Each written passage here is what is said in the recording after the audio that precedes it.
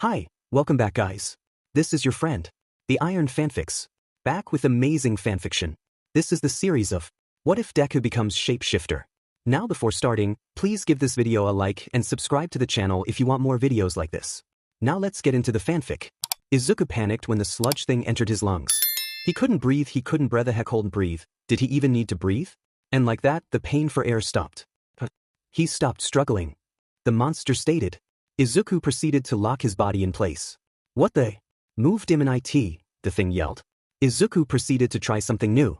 He began to shrink his lungs. This led to many surprised curses. And then, Texas smash. The villain disintegrated around him. Izuku looked up and he thought before he passed out. Hey. Izuku woke up to the feeling of someone slapping his cheeks. Are you all right? He looked up at All Might? He screamed, backing up quickly. Sorry for dragging you into that fight, my boy, he shouted. The number 1 pro hero All Might. Izuku's brain was stuck on that. Autograph, need to find something for him to sign. Notebook, he opened to a blank page only to find, he already did, he mentally shouted. Thank you, he shouted, bowing so fast he was a blur. Okay, All Might said. Now then, I'll take this villain to the police. Already? Izuku asked. Pro heroes are always needed. Therefore I must go. Wait, I still have questions. Izuku screamed. See you. All Might shouted, before leaping into the sky. That's weird. I feel a weight on my legs, All Might thought to himself. Turning around he saw that kid holding onto his leg. Hey. You're insane, you hear me? Let go now. He shouted, trying to pry Izuku off. Boo, but if I do I'll die. Izuku responded. He actually wasn't sure if he would.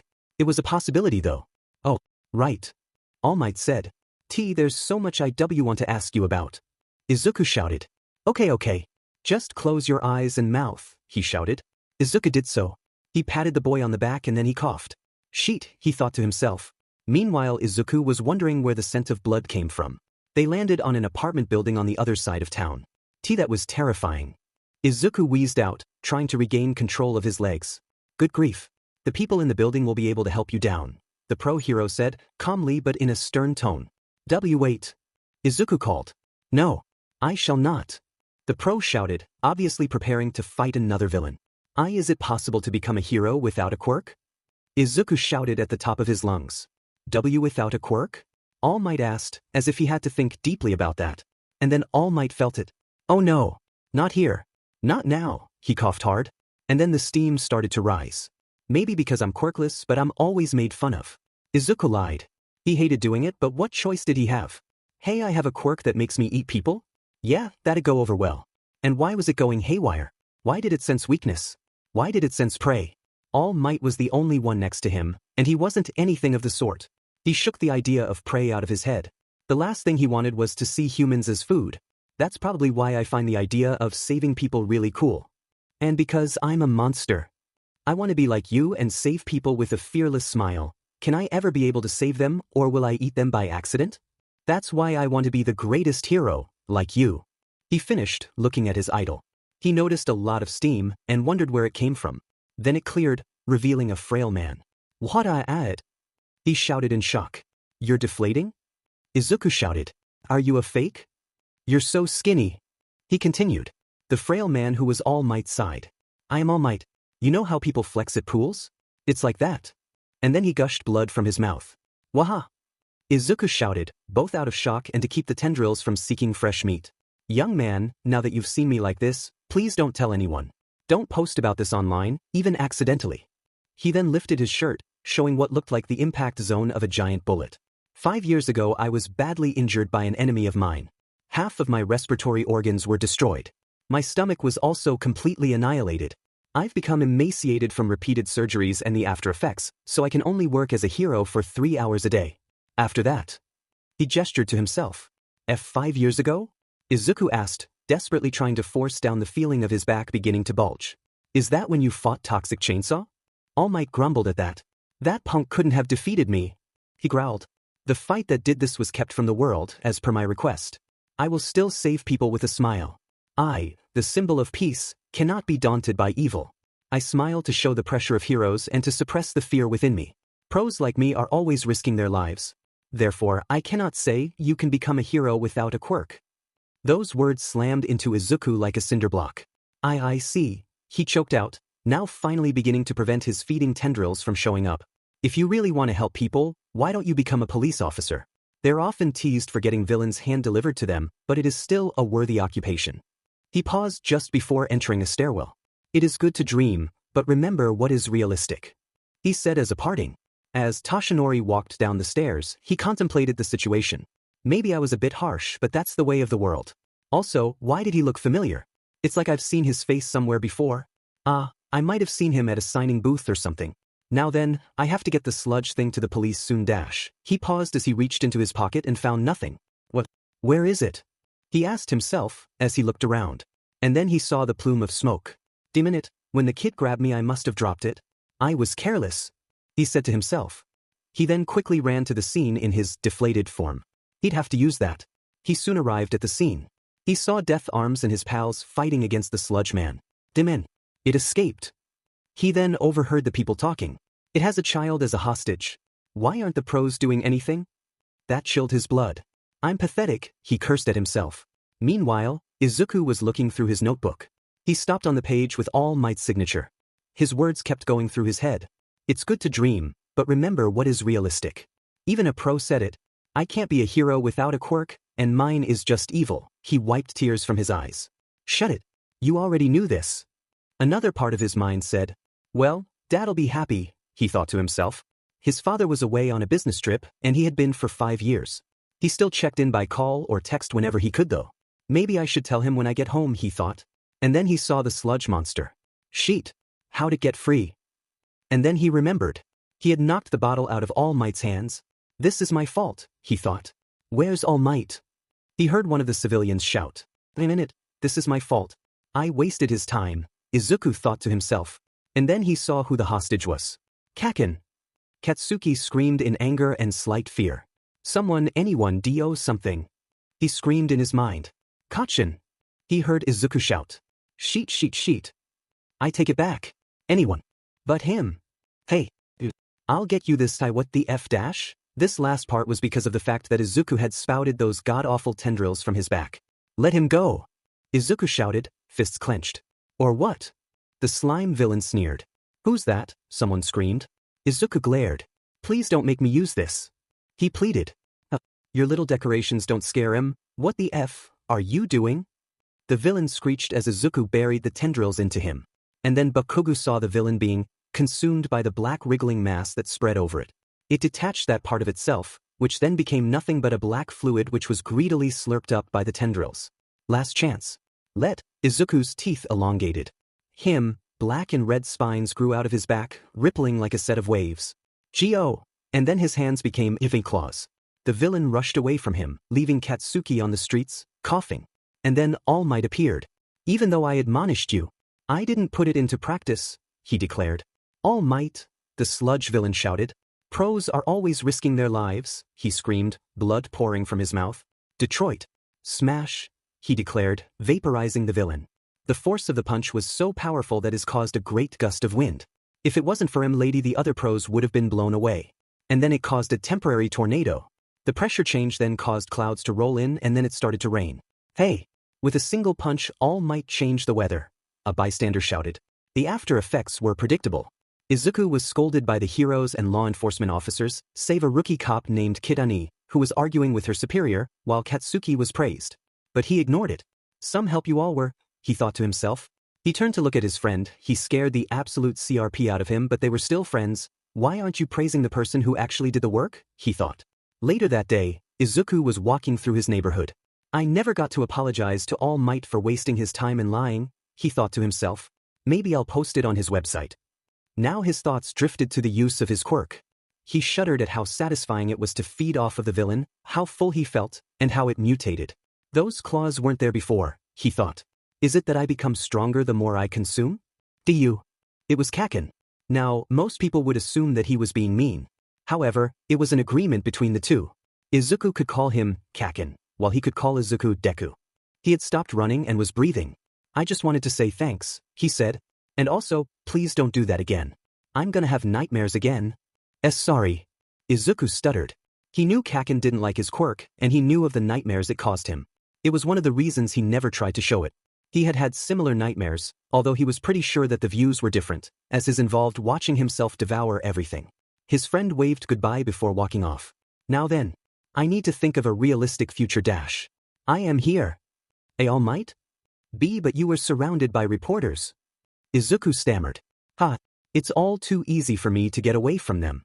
But, because I'm all my bleg. The last part was because his form dropped back to his deflated mode and he coughed up a lot of blood. Ayaha! Izuku screamed. Thankfully the feeding tendrils didn't show up, probably because of the meal he'd just eaten. Young man, I came for a few reasons. First of all, thank you. If you hadn't spoken to me, I'd just be a guy in a bodysuit who was all talk. All Might said. It was my fault, Izuku stuttered. I got in your way because of all of the things I said. Izuku trailed off. And that brings me to the second reason. Why did you lie to me? That brought Izuku back to the conversation. What? He asked. I saw your quirk. It was rather impressive. All Might said, disappointment written all over his face. It's not impressive. Izuku stated to the ground. All it can do is kill. You saw what it did. It devours people. Whenever I smell blood, and I can smell it now, I have to force the feeding tendrils down. It really hurt to admit the truth. Feeding tendrils? Is that what they're called? All Might asked. Why yes. And you knew you had this quirk before? All Might asked. Why yes. I'll tell you how it was activated. When Kakin, the kid who the sludge monster was holding hostage, and I were kids, we got lost exploring the city. And then a man offered us help. Of course, we knew not to talk to strangers, so we shook our heads. And then he lunged at us and grabbed us. Katsuki has a quirk that allows him to sweat a nitroglycerin-like substance, only it's a lot more powerful so he can make explosions. At the time, he could only make things the size of party poppers. So they didn't help. He trailed off, thinking about that fateful night. Flashback. The man held onto them both and he wouldn't let go. Kacchan was bound and gagged, screaming under his GG, tears filling his eyes. Izuku backed away into the street wall. Now that your friend's bound, I'll just start with you. The obese man chuckled, removing his belt. Izuku began to scream. Help! Anyone! Till dash. And then that fat man pressed a greasy hand to his chin under his mouth. Yes. Free. I love it when they scream. He grabbed Izuku by the hair and dragged him to his van. Let me go. Izuku shouted as he struggled. Stop shouting. It's not like anyone will hear you. My quirk stops all sound around me, the man laughed. Let me go, let me go, let me go, let me go dash. Izuku felt his back begin to hurt. The man laughed and tossed Izuku to the ground. Now then, let's begin, he sneered, beginning to take his breathes off. Izuku screamed both from fear and the pain of his back ripping open. Oh god dash, the man gasped. And then Izuku looked behind him and saw it. 4 black tendrils, each wriggling and covered with spikes at the end, had erupted from his back. Katsuki saw the man pause before he got to Izuku and then he saw those things appear. The man screamed in shock. And then 4 squelching sounds rang out, one after the other. Izuku didn't know what was going on. The 4 tendrils impaled themselves in the man, and then he started to melt. He screamed in agony as he dissolved into a black substance. And then, before the substance could lose his shape, a sound like dry grass rang out and he dissolved into the tendrils. Izuku felt the tendrils retract into him. And then the memories hit. He saw the man claim his first victims, what he did to them, and when he put them out of their misery. He saw him evade capture for years. And then he saw himself consume the man. And then it was over. He sat there for a few minutes, gasping as the memories slowly faded from his mind. The last thing he remembered was seeing a police officer radio in for backup before darkness took him. Flashback and that's what happened. Izuku finished, swallowing the bile forming in his throat. He didn't want to think of how good it felt to consume, to feed, to devour that man. It doesn't matter what quirk you have. Do you know what every great hero has said about their first rescue, their first heroic act? Their bodies moved on their own. And I'm positive. You had the same feeling. Izuku fell to the ground, tears in his eyes. You can be a hero, All Might finished. To hear that no matter how evil his quirk was, All Might believed in him, was something that made him cry out. A massive weight was lifted from his shoulders. And this was how Izuku Midoriya started down the path to become the world's greatest hero. Meanwhile, he sludge villain was left in a small box in a holding cell. It wasn't comfortable. That green-haired brat, him, he shouted.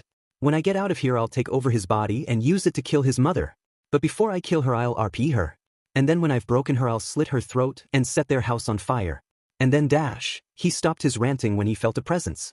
It was incredibly powerful and incredibly evil.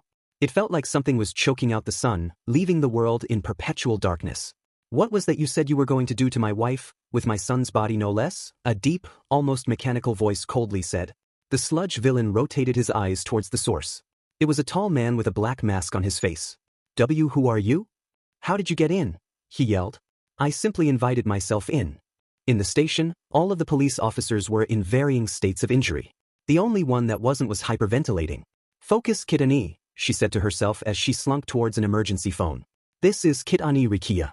We have a high-powered intruder. She gasped. Can you give us a description of the intruder? The on who responded to the call asked. Well, he had a giant black mask over his head. As an answer to your question, I am Hisashi Midoriya, the father and honorary uncle of the 2 young children you tried to kill. I don't take kindly to those threatening my family. The man picked up the box. Now then, I'd love to chat more, but I have places to go, you to torture, a son to call, and a student to tutor. With that he vanished in a cloud of black smoke, taking the caged villain with him. And, so yeah, Izuku has Blacklight and AFO as his dad. I'm a huge fan of the theory, by the way. He won't be able to do pretty much anything Alex or Heller could do yet, so as to not make him OP right off the bat. He'll get stronger the more he eats though. Izuku continued to cry. All Might, the symbol of peace, had told him that he could become a hero. He heard the voice of those who said it was impossible, from Mudo the class bully. You could never become a hero. From the quirk counselor from his school. You have no quirk, therefore you are worthless. Now stop holding Katsuki back. To his teacher. Look everyone. Izuku applied for UA.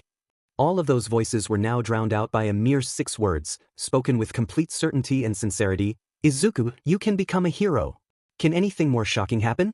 The hero who I look up to the most told me my dreams are not impossible. And like that, the rarest of events happened. The universe decided to not F up Izuku. Instead, the laws of reality allowed him to be shocked in a better way. You are worthy to inherit my power. All Might said, spreading his hands wide. Izuku stopped crying. H. He choked out, eyes wide in confusion. Inherit your power? Wah. Haha. Your face was ridiculous. But still, he raised a bony finger into the sky, you need to decide whether you want to inherit my pow hack flumph. The last part of the word was drowned out by the blood pouring from his mouth. Neither one of them really cared at the moment. When I say my power, I mean my quirk. The papers and the tabloids both seem to think that it's a super strength or boost quirk, but during interviews I always dodge the question. I made jokes to cover that up. This is because the symbol of peace had to be a natural-born hero. However, young man, I'll tell you the truth. He spread his arms out again, head pointed at the sky. This power was gifted to me like a sacred torch. Izuku gasped. It was passed on to you? He asked. Yes, and now it's your turn, All Might told him. W8. It's true your quirk has been hotly debated as one of the world's greatest mysteries. In fact, there's always someone online who's talking about it. However, I don't know what you mean by inheriting. Sure, quirks grow from parent to child, although there are some mutations, like mine, but one person freely giving their quirk to another, I've never heard of that, and it's never even been considered dash. And you may stop right there before you pass out. All Might deadpanned. His muttering was making him nervous. Why was it making him nervous? I don't ever lie. You shouldn't either. Izuku flinched at the accusation, but he knew that All Might was right. The quirk is the ability to transfer power. It's called one for all. One for all. Izuku asked. The very words themselves held power. That's right. One person adds to the power before passing it on. Then the next holder adds to its power and passes it on again. The quirk grows stronger with each generation. He finished, clenching his fist. Then why are you giving me this power? Izuku asked. All Might chuckled. I've been looking for a successor for years now. Now, I think that you'd be the best successor. You, who were so afraid of your own quirk that you'd lie immediately, used it to protect your friend without any hesitation. You were the most heroic back there. He then paused. Of course, this is your choice. Even though I lied? All Might sighed. I've seen people who've hated their quirks. I've understood the meaning. I know that you didn't do it out of malice, but fear. Fear of rejection. Fear of being hated. I can't fault you for that. I forgive you for lying, and it doesn't affect my choice. And seeing that you were able and willing to expose yourself to save someone like that only reinforces my decision. Just don't lie to me again, Oki? Izuku gulped. Very well. I accept, he stammered. But now, please don't tell anyone about this. It needs to be a secret from the public, just like. You know, he motioned to himself. Can I tell my parents? It's probably for the best. All Might shrugged. Of course. After all, it's important your parents know of this. That night Izuku hurriedly called his father. Dad, guess what? Oh, what is it, Izuku? His father asked. I met All Might today. He exclaimed. Oh. His father asked. Get this. He told me his quirk. There was a short pause. That sounds interesting. What was it? His father had been the one to get him interested in quirks. He had said, if you know a quirk, you know its weakness. If you know a weakness, you can defeat your enemies. It's called One for All. It's a transferable quirk as well. There was another pause. That's unique. His father said. And he told me he'd like to pass it on to me. And I said yes. Silence. Dad. I'm proud of you, Izuku. His father said, although it sounded forced. Izuku knew his dad didn't like All Might. He didn't know why though. He said that All Might was the only hero that actually lived up to the title, and therefore was the only hero worthy of any respect. Well, I told Mom and she said she's proud of me too. Have a good night. Izuku excitedly said. Good night, son, his father replied, before Izuku hung up. All for One carefully set the phone down before sighing. He quickly activated a quirk that made himself silent. And then he opened his mouth. All Might, you motherfucking bastard. Out of all of the possible successors you chose my son? Granted, I'm happy that the quirk will be back in the family, he finished, calming down. He cancelled the quirk and turned around. The sludge villain, now minus his quirk, it had been given to a quirkless boy who was about 5 years younger than his son, whimpered as All for One turned to him. Now then, what to do with you? I've already dug out your nails, chopped off your fingers and toes, made you eat them and dash, he started to mutter under his breath. His doctor knocked on the door. Sir? We figured out how to do it. Oh really? He called back. Yes. We just need a test subject. All for One grinned under his mask. We already have one. And thus, 2 days later, Izuku was staring at the trash of Dagoba Beach Park.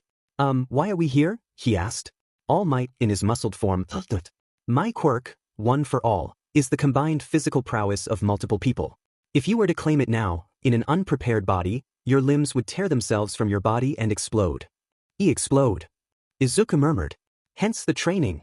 And there's another reason. All Might grabbed an old fridge and crushed it flat. Heroes today are after the flashy things. It's all about popularity for them. However, being a hero also involves volunteer work like this. This is your first step, young Midoriya.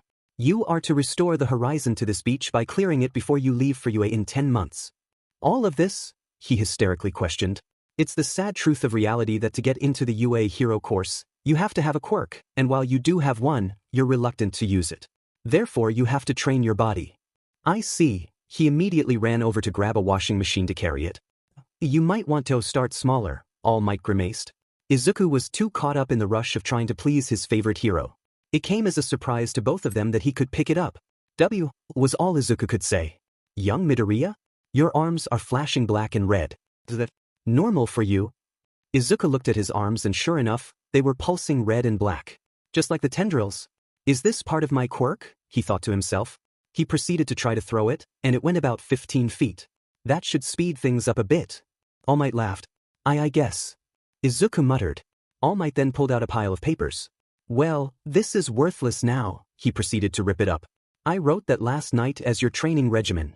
However, seeing your quirk adds a strength factor, I'll have to R.I.T. Now then, I want you to use your quirk to the best of your abilities for the day so I can better understand your current strength. And so began the 10 months of hell for Izuku. The rest of the day was spent applying his quirk to enhance his muscles. He found that he could carry around 10 times as much when his quirk was activated than when it wasn't activated. Of course, this meant that when his strength went up, the amount he could carry when his quirk was in use went up as well. This led to All Might encouraging him to not use his quirk. If you strengthen your body now, you'll be able to use your quirk even more, he had said. On the second day, All Might saw the tendrils in action in the fullest. All Might had run out of time for the day, so he was just watching Izuku. He was currently carrying a 10-pound tire. All right, it's getting to be about noon, so let's break for lunch, he shouted. Yes, sir. Izuku breathed out. And then a rustling was heard. All right, this is a good place to store the loot. No one's around. Izuku froze. All Might's out of time, so there's no way to fight back. I'll have to be careful. Hey Izuku. You alright? Sheet. Well, what have we here? Izuku. Toshinori called. Hey. No sudden moves. All Might froze at that. A robber, one that managed to escape from the bank robbery that he managed to stop, mostly, had a gun to his heir's head. Now then, you're going to stay right there. The man said. Izuku shouted into his GG. I'm out of time today. The minute. he thought to himself. He raised a hand. Hey, can you just let us go? He politely asked. No sudden moves. Now get down on the ground, the robber shouted. Tashinori began to lower himself when he began to cough up blood. Well then, since you're dying already, I have no use for you. He then pointed the gun at his head. Izuku began to struggle. Hey, stop struggling, brat, the man shouted. He then fired his gun into Izuku's head, blowing his brains out. Tashinori's blood ran cold, and tears began to form in his eyes. He had failed to stop the death of an innocent child. Now then, there can't be any witnesses, the murderer stated. However, before he could shoot, they both saw something coming out of Izuku's head. It was a mass of black tendrils. The brain matter around him shriveled up while the tendrils started to turn into recognizable human body parts. Soon, Izuku's head was back to normal. What? The murderer shouted. And then with a sickening crack, Izuku's back split open. He was on the ground at the time, face first, so his back was to the sky. Tashinori saw the tendrils pop out and then they impaled the killer. Then, before he had time to scream, he began to dissolve into goo which the tendrils absorbed with horrifying sking sounds. And then, Izuku's hands twitched. He brought his arms up to his head, and a hissing sound of pain was heard. After a few seconds, Izuku pushed himself up. What the hell was that? Tashinori choked out. That was my quirk, Izuku stated without emotion. I see. So that's what you meant. At least you're alive, Yagi said. Yeah. But I still don't like it. And then, there are the memories. Memories? Yagi asked. When I do that, I get their memories. I now know what he did. I know why he did what he did. I could write his entire life story, possibly better than he could. Izuku slumped. Remember what I told you? The first time this happened? It took years to get the flashes out of my head. Thankfully, I didn't see what he did in graphic detail. I was able to force that from my mind. Yagi walked over and sat next to his heir. I'm sorry, but it happens. Sometimes. Heroes mess up. And those mistakes can cost lives. But this ability can save far more than it'd take. Really? Yes, young Midoriya. Most deaths come from bad information. Wrong locations, the number of hostages, etc. But you can get the exact location. Number of innocents. Number of villains. Everything. Izuku stayed in deep thought. Thanks, All Might. No problem, young Midoriya. Now, I imagine that. What happened? Dulled your appetite? Tashinori said gently. Consuming a person keeps me full for a long time, Izuku replied, still staring at the beach. Oh, well then. Back to work? Yagi didn't really want to think about that. Back to work. The rest of the months soon passed along. Izuku focused hard in school and All Might had given him an updated, aim-to-pass, American Dream plan that involved his quirk. Of course, it still came as a shock to Izuku when he found that he didn't need to sleep like normal people.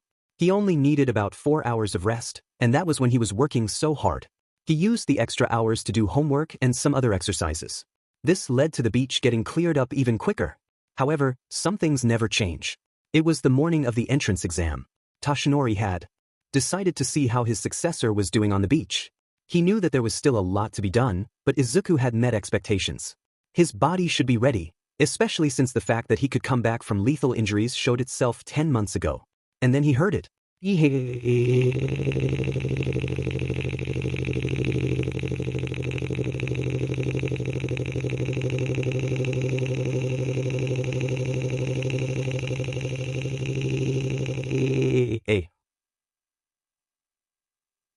Shocked, he looked up and saw Izuku atop a giant pile of trash. He did it? He finished up on the final night? And then he looked around. The beach is spotless. Not a single dust speck remains. He even got the parts one explicitly told him he didn't have to get. Oh my. Tashinori became All Might out of sheer shock. Goodness. Izuku then wobbled from the tower of junk and fell. But before he could hit the ground, All Might caught him. To his surprise, Izuku was still able to talk. All Might, I did it, he whispered out. Indeed you did, young Midoriya. He then pulled out a phone. Look, I took pictures for you. He showed his pupil the picture labeled, before. How do you feel? I feel really tired and hungry, Izuku managed to breathe out. Fear not. All Might shouted. He quickly ran back to his van where he had a few rabbits. Eat up, he shouted, tossing them into the air.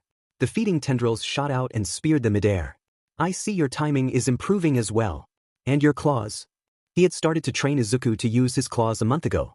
His pupil concentrated for a moment before his hands became giant claws, far larger than his head. Each talon was as sharp as a sword and had the size to match.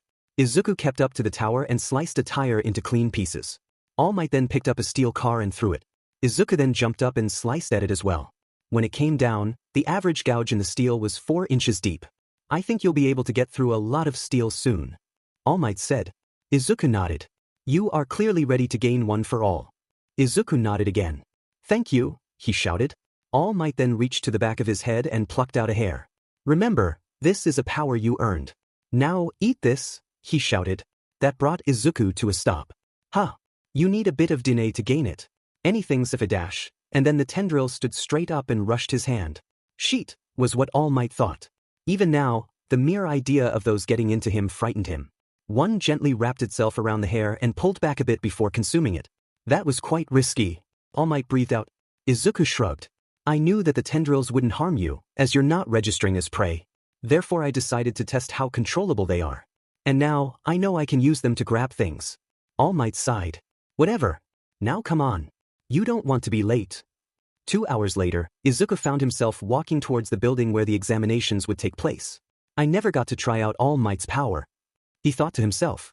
I absorbed his DNA, but did I get his power? He asked to himself. Deku, he turned around and saw Bakugou walking toward him, a smile on his face. Kaken, he replied. So how are you feeling? His best friend asked. Nervous. Izuku truthfully answered. Well, I know something that'll cheer you up. Muto was banned from the exam. What?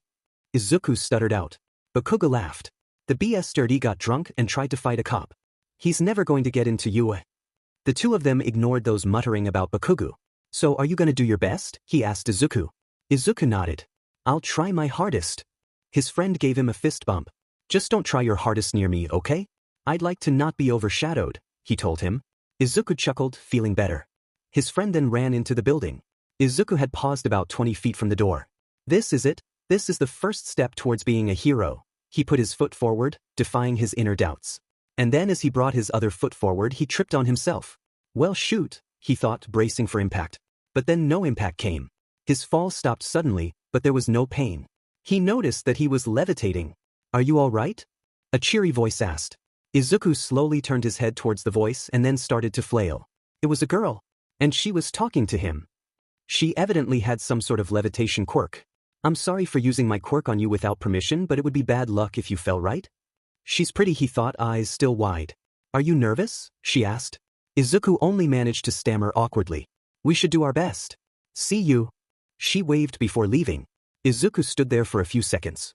I talked to a girl, he mentally screamed. The entrance exam orientation was hosted by none other than Present Mike, a hero with a sonic quirk. Izuku didn't like sonic quirks due to the fact that Muto had one. He created a high-frequency screech that could cause several nasty side effects, although he did like Mike. He listened to his show every week. Welcome listeners to my entrance show. Everybody say, hey. He was met with silence.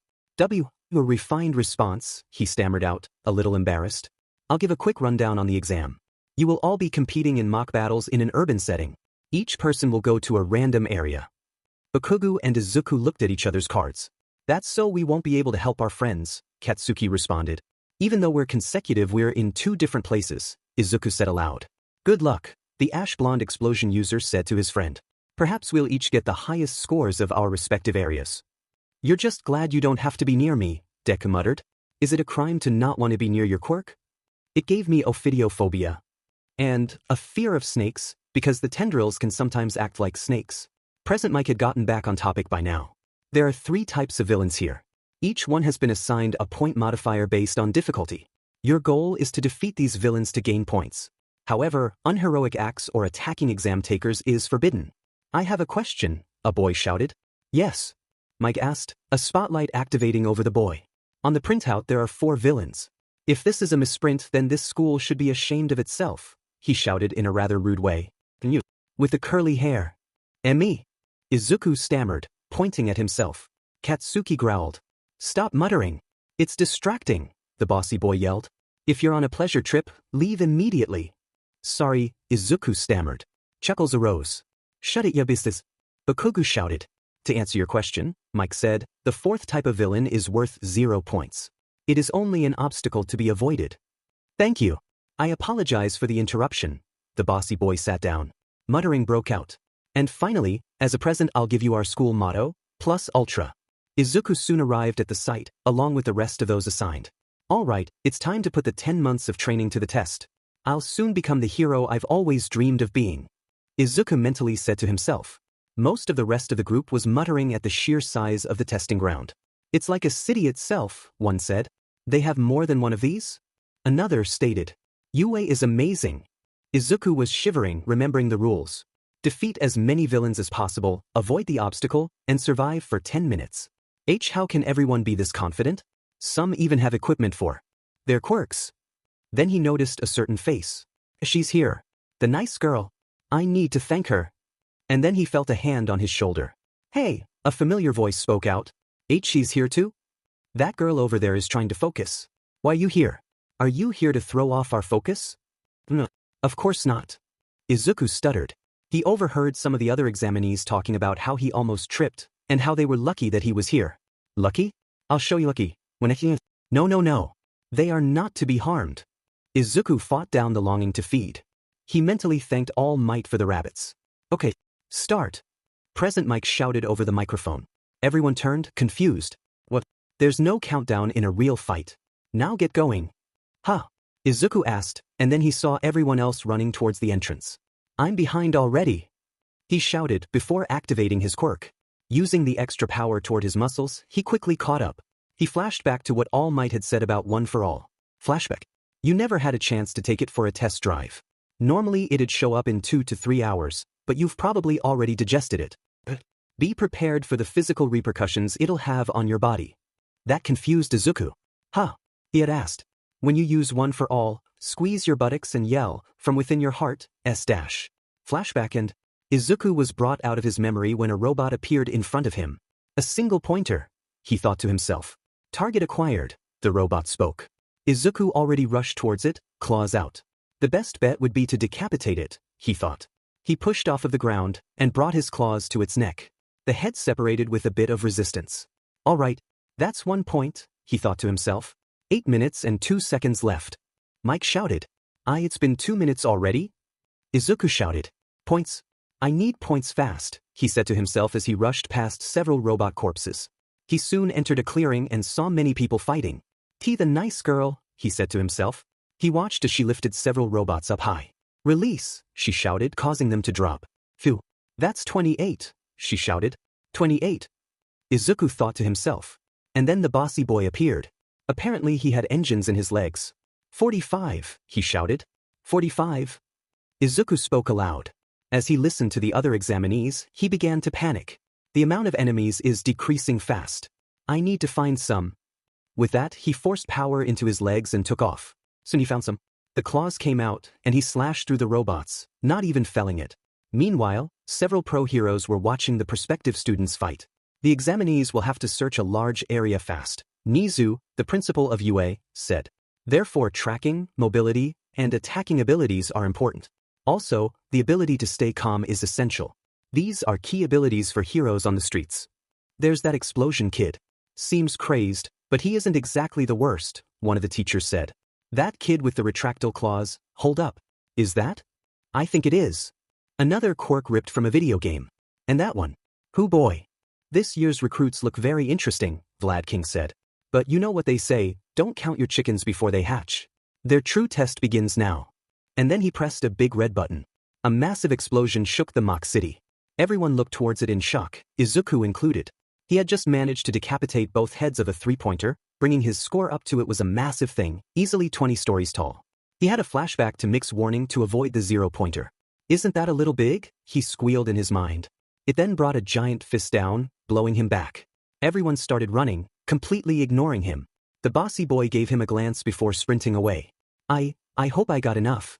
And then he sensed prey. Oh. He turned and saw the nice girl pinned under some rubble, seemingly unable to get out. He mentally squashed the longing to feed as he remembered her nice words to him. Without thinking, he rushed towards her. The pros watched in amazement, but Izuku didn't know that he was the center of the hero's attention. He felt an amazing energy rush through him. And then he hurled himself into the air. Clench your buttocks, and from deep within you heart, yell, smash. He punched the zero-pointer in the face with a powerful right hook, his claws having reverted into hands. The blow dented the robot and caused it to fall back, and tiny bits of it exploded. And then Izuku realized he was 200 feet in the air, and 3 of his limbs were broken. As he fell, he felt the intense pain. It almost made him pass out. 1 minute left. Mike shouted, "I'm an idiot. 10 months is barely enough," he thought as he fell. "Both my legs and my right arm are broken. If I use a smash on the ground with my left at the right time, I'll survive. However, I won't be able to get any more points." "Calm down, Izuku. You have a lot." Now panic about the rapidly approaching ground dash, and then all thoughts were stopped when the nice girl slapped his face. The momentum stopped in such a way that he felt nothing. "She saved me again," he thought to himself. "Our release," she gasped. He fell a meager 3 feet to the ground. This allowed him to see the second part of her quirk, her ability to barf rainbows. Safe," he thought to himself. "And she's all right. That's good." He then noticed his arms were beginning to heal. It was slow though. He estimated it would take quite a bit of time. Ironically, a bullet wound took less time to head, less mass to fix, and all that.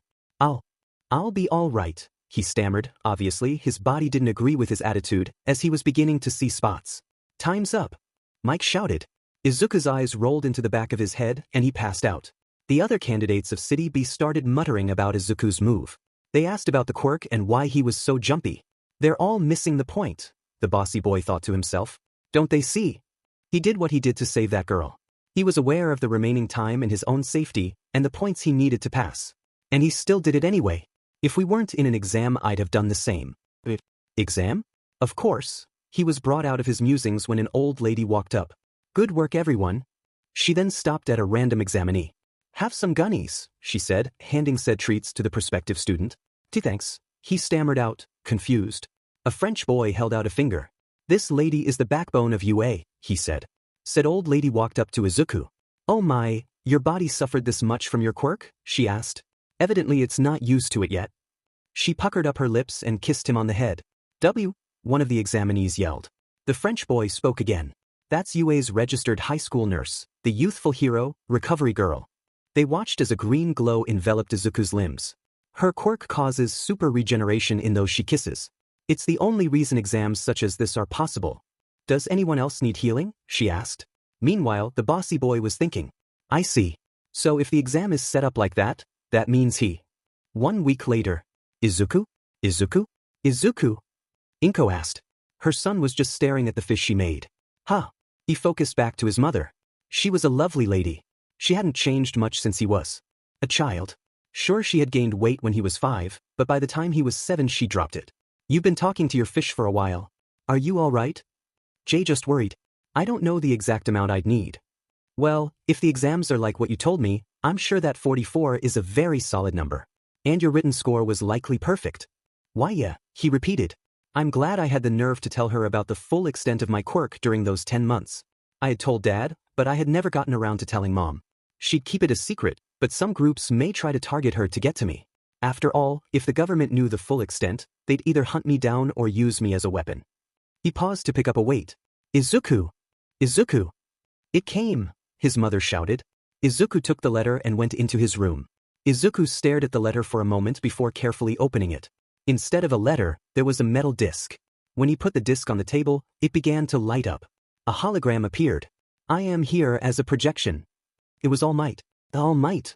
Izuku shouted. "I had to do some paperwork, so I couldn't contact you. I apologize," he bowed. Izuku was stunned. "Actually, I came to this town to work at you." The symbol of peace declared. "All Might is working at you?" Izuku shouted to himself. All Might asked as a hand tapped him on the elbow. "Wrap it up? But I have so much more to say. It's going to push everyone back? All right. First of all, you passed the written exam with flying colors. In fact, I have it on good authority that the principal is personally impressed. And your practical wasn't shabby either, 44 points. Well done. It'd be a close pass, but a pass." "It'd?" Izuku asked, picking that part up. "That is, if that was all there was to it." Izuku looked up, confused. "I'm an entertainer as well. Now take a look at this video." The video showed the nice girl he saved offering to give him some of her points. Izuku was stunned. She came directly after the exam to try to negotiate on your behalf in person. This led to his staff to make a decision. You see, the practical exam is more than just defeating villains. There's another type of point. Rescue points. These are given by a panel of judges. And you, Izuku Midoriya, got 60. You are as seen here, are in second place. Izuku just stared, jaw hanging low in shock, sweat beading on his head. He saw that many others, including the nice girl, had more rescue points than villain points. She had 45, placing her in fourth. You both pass. All Might said. Izuku's eyes watered, almost ready to bring forth a flood. This is crazy, he muttered. Come, young Midoriya. This is your hero academia. All Might calmly finished, hand outstretched. And then the recording stopped. Izuku immediately reached for his phone. Dad, I got in, he screamed. That's great, son, came the response. Inko came in as well, sobbing in joy. It was times like this that they wished Hisashi was home. At the League of Villains base, Hisashi put down the phone. He really wished he could be there for his family. He then scowled under his mask. His son was going to UA. As proud as he was that he was accepted, he was worried. He was afraid that Izuku would die due to a villain. He was afraid that he'd have to fight his son, especially since he was now the 9th one for all wielder. And lastly, he was afraid that his son's quirk would be seen as too villainous. The night that Izuku got this letter, All Might had contacted him. Izuku quickly sprinted to the beach. All Might, he shouted, tears in his eyes. All Might clenched his teeth, blood pouring out. Izuku didn't notice. All Might, he asked. Izuku was confused at that. And then he heard others. All Might. Where? Repeat after me. I'm sorry, I had the wrong person, he hissed to Izuku. He quickly realized why he said that. Wait. I had the wrong person, he shouted. He ignored the depressed mutterings. They both let out a sigh. So, congrats on passing, he told Izuku. Thank you. Izuku stuttered out. By the way, I didn't tell the school about our connection. After all, you'd probably be the first one to call that cheating. Thanks for your concern. Izuku said. I was surprised that you'd be teaching at UA though. After all, your HQ is Dash. And stop right there. All Might sighed. Watching his air ramble like that always seemed to make his hair stand on end. I was offered the job while I was searching for a successor. My original plan was to find one among the students. Izuku nodded. That made sense. Then my body broke after only one use of One for All. I can't control it. All Might turned to his heir. It can't be helped. You can't just learn like that. Izuku understood. Right now it's either all or nothing. However, you should be able to eventually control it so you can use what your body can handle. He turned to his muscled form, crushing a few gas canisters. Like this. Hey, it is All Might, someone shouted. All Might paused. Time to run, he shouted. Izuku followed him, using his quirk to keep up. When classes started, Izuku barely managed to get out the door on time. His mother was really worried about him, constantly double-checking his pack. His father had called over speaker as well, helping him pack by listing off what he was missing. He had that kind of memory. However, he couldn't focus on that right now. Where is it? He asked. This place is so big. And then he saw the door leading to his class. And so is the door. Is it for students with enlarging quirks? He asked. Beyond this door are the elite of the hero exam. He had a picture of the bossy boy glaring and of a cowering Kachin. He shook his head. Hopefully I'm not in the class with scary people, he said, before opening the door. Get your feet off the desk. There was the bossy kid. What was that? And there was Kachin. It's disrespectful to the makers of the desk and of the students who have sat here before. Nope. Where the hell did you come from, a-hole? The explosive blonde sneered. I came from Sumai Academy. My name is Tenya Ida. The glasses-wearing boy said, fist pounding his chest. Oh, you're an elite? It'll be fun watching you get kicked into the dirt. Kicked into the dirt? Do you really intend to become a hero? Then the now-named Ida turned to look at him. It's you, he muttered. Now everyone else was staring at him. Oh, good morning. Izuku stuttered. Good morning. Ida shouted. I am from Sumai Academy. My name is Dash. I already heard. Izuku said, still quite flustered at the attention. I'm Izuku Midoriya. It's nice to meet you, Ida, he said, embarrassed. You realized that there was something more to the practical exam, didn't you? Ida asked. Huh? He asked. I had no idea, and I misjudged you. He shouted. I'd hate to admit it, but you are clearly better than I. Izuku heard Kachin mutter, Demed right he is. Sorry, but I didn't realize anything. Izuku deadpanned. Oh hey, it's you. Izuku turned around and saw a familiar face. It's that nice girl. She looks great in her uniform. He thought to himself, unable to keep his eyes from wandering a little. He remembered something his father had said at that moment. Good looks are nice, but that's only the tip of the iceberg. When choosing a girlfriend, you must look at their intelligence, kindness, and moral standard. Those are the big three. He stopped zoning out when she was chanting, break, break, break. It was thanks to you going to speak to him directly that got me those extra points. How did you know about that? She asked. Bakugou, meanwhile, was thinking about something. Flashback middle school. So it seems like we have 2 students going to UA. For you Midoriya, this is nothing short of a miracle, their Quirk counselor said. Katsuki, you may go. He left but then put an ear to the door. He wished he hadn't. You Quirkless freak. How did you cheat? I didn't cheat. Izuku sobbed. Katsuki was supposed to be the first student from this school to be accepted into UA. And now you ruined the dreams of a future hero. He winced at the sound of a fist hitting flesh. Thankfully, like always, the sound of impalement, gurgling, and liquefaction didn't follow. Sensei, someone told me that I could become a hero.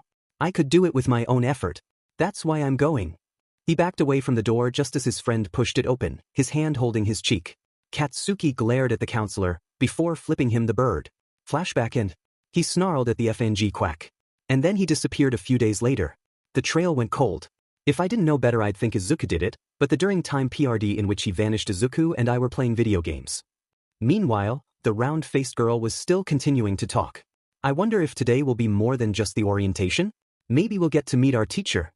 Go somewhere else if you want to play at being friends. A tired voice said. Izuku looked towards the sound and saw what he first thought was a caterpillar. And then he saw the face. It looked messy. The kind girl turned as well as Ida. This is the hero course. The zipper of the sleeping bag, Izuku's brain finally realized what it was over his shock, went down, and they saw a pair of hands holding a juice box. With a powerful slurp, the man essayed it dry. Someone's here, he thought to himself. Unknown to him, Ida and the round-faced girl thought the same thing. The man in the sleeping bag managed to lift himself up to a standing position while still in the sleeping bag. How he did so was beyond Izuku. It took you 8 seconds to quiet down. Time is limited. You're not rational enough. Izuku noticed that the man smelled strongly of cats. In his opinion, he looked like a homeless person. He must be a teacher. That must mean he's a pro-hero. Izuku thought to himself. Besides, UA's security would be able to stop a predator. I'm Shota Aizawa, your homeroom teacher, he droned. It's nice to meet you. Homeroom? Izuku thought to himself. The teacher grabbed what looked like a uniform from his sleeping bag. I know it's kind of rushed, but put these on and head out into the field. Huh. Most of the class said simultaneously. A Quirk assessment test? The entire class of 1A shouted at the same time. What about the entrance ceremony or orientation? The nice girl asked. If you're going to be a hero, you don't have time for such leisurely events. Their teacher said. There are very few restrictions on the teachers here. Besides, you've all been doing this since middle school, right? Sounds of agreement followed. You weren't allowed to use your quirks during those. Averages of those tests are still used here. It's irrational, and most likely due to the Ministry of Education procrastinating. Bakugou, you were the top of the practical exam. How far could you throw a softball in middle school? 67 meters, he respectfully said. Try throwing one using your quirk, the teacher monotoned. He walked up into a circle at the beginning. You may do whatever you want as long as you stay in the circle. Aizawa flatly stated. Die. Izuku's childhood friend shouted. Die? That's Kachin. Izuku thought as they watched him use an explosive blast to send the ball flying. Know your own maximum first. That's the most rational way to form the foundations of a hero. He held up a device that read the distance the ball went. It read 705.2 meters. WH, the entire class shouted. Various things were said. One of the girls, who had pink skin and a set of horns, said, "This looks fun." That caught their teacher's attention. This looks fun, huh? Izuku figured something bad was about to happen. You have 3 years to become a hero. Do you think that you'll have an attitude like that the whole time? A positively evil grin spit the teacher's face. All right then. Whoever gets the last overall in all 8 tests gets expelled. A panicked yell rang out through the class. Expulsion for the one in last place? This is bad. I can only use one for all at 100% or 0%. I'll have to use my quirk, and who knows what'll happen. We're free to do what we want as teachers, as I've mentioned. Aizawa said, holding his hair up. Welcome to UA's hero course. Last place will be expelled? But it's only the first day. No, any expulsion for getting last would be too cruel. The nice girl said, natural disasters, big accidents, and selfish villains. Each of these can end the career or the life of a hero. Now, the real tests begin. The first test was a 50-meter dash. Ida got 3.04 seconds due to the fact that his quirk was built for speed. He was by far one of the fastest. Izuku managed to get 4.67 seconds due to his quirk. Katsuki got 4.13 seconds.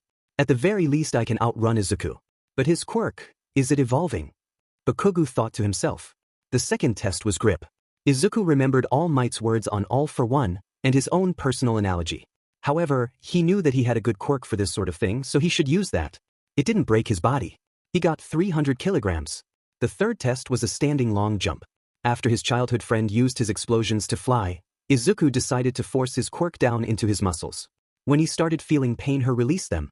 He got a pretty good score. The fourth test was repeated side steps. No one could compete with the guy with the bouncy ball for hair. And then came the ball throw. The nice girl, whose name was apparently Uraraka Achiko, threw her ball before him. She used her quirk and let it fly. After about 4 minutes, Aizawa held up the screen. It had an infinity symbol. Izuku started to panic. Everyone's had an amazing score at least once. I've been in the top, sure, but not the best at any. It's now or never if I really want to use one for all. It doesn't look good for Midoriya right now, Ida said. Hey, watch it. He's still doing great. Katsuki shouted. Then why hasn't he done the thing he did with the giant robot? So that's it, their teacher thought. Meanwhile, Izuku was running through all of the compliments about his future. They came from All Might, his mother, and his father. I'll definitely become a hero, he mentally screamed, one for all building up. He didn't notice his teacher's eyes glowing red. He did notice the fact that both one for all and his other quirk went dead. Izuku felt physically weak, and that he was violently ill as well. It was like he would pass out. And then the ball landed. Only 46 meters? He thought, mentally calculating the distance. And then a robotic voice confirmed it. What happened? He thought to himself. I was definitely trying to use it, he said to himself. I erased your quirk, his teacher droned. The entrance exam is irrational.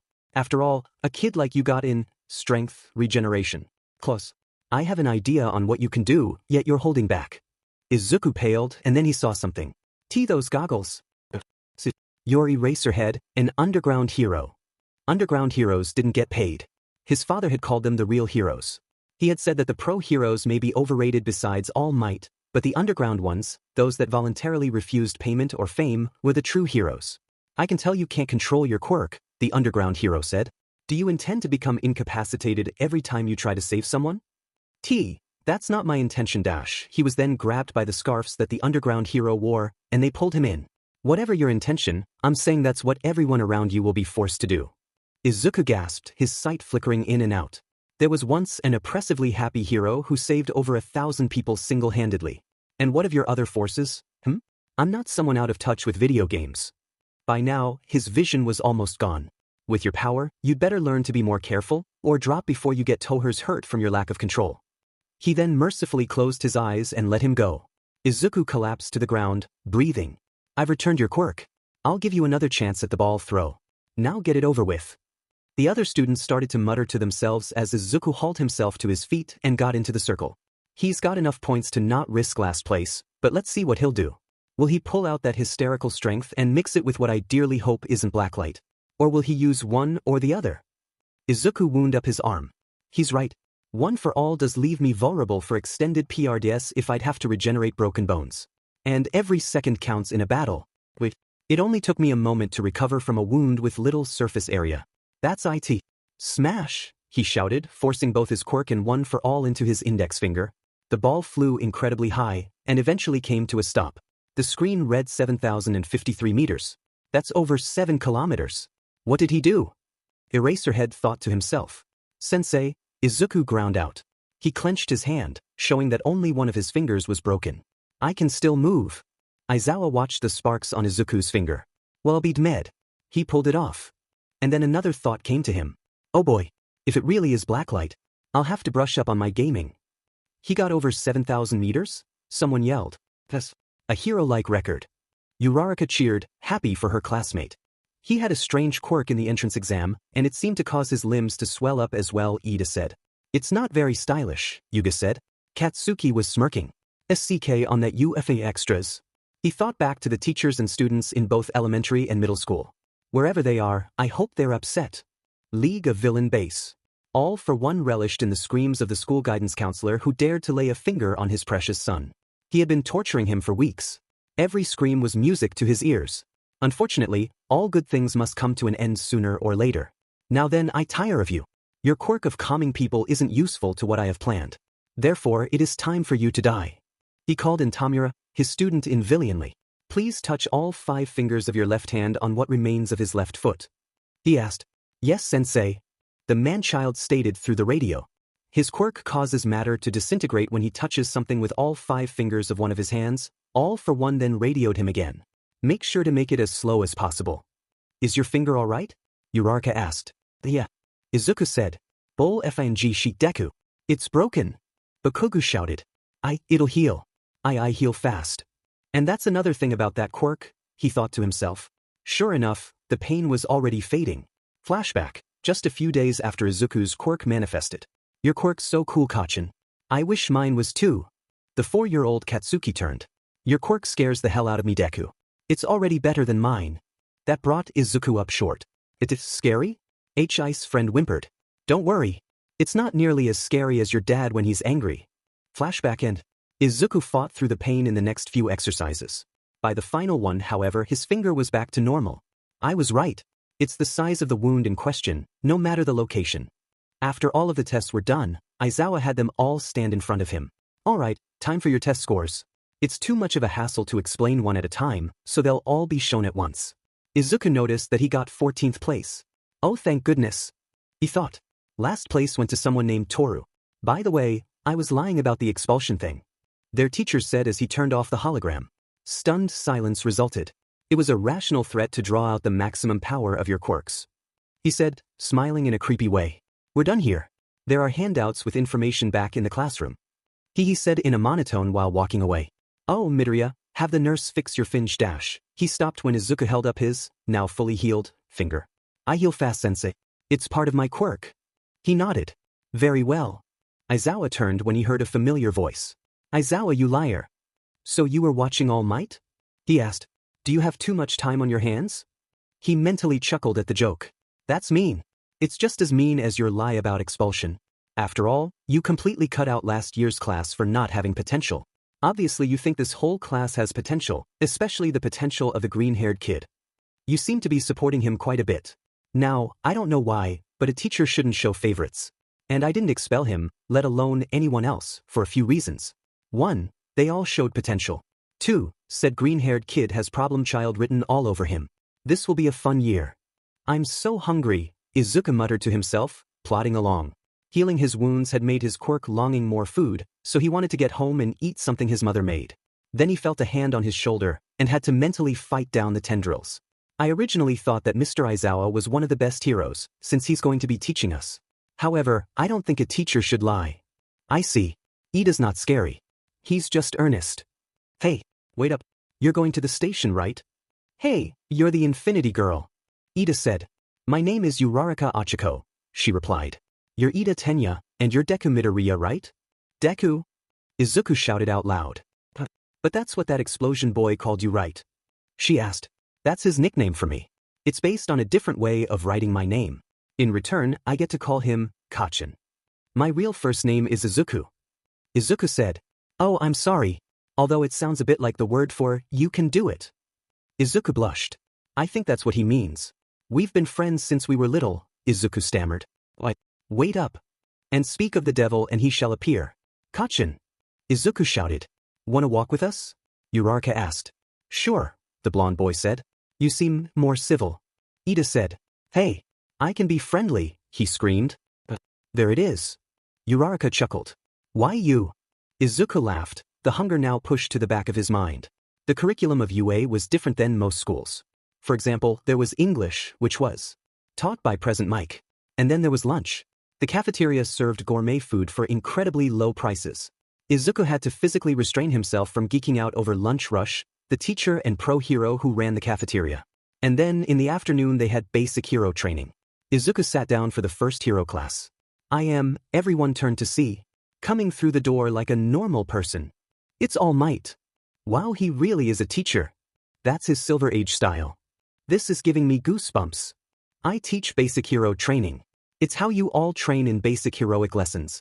And today, we will be doing combat training. Izuku paled while Bakugou gave a grin. And that's not all, he said, pointing to a wall. The wall split, revealing several panels. Each one had a number. These are your hero costumes. Each one was designed based on your preferences. Costumes? Izuku mumbled to himself. Now then, get changed and head to training ground beta. They say the clothes make the man, ladies and gentlemen. Be aware. For now on you are heroes. He took a look around. You all look amazing. Now then, follow me. Flashback. Izuku was panicking. He had the costume we wanted planned out, but he needed to register his quirk. I'm already registered as none, as my quirk came the night after I was sent to the doctor, he said to himself. He then proceeded to call All Might. Quirk registration? He asked. You can update that. Why, you can. All Might chuckled. Your quirks are examined throughout your school career. Speaking of that, why was your quirk never registered? They only looked for the extra toe joint. There was a silence. That's it? Izuku held the phone away from his ear. I know that isn't the end of it. After all, my dad has the extra joint, but he still has his quirk. Those cheap, lying dash, All Might trailed off for a bit.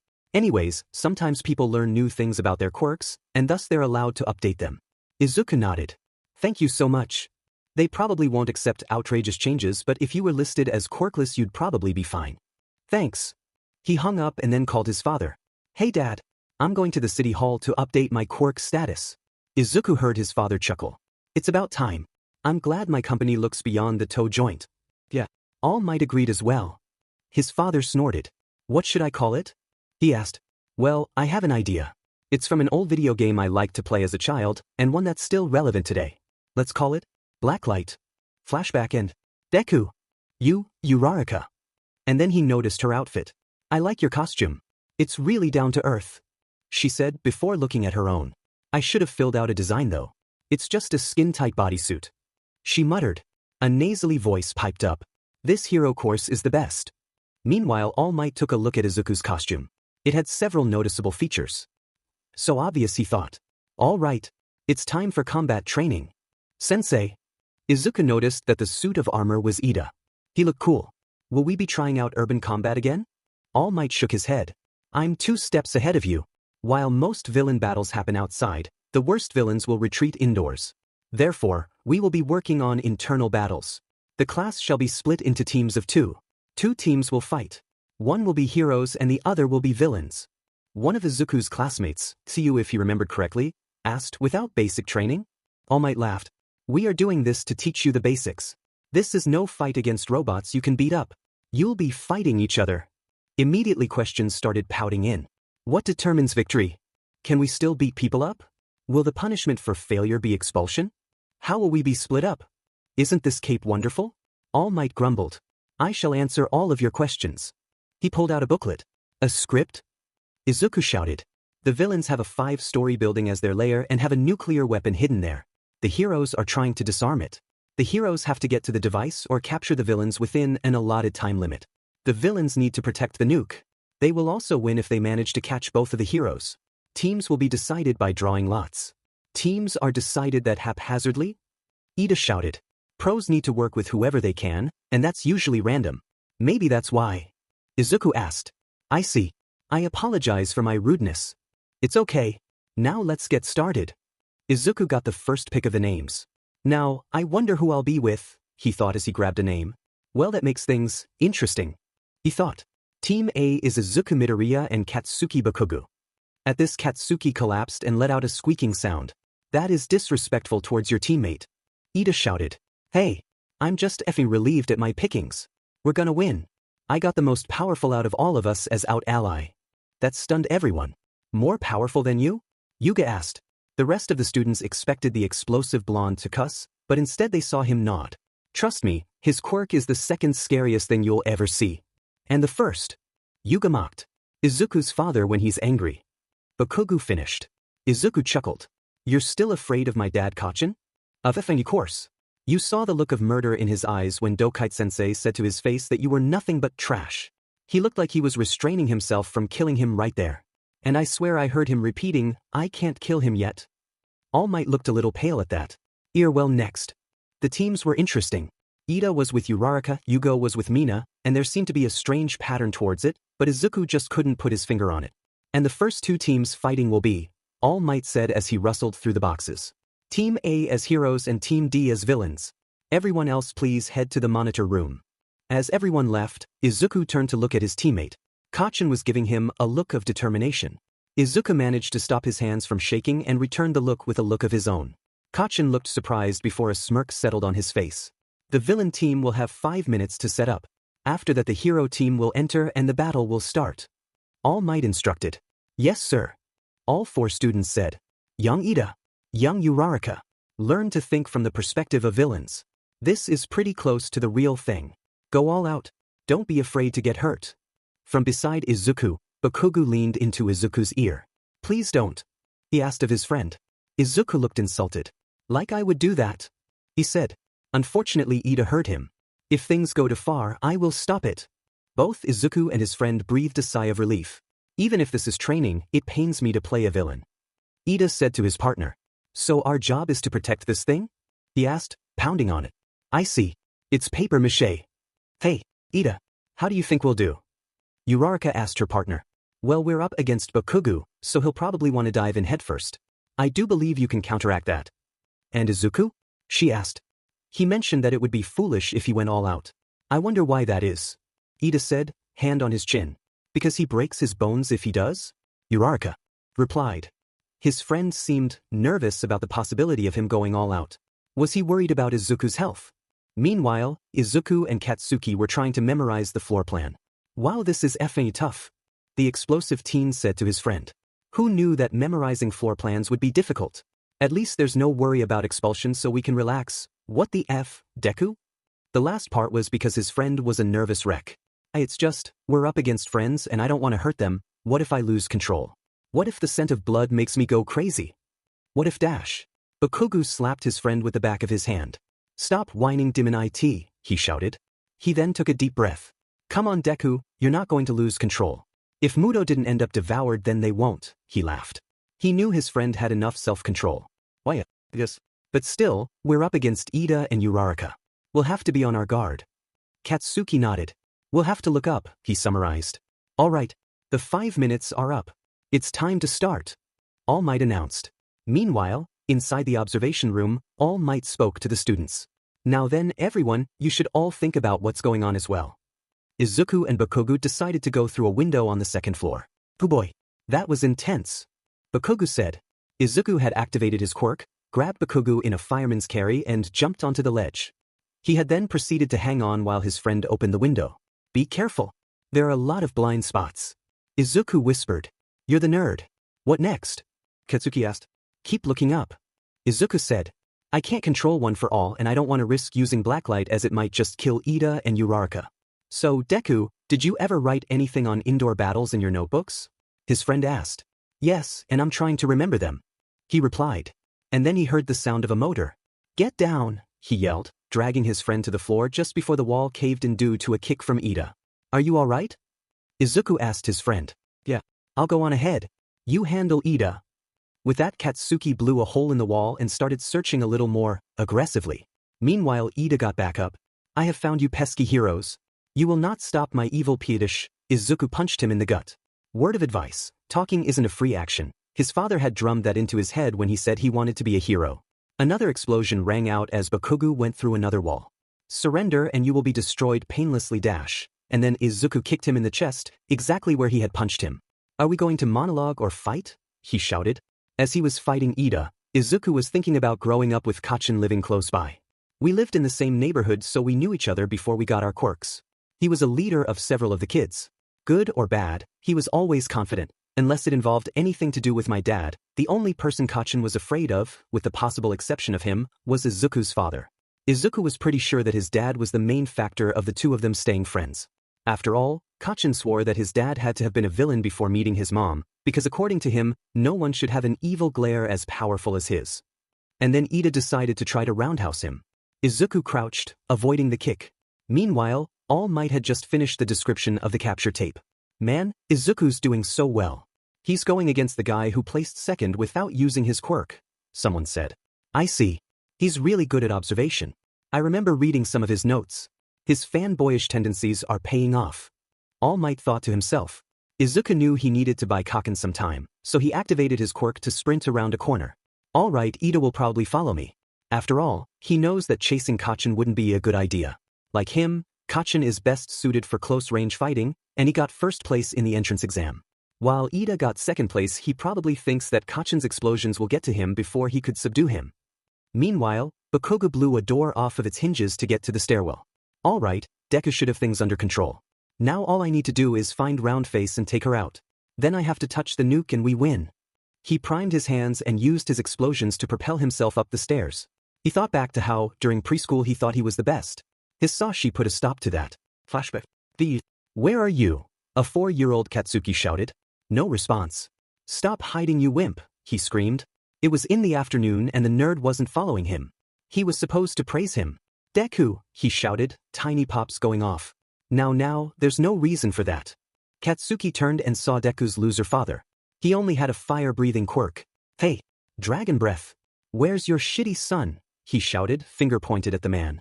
Is that really the way you talk to your friends? Izuku Midoriya asked. Deku's nothing to me. He's just a useless, quirkless fool playing at wanting to be a hero. That was the worst thing he could have said. Isagi's face turned into a furious snarl. And then he had this presence. It was only for a microsecond, but Katsuki felt like death itself was glaring down upon him, ready to end his life. The man grabbed him by the shirt and hoisted him into the air, eye to eye with him. Let me go! Katsuki screamed, using his quirk. The man didn't flinch. I'll have you know that my brother was quirkless, the man said, his tone neutral. Bakugou saw right through it. The look promised pain. It promised an unholy demise. He wanted to be a hero too. And do you know what happened? He got his wish. Hisagi's teeth were clenched. He became the world's greatest hero at the time. And then he died a hero. So, when you grind those without a quirk into the ground, most of me is begging you to continue, so I can make you live that nightmare, he snarled. And in that moment, Katsuki believed him. He believed that Izuku's dad could and would take his quirk away if he continued being a bully. Remember this talk, Katsuki, he spat the name like a curse. Because if this happens again, I won't give you another warning. He then proceeded to drop him to the ground. Now go apologize. Flashback and Katsuki blew another hole in the wall. And then came that day, he thought. The day when Izuku showed what he could do. When he proved me wrong. He was just a late bloomer. And then the very next day after that. Flashback. Did you hear? Deku doesn't have a quirk. The preschoolers were gathered around the nearly catatonic Izuku. Katsuki was further away, still terrified of what had happened the previous night. What? That's possible? Yeah, it's called being quirkless. That's so lame. He turned to his friend. Katsuki growled at the other preschoolers. You're wrong. I know it, he shouted. His teacher chuckled. I know you're trying to support your friend Katsuki, but there's no reason to get his hopes up like that. After all, according to the medical records, he has an extra toe joint. Chuckles erupted. His dad has one too and he breathes fire, was his response. His teacher laughed. He's probably trying to make his son feel better. It's a wasted effort if you ask me. A few days later, he was leading his friends through the forest when he slipped on a log and fell into the river. And then Deku came there offering his hand. He really didn't want to take it, fearing that those awful tendrils would appear. And he was shaking, obviously afraid that they would as well. Kacchan? Are you alright? He asked. Now, Katsuki was tempted to slap the hand away, but he remembered the warning Izuku's dad had told him. So he swallowed his pride and accepted it. Flashback and it was a damn good thing I did, he thought to himself. And then he turned a corner, feeling too happy in memory lane to explode the wall. And there it was. He saw the nuke. Uraraka was looking around as the explosions had ceased. He stepped out into the open. Hello, Uraraka. He coolly said. She immediately turned around and brought her hands into that release sign she did. He proceeded to lift his hand up and blow up the debris that she would have brought down on him. Meanwhile, Izuku ducked from another kick from the now maniacally laughing Ida. He's really getting into the role. Izuku thought to himself, before activating his quirk again and running around another corner. You cannot run from me, Izuku. My quirk is based on speed and stamina. You will tire and you will be caught. BWA ha ha ha ha. His actions were causing Izuku to sweat drop. Man, this guy's acting like those villains from Dad's old movies. He ran through the maze-like area. Kacchan, how are things going? Not well, came the response. Uraraka littered the floor with debris. Sheet. Kacchan, hold on. I'm coming. You won't be going anywhere. Ida shouted, sprinting around the corner. Izuku then proceeded to duck, only to get a faceful of Ida's boot. So what now, little hero? He sneered. I heard that through the radio. Kick his butt and get up here. But I might kill him. Izuku cried out. Then focus on the kicking of his butt, not the eating of his butt. That gave Ida pause. He stammered. Izuku saw what was going on, so he dashed towards his friend, claws out. Are those? Ida shouted, hands up to instinctively protect his face. Izuku then swiftly brought out the capture tape and wrapped it around Ida. You lose, he deadpanned to his friend before rushing off. In the monitor room, All Might almost had a heart attack. That face. That tone. It's so similar to his face and tone. Izuku sprinted to the stairs, following the blasted walls. I don't have much time, he thought. Kachin, I'm coming, he shouted into the radio. Good, was the response. Izuku coiled his legs and leapt through the stairwell, arriving at the scene. Uraraka paled at the sight of the claws. That's not part of your quirk, she shouted. Izuku rushed at her, eyes dead. Those eyes. And no way. Toshinori mentally screamed. Was there a connection? There had to be one. Uraraka dive-rolled out of Izuku's way, the claws missing her by inches. Got it. And then she saw that Bakugou managed to grab the nuke. The hero team wins. All Might yelled over the radio.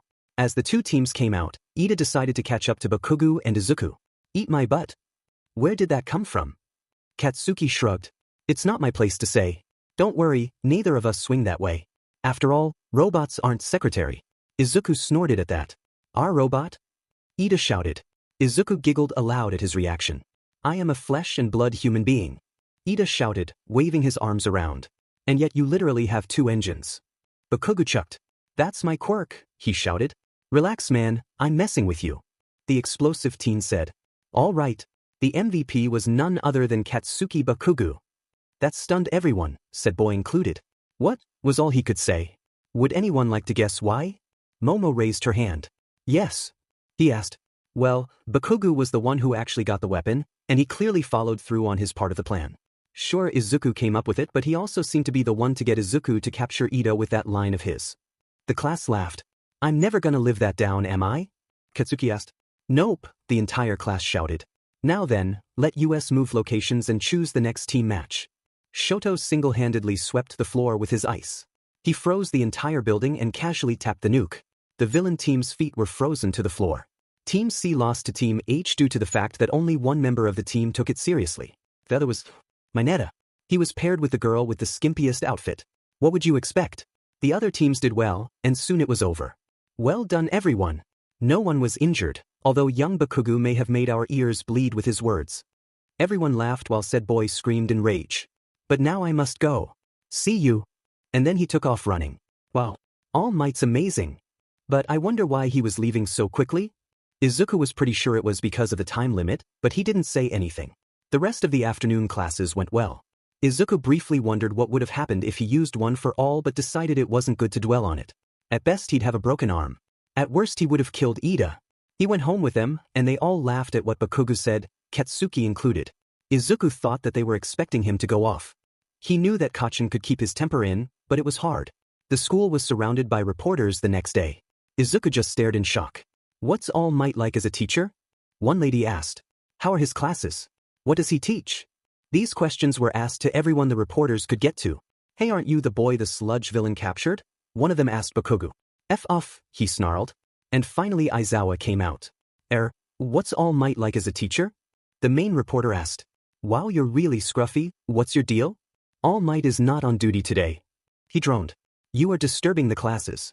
Please leave, he waved his hand at her in a shooing way. He then turned around, ignoring the reporters. How in the world did All Might work as a hero with these reporters? Was it his tour in the American Republic? Hey, at least let us see All Might, the nosy reporter demanded. Wait, stop. Another reporter shouted. And then a deep alarm went off and steel barricades went up around the school, making the nosy reporter scream and fall back. It's the UA barrier. The what? The nosy reporter asked, still furious at her humiliation. That's what we call it. Anyone without a student pass or an ID who's trying to get there causes it to rise. That's stupid. We're the press. We deserve to get in, she snootily said. Yeah.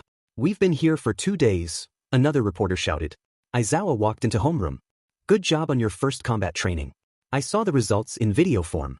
I must say, you surprised me, Bakugou. Hey, I got first place in the entrance exam. It's only natural I got MVP, he bragged. No, I meant what you said to your teammate. Laughter erupted. Shut the F up, the blonde teen screeched, explosions going off on his palms.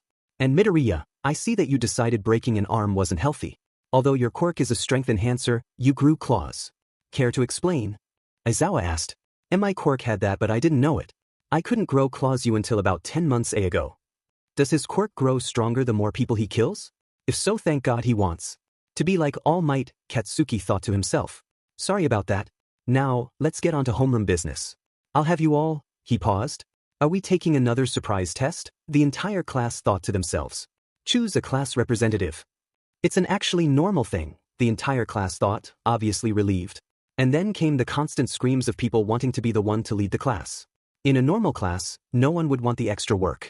Here, however, the person chosen gets to practice their leadership skills, which are essential for pro heroes. Izuku thought to himself, ignoring Mineta promising that under his rule girls would have to show 30 centimeters of thigh. Silence please. Ida shouted. Everyone turned to look at him. It is a serious responsibility to hold this position. It isn't a job for anyone who wants to do it. It is a calling that requires the trust of those around you. If we want to use democracy to choose, then we shall hold an election to choose one.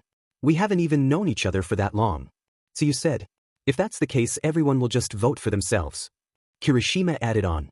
Hence the voting. If someone gets more votes, then they're obviously suited. What do you think, sensei? Everyone turned to Aizawa and saw that he was already in his sleeping bag. I don't care, so long as it's done before the end of homeroom, he said in his usual monotone. And the results were, I got first. Izuku screamed. All right, Deku. Bakugou shouted, laughing. Did you vote for him? Kyoka asked. Hell yeah, I did. Deku's a fan genius, and he knows how to be charismatic. Thanks, Kachin. Izuku said, still nervous. All right, Izuku is the class representative, and the deputy class representative will be Momo. Aizawa tiredly stated, before retracting behind his desk. At lunch, Izuku was still panicking. I don't think I'm worthy of the job. I don't think I'm qualified. Ida then spoke up. Your courage and good judgment at critical moments makes others want to follow you. Thanks, Ida. Izuku replied, flustered at the compliment. It's why I voted for you, he said. Why you were one of the people who voted for me? But Ida, I thought you wanted the job. Uraraka responded. There's a difference between wanting the job and being suitable for it, he replied. You know, you talk like a rich person. Are you rich? Uraraka asked. Ida sighed. I tried changing my way of talking to avoid that. Yes, my family is rich. We've been heroes for generations. I'm the younger brother. Do you know the turbo hero Ingenium? Of course. Izuku replied almost immediately. He's a really popular hero with 65 sidekicks. S65? Uraraka sputtered. Wait, does he? Izuku began. He is my older brother. Ida said, standing up. He is a likable hero who follows the rules and sets an example. He sat down. I set my sights on being a hero so I could be like my brother. However, I'm not ready to lead just yet. Midoriya, meanwhile, realized the hidden meaning of the practical exam, so he's clearly a better leader. I already said I didn't know, Izuku muttered. You know, I think this is the first time I've seen you smile, Ida. Uraraka said. What? I smile. Ida replied. So Ingenium is Ida's role model, like All Might is mine. Izuku thought to himself. League of Villains base. All for one suddenly clutched his chest. Sensei. Kurogiri shouted. I am fine. Why did it feel like I just got punched in the heart? He thought to himself. Yue cafeteria. And then an alarm blared. What? Izuku shouted. A level 3 alert has been issued. All students, please evacuate outdoors, an automated voice declared. What's a level 3 alert? Ida asked the boy sitting next to him. It means someone is trespassing on school grounds, the boy replied. I've been here for 3 years and I've never seen anything like it. The hallways were so crowded that everyone was pushed against each other. What's with all the people? Uraraka shouted. As expected of the students of the best hero high school, everyone is quickly reacting to a crisis. Ida shouted. Izuku felt all of the warm bodies around him and once again forced the rising tendrils down. They're reacting so quickly it's causing a panic. He shouted. And then he was pushed down. Deku! Uraraka screamed. Ida then shoved himself to the window. Who in the world dared to trespass? He shouted, looking down. And then he saw it. The press? Give us All Might. The pushy reporter lady screeched. Aizawa and Mike were by the front doors. We already told you that he's not here today. Mike responded. If you'll give us one comment, we'll leave. Another reporter shouted. If you people get one comment, you'll demand another. That's how you media types are, Aizawa said, hands raised. Mike then leaned towards Aizawa. They're illegally trespassing. Do you think we can get away while calling them villains and then beating them up? He whispered. Don't do that, Mike. They'll write a bunch of half-truths or outright lies for daring to not submit to their every longing. He deadpanned. Let's just wait for the police. I thought we were under attack, but it's just the press, Ida thought to himself. Everyone. It's just the pre-dash, and then someone elbowed him, knocking him down. Did someone fall? A random student yelled. That caused even more panic. Where are the teachers? Ida thought to himself. Are they just trying to keep the press out? Everyone. Slow down. Slow duak. Kirishima and Kaminari. He thought to himself, watching them try to calm the students down only to be swept away by the tide of bodies. Ida! Uraraka shouted, being pushed away from him. Think. What would Midoriya or my brother do? That's it. He then pushed his way through the crowd. Uraraka! Make me float! He shouted. She reached out and just barely managed to touch him. And sure enough, he was floating. Now to get to everyone's line of sight. He then pushed his engines out of his legs and started them. Of course, being in zero gravity, he started cartwheeling towards the front. Ida! Izuku shouted. Ida then crashed into the wall. Alright, be concise, clear and bold. He thought to himself. He then grabbed the bar above him. Everyone! He shouted, getting the attention of everyone. It's just the press. This is UA. Let's act in a way that is benefiting to the best of the best. And then the shoving stopped. Izuku breathed a sigh of relief, and then noticed that his shirt had an indent in it. He almost panicked before reabsorbing the tendril. That was way to close. He thought to himself. Back at 1A, Izuku was about to give a speech. Come on class rep, show us what you're made of. Momo encouraged. Well, it's time to appoint other positions, but first see, can I say something? He asked. I think that Ida should be the class representative. Everyone looked up at that. He was able to get everyone's attention today. Therefore, I think it's best that he be the one representing us. And soon the class was agreeing on it. I don't care what you do, Izuku eeped at the sound of his teacher, back in his sleeping bag talking. Just finished it up quickly. He then fell back asleep. Ida then stood up. If the class representative has nominated me, then it can't be helped. From this day forward, I, Tenya Ida, promise to carry out my duties as class representative to the best of my abilities. What about me? Momo asked. After school was out, Midnight, Recovery Girl, 13, and Nizu went to the front gate, only to find it utterly destroyed. The press wouldn't be able to do this. Nizu said. There had to be an instigator. Did a villain slip in, or was it a declaration of war? Meanwhile, E-Lady, Kamui Woods, and another hero were in a standoff with a villain holding a family hostage. Missouri. Smash, and then All Might appeared. He backhanded the villain. I was on my way to your work, but I can't ignore any screams for help. A hit and run. Someone shouted. I will be going now. With that he took to the air in a mighty leap. I'm going slower. Is it because I gave one for all to young Midoriya? And after I pushed myself that day, my time has begun to decrease. Even if he's a suitable vessel, he's only and he looks way too much like him to have it be a coincidence, but that's what it has to be. Today's hero class will be taught by 3 teachers, All Might, myself and another hero. Another? Izuku thought to himself. What will we be doing? Zero asked. Rescue missions. From shipwrecks, natural disasters and everything in between. Rescue missions, huh? This sounds even more difficult. Kaminari stated, obviously excited for the challenge. Hey, this is serious. Kirishima stated. No one's better than me in the water, Ribbit. Tsuyu added. I'm not done yet. Aizawa said. Everyone turned to him again. You can decide whether or not you want to bring your costumes. He pressed a button on a remote and the costume holders appeared. Also, this takes place off campus, so we'll be taking the bus for this. He then got up. Rescue training. This is the part one admired. This is a huge step in becoming a hero. Izuku thought to himself, fighting the urge to remind himself why surrounding himself with weak and or injured people was a very bad idea. The class was soon dressed and ready. Hey Deku, why are you in your gym clothes? Uraraka asked. My costume is being updated. You see, my dad told me that I should be my own hero, instead of an All Might clone. Bakugou, who was right behind them, nodded. You need to do your own thing, Deku, or you're just gonna be All Might 2.0, he laughed. And then Ida blew a whistle he found from somewhere. All right, students of 1A, gather around. Form 2 lines based on your student number, so that loading onto the bus goes smoothly. Ida's going full throttle, Izuku said while sweat dropping. As it turned out, it was more like a public bus than a school bus. I didn't think it was this type of bus. Ida shouted. So there was no point to all of that. Mina said. I just say whatever comes to mind, Tsuyu said. Midoriya? Why yes Azui? He was rather startled by the fact someone was talking to him. Call me Tsu, she said. Alright, he mumbled. Your quirk is a lot like All Might's. H. He cried, trying to get them to not make the connection. Biba. He wasn't really getting any traction. Hold up, Tsu. All Might doesn't get claws with his quirk. Kirishima admonished. Izuku breathed a sigh of relief. He also thought that he might need to train one for all some more. After all, his fingers healed quickly, so he practiced on that. Hey, it's cool that you have such a flashy quirk. My quirk, hardening, is super useful but it doesn't look like much. I think it's a great quirk. It's definitely pro level. Izuku replied. But a hero has to deal with popularity as well. Kirishima countered. My naval laser is pro level in both flashiness and strength.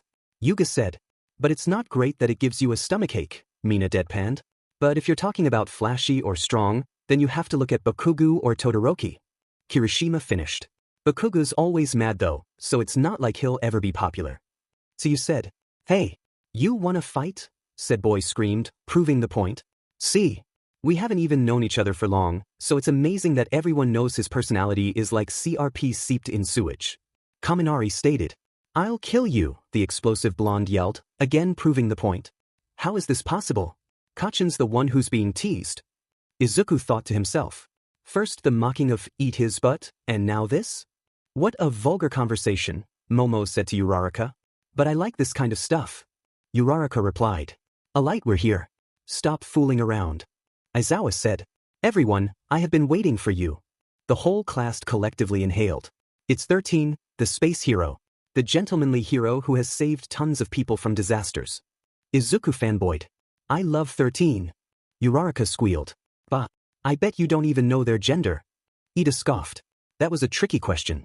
No one had ever seen 13 out of their suit, except for 13 is a girl. Izuku shouted. How did you know that? 13 asked. Your voice for one. It's feminine. Also you're not denying that it is.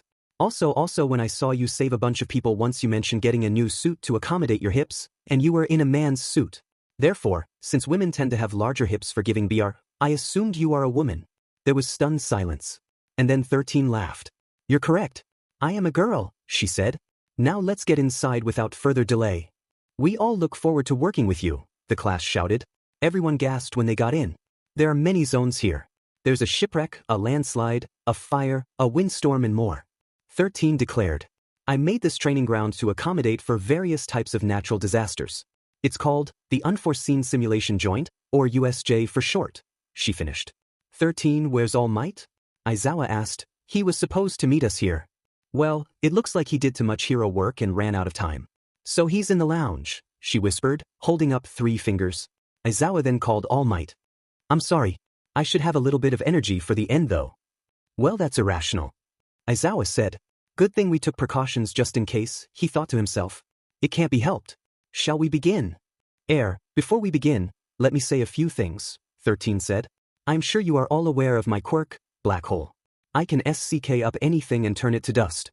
In fact, she's probably a black hole herself, save for the fact she can turn back to normal, Izuku thought. I think that's the case because she can take off her suit, as this one is different than the one she used to wear.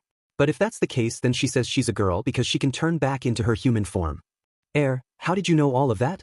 13 asked, slightly worried. Did I say that out loud? Izuku asked. Yep. Aizawa said. Well, you've managed to use your quirk to save people from all kinds of disasters, right? Yes, but my quirk can easily kill people. Some of you also have quirks like that, right? Izuku tried not to turn pale. In this superhuman society, quirks are closely regulated and certified, keeping anarchy at bay. Unless you live in America. However, even their quirks are registered. It's not the anarchy-filled hellhole the media portrays it as. Izuku nodded. His father had often said that Japan should continue to follow America's example. They had the no quirks in public type of law for about 25 years. After that it was phased out as society had stabilized. Now you could easily get a license to use your quirk. You didn't have to be a hero for it. But I digress. 13 said. There are many quirks that can kill with one misstep. With Aizawa's physical test you found out the physical limits of your quirks. With All Might's personal training, you found out how dangerous your powers are to others. They know nothing of how dangerous my quirk is, Izuku thought to himself. This class is a fresh start. You'll learn how to use your quirks to save people's lives. Your powers are not so you can harm others. I hope you leave here knowing your powers are meant to help others. As one of my dad's old superhero comics said, with great power comes great responsibility. It was a rather interesting one as well, Izuku thought. That is all. Thank you for listening, she finished. Bravo! Bravo! The class cheered. Alright then, first dash. But then Aizawa was cut off by the power being cut. And then some sort of portal opened by the fountain. The portal formed a face, and then a figure appeared. It had hands in its face. Everyone, gather together and don't move. Aizawa ordered in a tone none of the students had ever heard before. 13. Protect the students. What's that? Kashima asked. That was a man with a hand on his face. And then came more people. Is this like the entrance exam? Don't move. Their teacher instructed while putting on his goggles. Those are villains. 13 and Eraserhead, huh? The ugly man with a hand on his face asked. The teacher's schedule for today mentioned that All Might would be here as well. The gassy figure stated. You caused the trespassing the other day, correct? Eraserhead asked. Where is he? The ugly hand guy asked. I spent all this time gathering these guys. All Might, the symbol of peace. I can't believe he's not here. I wonder if he'll come if we kill some of you kids. Eraserhead's capture scarves flew into the air. 13 put an arm in front of the students. This is what pros have to fight on a daily basis. Izuku thought to himself. And then came the pain in his back. It was a lot more forceful than it usually was, causing him to gasp. Midoriya, are you all right? Ida asked. I'm fine, he gasped out, forcing the tendrils back. He hadn't eaten since those rabbits All Might had given him, and apparently using his quirk made the hunger stronger. Villains? There's no way they could get into a hero school. Kirishima shouted. Sensei, what about the trespass sensors? Momo asked. We have them around the school, but did they only appear here or around the school? Todoroki asked. Either way, since they're not going off, they either have only appeared here, or they have a villain who has a quirk that can get around that sort of thing. This area is isolated from the rest of the main campus, and there's a class here. They're fools, but they're not dumb. This attack was carefully planned. They must have a goal in mind. 13. Start the evacuation. Eraserhead ordered. Try to contact the school. The villains had a way to counteract the sensors. They might have a villain creating interference as well. Kaminari, try contacting the school as well. Yes, sir, the electric boy responded. But what about you, Sensei? Izuku shouted. There are too many of them. Your style is capturing them. You can't rely on just one trick. He responded. He then jumped in the air. 3 villains started to ask who he was, as their intel said that it would only be All Might, and this gave Eraserhead time. He activated his quirk and shut their quirks down. He then grabbed them in the capture scarves and slammed them together, knocking them out. It's Eraserhead. He'll erase your quirk by just looking at you. Can he erase mutant quirks? One of the villains yelled, charging at him. No, but the skill you guys have is lacking, so it'll be fine, he shouted, taking out the villain who asked that question. Quirks like that tend to activate in close combat, so I took countermeasures. Izuku looked back at his teacher, who was taking the villains out one after the other. Wow, he's really skilled at fighting multiple people. This is no time for analysis. We need to get out of here. Ida shouted. Izuku nodded before running towards the exit with the rest of the class. And then a misty portal opened up, causing them to halt. I won't let you leave. The mist said, a form taking shape.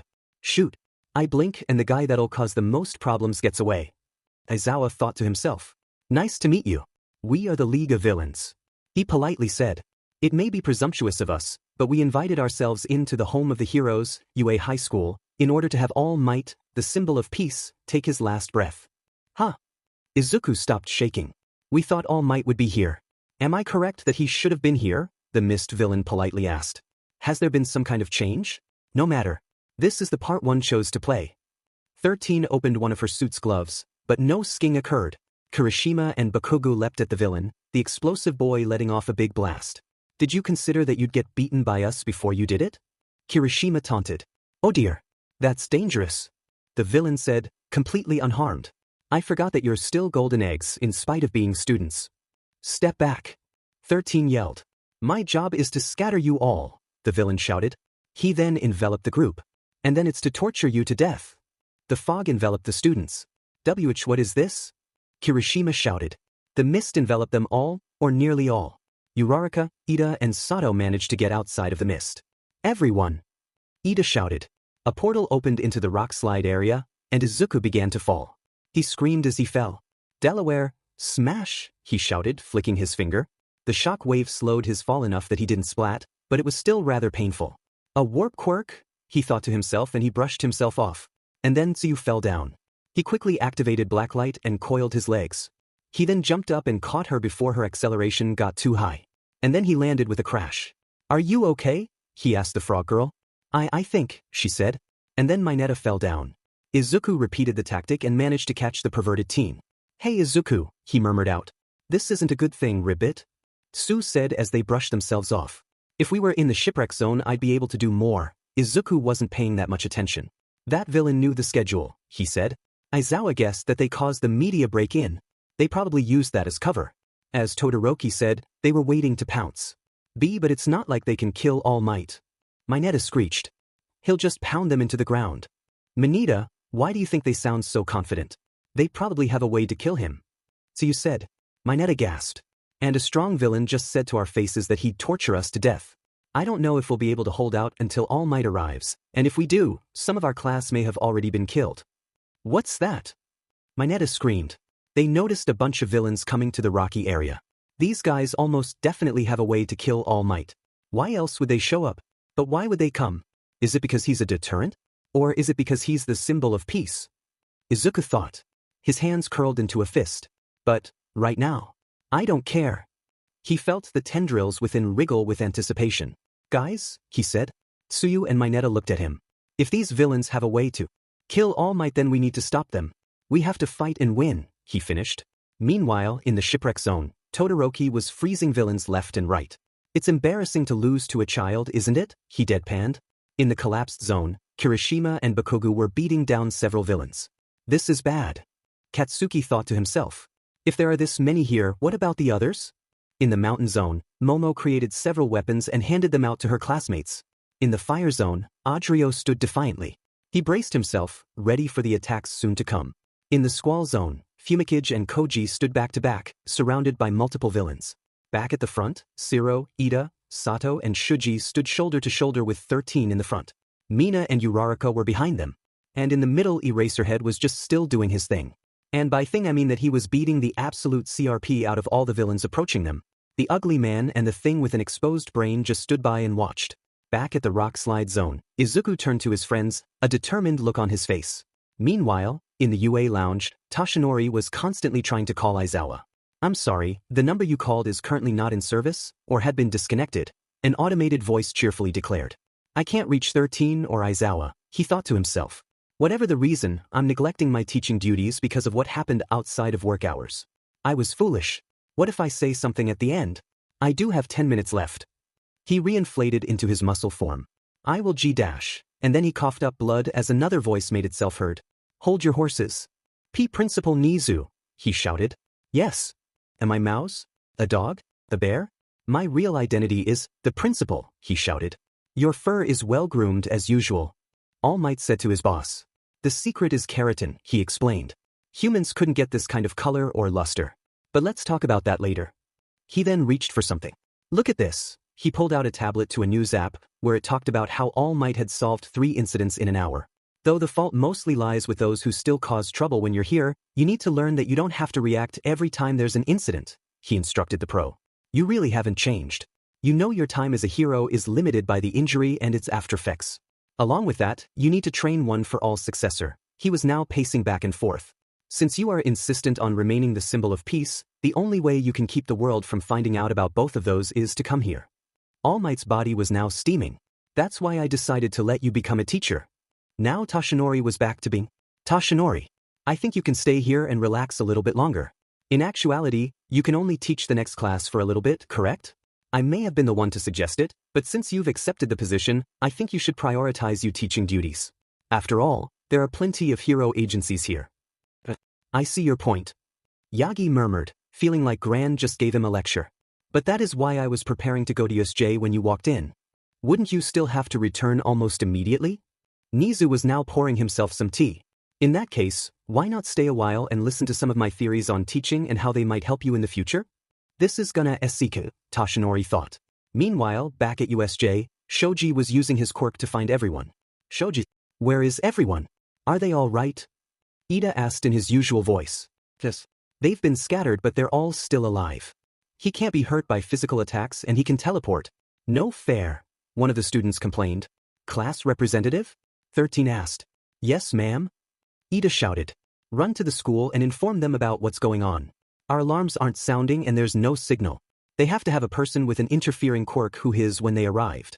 It would be more time expedient for you to tell the teachers than for us to find the person. But it would be a disgrace for me to leave you all behind. Ida argued. Hey, emergency exit. There are alarms outside. If you can get there, they won't follow you. Sato retorted. Use your quirk to save others. That's why you're here. 13 said. Very well. Ida responded, engines popping out. Really? You talk about your plans in front of the enemy? The villain deadpanned. It doesn't matter if you knew.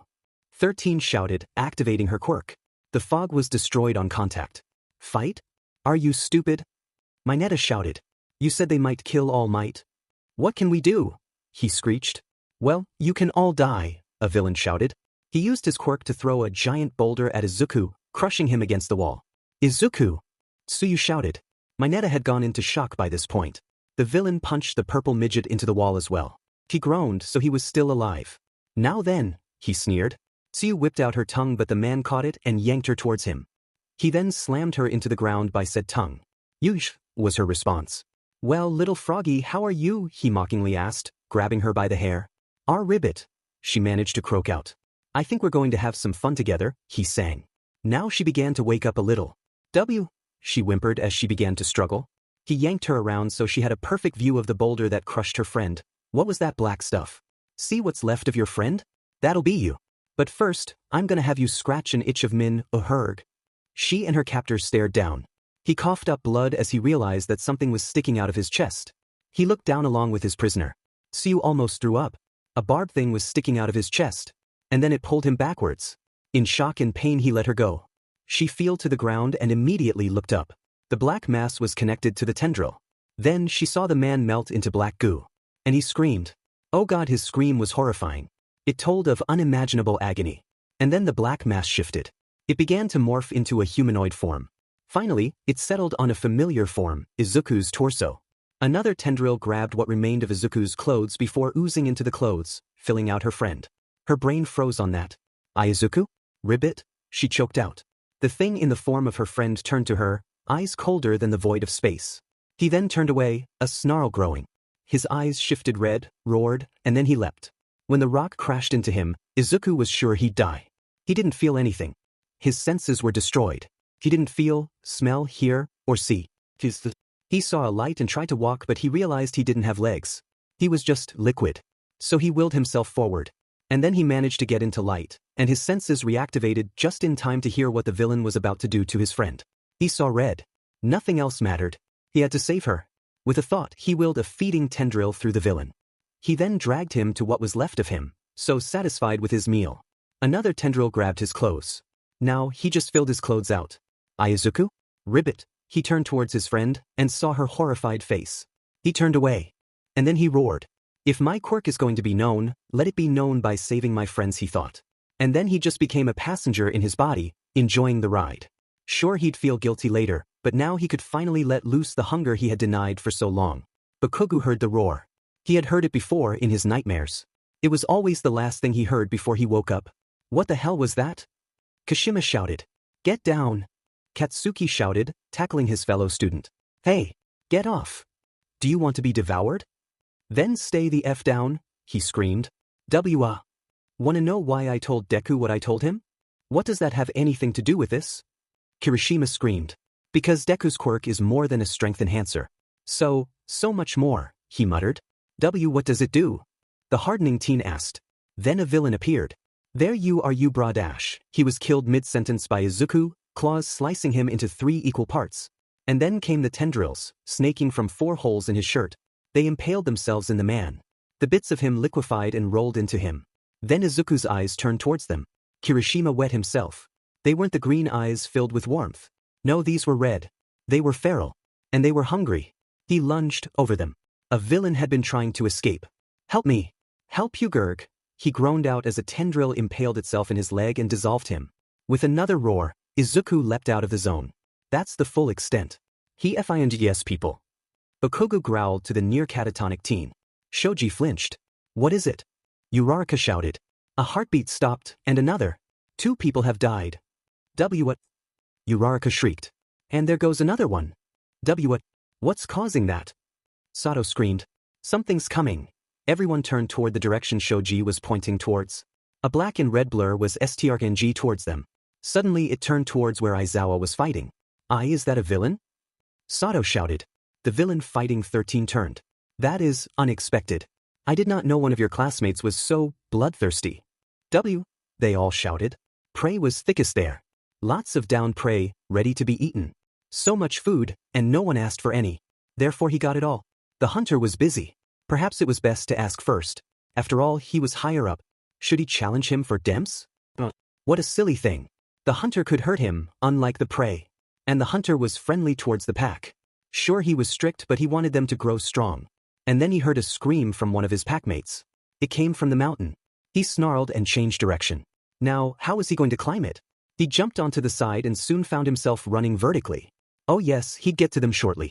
In the shipwreck zone, Todoroki surveyed his handiwork. All of the villains, along with most of the zone, were frozen solid. Scatter and kill us? You're just a bunch of thugs with no idea how to use your quirks, he monotoned. Evidently all but 4 or 5 of the villains here were just cannon fodder, he thought. None of them would pose a threat to a pro. In fact, I'm almost positive that most of us could take them on ourselves. You know, your cells will slowly die like this, he monotoned. The villains began to whimper. I want to be a hero, and killing you wouldn't be very heroic. Now then, he approached one of the villains. On what basis do you think you can kill All Might? He asked, frost coming from his hand, ready to suffocate the one he was asking. In the mountain zone, Momo, Jiro and Kaminari were fighting with the weapons Momo created. Kaminari was panicking. I thought I was gonna die. What's with these guys? He screamed. Just shut up and fight. Jiro shouted. Then give me a weapon, he shouted back. You have electricity. She retorted. I can only cover myself. If I try to use a burst it'll affect you too as well. Jiro then kicked him, sending him into a villain. Then I'll use you as a stun gun, she shouted. He instinctively used his quirk, electrocuting the villain. Oh, that'll work, he said. And then they heard a roar.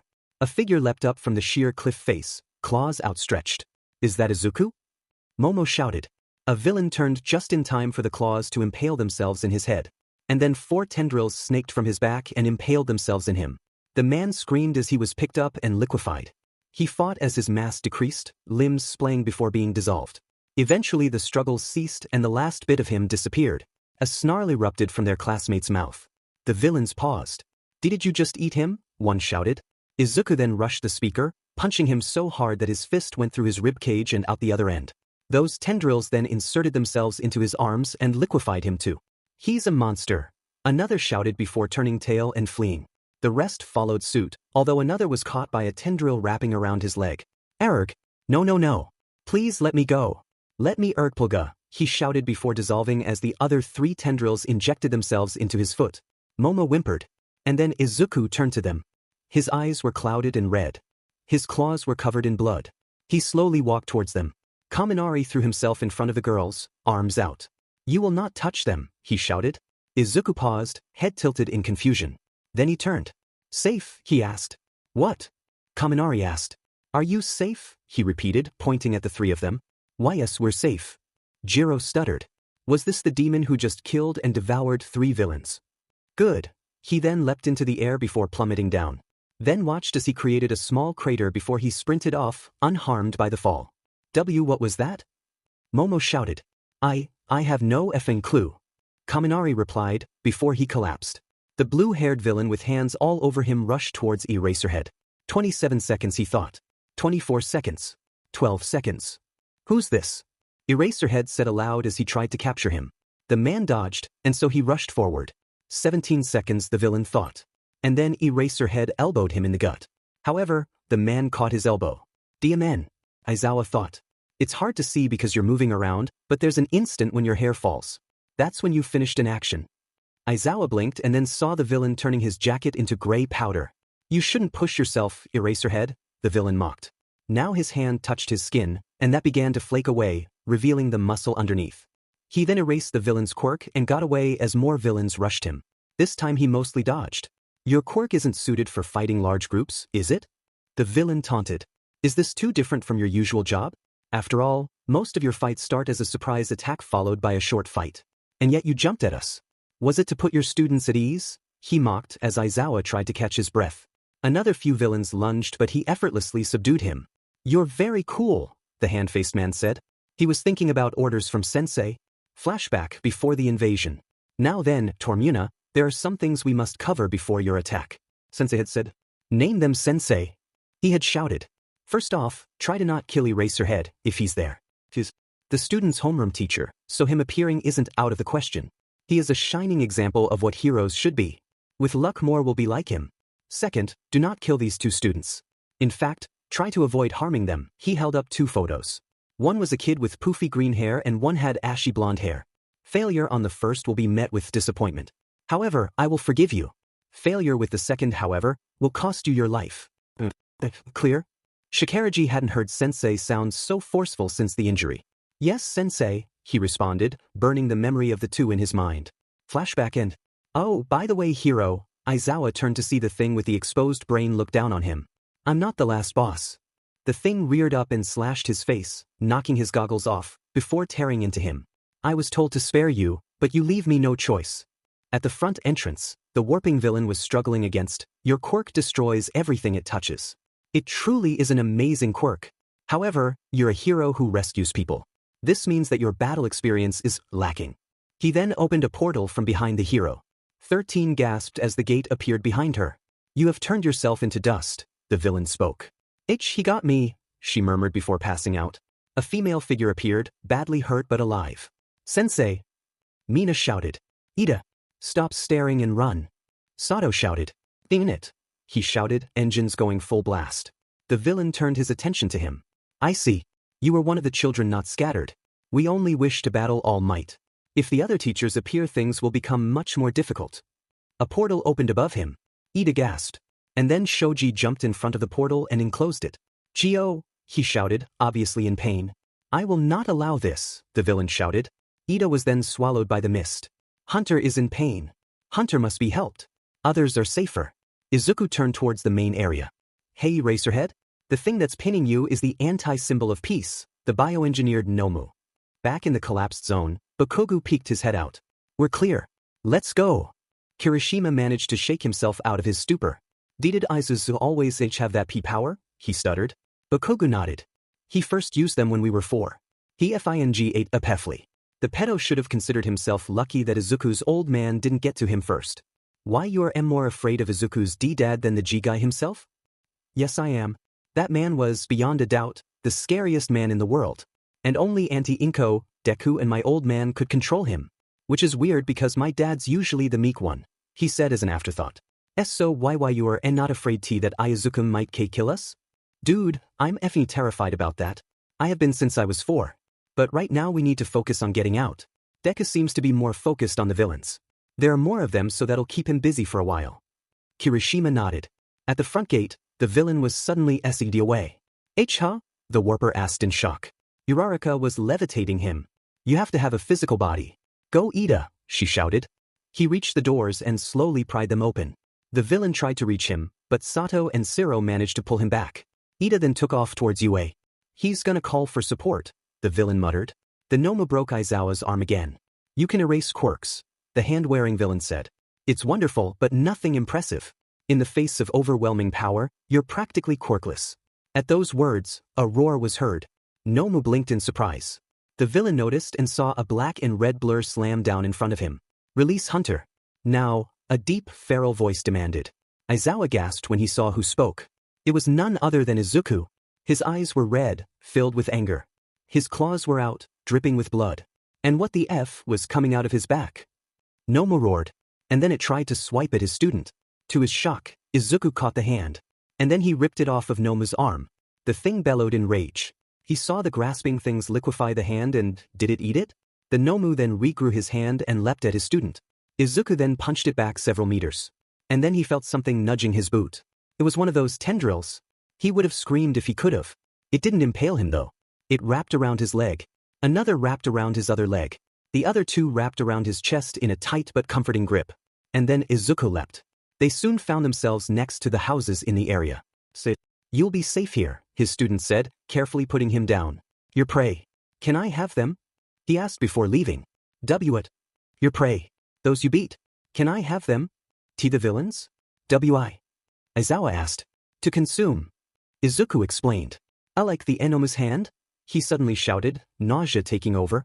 He threw up, which caused him to shake with pain again. Hunter needs healing? Izuku asked, worry in his eyes. Before Aizawa could respond, a tendril buried itself in his back. He screamed in fear. He expected death to come, but he saw a mass traveling outwards from Izuku and into him. And then the pain came. It was like he had been dunked in lava. He screamed as whatever Izuku was made of rushed through him. It healed his arms and his face, even curing his dry eye. However, Izuku wasn't done with his eyes. With a sharp pain, he felt another layer of skin cover his eyes. To his shock, he could still see, and without blinking his eyes were moist again. And then the much smaller bulge left through the tendril. Now better? Izuku asked head-ped. Why yes, he responded.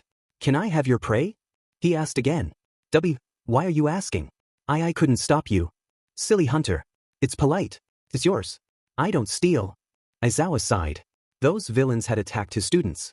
Normally he would have said no, but he was getting attached to the little sheets. Fine. He coughed before he finally fainted, seeing Izuku leap back to the Nomo before passing out. Shigaraki Tamura. The warping villain said. Did you manage to kill 13 Kurogyri? The now named Tamura asked. 13 is incapacitated. Kurogyri replied. Unfortunately, a student with a quirk suitable for speed managed to escape. And on top of that, we have that thing to deal with. He pointed towards the clawed demon, which was perched on the steps, roaring in challenge to Nomu, who replied in kind. The demon then leapt and crashed into Nomu, sending them spiraling into the ground.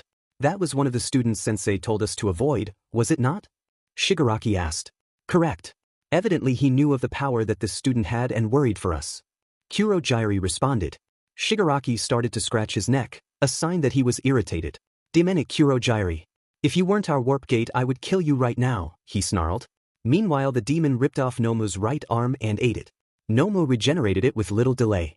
We can't win against dozens of pros. Also, our tank is preoccupied with the surprise boss, he growled, pointing to the bloody brawl. The demon roared as Nomu ripped its right arm off, only for the severed limb to shrivel up. Those tendrils then impaled a downed villain. Said villain let out a cry of anguish before being devoured. The monster's arm regenerated in a flurry of black tendrils. It's game over, Tormura. Kurogyri summarized. Game over, huh? Since we're going to be leaving soon, why don't we shatter All Might's pride a bit? How about we break some of the precious golden eggs? Why won't this thing die? The other prey died. Why won't this one die? It managed to beat up Hunter, and the prey said it was to kill Apex, but Apex is wounded. Therefore Apex might actually die. This thing must be destroyed before Apex could get hurt. And then the doors blew open. Everyone turned to the cloud of dust that appeared. Heavy footsteps echoed throughout the building. The students near the entrance started to shake, not out of fear but out of relief. It's all right now.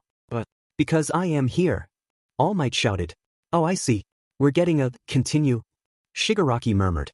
Apex is here. I had a bad feeling, so I tore myself away from my chat with the principal and came here. I passed by young Ida on my way here and got a rough idea about what was going on. All Might snarled. I makes me sick to see villains like yourselves attack children. My juniors have fought so hard. It must be terrifying for them. But you don't care about that. You love it. You relish it. You feed on it. He accused. You're one to talk, All Might. Shigaraki shouted. One of your students is literally gorging himself on our backup. All Might tuned and saw the pharaoh-looking Izuku looking right at him. His eyes were cold and glowing red. And it wasn't just any red. It was the same color of red that man's lightning was. His claws were stained with blood. His tendrils were out, waving in the air. And he was growling lowly, like a predator waiting to pounce. It chilled his blood. Apex, the boy shouted. Apex, he thought to himself. And then the boy leapt. It was, by far, a much longer jump than he had been capable of yesterday. Why are you here? The boy demanded, pointing a claw at him. Young Midoriya? He asked, somewhat startled. The boy pet his head. You were worried? He asked, his voice filled with innocence. It really was a stark opposite to that man, or his heir's current appearance. You need a jolt. All Might saw a line connecting something to Izuku's back and looked down impaled. One of the tendrils had buried itself within his foot, and something was traveling along it. Before he could rip it out, the blob made it there, and then came the pain. It was about half as bad as getting punched by All for One, and it was in the same area. He hunched over in pain, and then it left. There was nothing that came back, and the tendril retracted. Better, his feral successor asked. All Might realized that he could breathe easier. What was that? He asked of his heir. Boost. You can last longer by, about 15 minutes, he said, ping his head. Fortunately, no one could hear them. By now, Shigaraki was tapping his foot with impatience. Are you two done yet? He screamed. All Might then proceeded to answer that by punching him in the face, knocking the hand off of it. Father, he mumbled, hastily attaching it to his face. He was too fast for my eyes, but not as fast as Sensei said he was. He's getting weaker. He let out a creepy chuckle. Midoriya, you must leave. All Might shouted. The feral teen shook his head. Sorry Apex. I will help you. Biggest prey is very tough. You may need assistance. He pointed at the Nomu. All Might rushed it.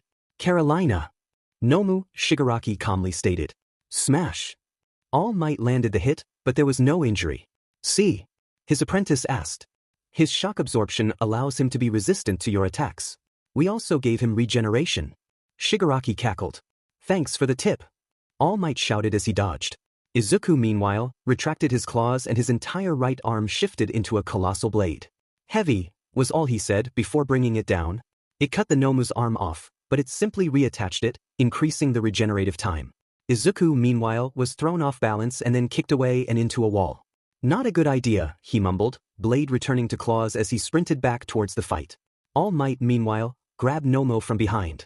Your size makes this easier, he grunted, suplexing it to the ground. The force created a massive explosion. Meanwhile, Tsuyu managed to pull Mineta out of the wall and he had now regained consciousness. How did he make a suplex look like an explosion? He's on another level, the purple teen shouted. And yet he can't teach without looking at his notes all the time, she responded. She noticed Mineta's hands beginning to drift, so she knocked him out again with a rouge slap to the back of the neck. How is this? All Might muttered. The Nomu hadn't even been hurt. You thought that Nomu wouldn't be able to move after that? Shigaraki asked. Its fingers dug into All Might's side, drawing blood. Of all the places to be grabbed, it had to be my weak spot. You see, Nomu is as strong as you are, he chuckled. Kurogyri then warped part of the Nomu away, therefore keeping it out of reach. Restraining you was Nomu's job. He then began to lower All Might into the warp gate. And then I'll close the portal, tearing you in half. That was my job, he chuckled. And then a massive explosion hit him, staggering him. Get the F away from our teacher. Bakugou shouted. And then ice froze over the Nomu. Young Todoroki? All Might thought. I heard you were here to kill All Might, he emotionlessly stated. He stopped the ice before it reached me. All Might thought. He then started to pry at Nomu's hand. His grip weakened. And All Might managed to rip himself out of Nomu's grip and landed next to Todoroki. And then Izuku landed, creating a crater. Frozen heat. Kaken, he said. Bakugou turned and hastily took about 10 steps back. Thanks. He turned towards the Nomu. Bakugou then leapt at Kurogori and pinned him. It's just like I thought. Only parts of you can turn into mist. You covered your body with it. Kurogyri tried to get up, but Katsuki let out a few explosions. Don't even think about it, he grinned. If you try to move, then I'll blow you up. So in addition to capturing him, you're almost uninjured. Truly the newest generation is amazing. Toruma stated. Nomu, he ordered. Nomu then moved through the portal, losing his arm and leg in the process. He grew them back soon. Everyone, stay back. All Might shouted. Izuku shook his head. I told you I'd help you, Apex. First we need our way out. Nomu. And then the beast leapt at Bakugou. She's fast. All Might thought. The punch from Nomu created a shockwave. When the dust cleared, Bakugou was right next to Todoroki. I didn't even see what was going on, Katsuki said to himself. All Might then stepped out of some smoke. Do you not know how to hold back? He shouted. I was saving my companion. I had no choice, Shigaraki responded. Izuku, meanwhile, leapt at Nomu, ripping another arm off and consumed it. Epics. You okay? He asked. I'm fine, Midoriya, he muttered. I have 16 minutes left, if what Izuku really did what he said he did. I'll have to make this count. And then he rushed at Nomu. The punches collided, sending a shockwave that blew everyone back, Izuku included. A head-on fist fight? Kirishima, who had just arrived, asked in shock. I can't get close. Kurogyri shouted. Meanwhile, Izuku had joined in, ripping at Nomu's back. His ability is shock absorption, not nullification. There has to be a limit, he shouted. Izuku paused and then started punching the beast as well, claws gone. He grabbed the arm that would have hit All Might in his already wounded spot and tore it off again, devouring it. You were made to fight me at 100%, so I'll have to be on that. All Might shouted. Izuku, meanwhile, had leapt from his area of attack and landed in front of the other students. He used his tendrils to grab onto them, causing Todoroki to emit a gasp of surprise. Kirishima shrieked in fear before passing out. Bakugou, however, whimpered. Please don't eat us, he begged. Izuku flinched at that. Why would I? Your friends. The explosive boy let out a sigh of relief, only to take a massive gulp of air as Izuku jumped into the air and landed with a loud thud at the entrance, where he dropped them off. You are safer here, he said, leaping back towards the area of the fight. A massive punch sent Nomo flying back several dozen yards. A hero, All Might began, leaping after it, will always find a way for justice to triumph, he finished, dodging a retaliatory punch before slamming the thing into the ground by means of a powerful stomp. He then proceeded to leap in the air while spinning it around before throwing it to the ground, creating a massive crater. Hey villain, have you ever heard these words? Go beyond. Plus ultra. With that, he released a truly massive punch from underneath it. The Nomu was launched into the air. It broke through the walls, leaving a massive hole. It then parted the clouds as it went by. Is that a villain? One of the students asked. All Might punched it through the wall. Another shouted. Is that the level of a pro? Katsuki asked himself, staring in awe. He's the coolest. Mineta shouted, eyes gushing. He had apparently woken up again. I really have gotten weaker. All Might said to himself. Fortunately, the only one around to hear was Izuku. In my prime, such an act would have only taken 5 punches. That took over 300. Izuku chuckled. You are still strong Apex, he shouted. All Might then thought that he was out of time, only to not feel the fatigue. So young Midoriya did add to my time limit, amazing, he thought to himself, before turning towards the last 2 villains. Now then, he began. Shigaraki was shaking in rage. Shall we get this over with? All Might asked. Why you used a cheat code? Shigaraki shouted. Why you had a summoned boss mob on your side? All Might turned towards Izuku, only to see a dust cloud. He was headed towards the mountain zone. All right, put your hands up. A villain shouted towards Momo and Jiro atop the mountain zone. He had Kanamari hostage. He was trying to electrocute the guy, but it wasn't working. I'd hate to kill an electric-type quirk wielder like myself, but if that's what it takes to live, I'll do it. Was this the guy Todoroki was talking about? Jiro asked. The one who might be blocking communications? Momo asked to the other student. And don't try your plug-in thing, he shouted, pointing at Jiro. Now she was looking up, her face covered in sheer horror. She closed her eyes and whimpered. Oh, what's wrong? Don't want to watch your friend die. Nope. It's just that I'd rather not see what's about to happen to you, she whispered, covering her ears. What do you mean, The last part was because 4 very familiar tendrils had punched through him, turning him into goo. Them, Izuku growled, feral eyes roaming around. He paused to sniff the air. Now safe, he then leapt away. All Might noticed his protégé return. What was that for? He asked. Danger. Had to stop it, was all he said. All Might turned back to the villains. What was that? You're not any weaker at all. Shigaraki shouted. By now All Might was beginning to think that he was something of a man-child. Now then, are you not coming over here? Were you not here to take my life? Well, as the Americans say, Molin Labe, he growled. All Might, Bakugou said aloud. As I expected, there was no reason for us to get involved. Todoroki said. Meanwhile, All Might was mentally thinking Izuku again. If it wasn't for his healing ability, I would have been out of time. I still have about 13 minutes left. Well, make up your mind, he shouted. Shigaraki flinched. And then he started scratching. Damn it, if only Nomu was here, he'd take you on. Shigaraki Tamura. Calm yourself. Kurojiiri scolded. Look, he's definitely weakened from Nomu's attacks. Besides, the children are frozen in fear. Our underlings may be diminished in number, but they are still usable. If we work together, we still have a chance at killing him. And what about his own boss mob? The man-child shouted. Ignore it. With that, Shigaraki rushed at All Might, hand outstretched. Unfortunately for him, a bullet went through it. So, they're here. All Might said to himself. They looked up and saw the Western hero Snipe standing there, revolver out. Sorry we're late everyone. Principal Nizu shouted. I gathered the heroes who were immediately available. Why does it feel like I'm a rabbit surrounded by hungry wolves? He thought to himself, straining to keep his instinct to hide away. Aida. Uraraka shouted. Ida Tenya, the class representative of Class 1A, have returned, he shouted. Most of the teachers were there as well. The surviving villains began to attack. Present Mike Ched and then screamed. His quirk amplified it and caused the villains to be blown back or just fall unconscious. While they were stunned, ectoplasm created copies of himself. Split up and protect the students. Nizu shouted. The teachers did so. Where's Aizawa? He asked. Right here. And then he came out, fully healed and a death glare glued to his face. He isn't blinking. Nizu thought to himself. Aizawa, what's going on? He demanded. I was nearly killed, but Midoriya's quirk proved to be much more versatile than we thought. He then used his quirk on a villain. I can still use my quirk under this moisturizing thing. That's very good. Aw man, the pros are here. Shigaraki ummed. It's officially game over. Shall we leave? Kurogiri dash. And then he was shot in the leg by Snipe, but Kurogiri stopped the other shots. Is there anyone who can do long-range capture right now besides Aizawa? Snipe asked, as Aizawa was busy at the moment. I can. 13 shouted.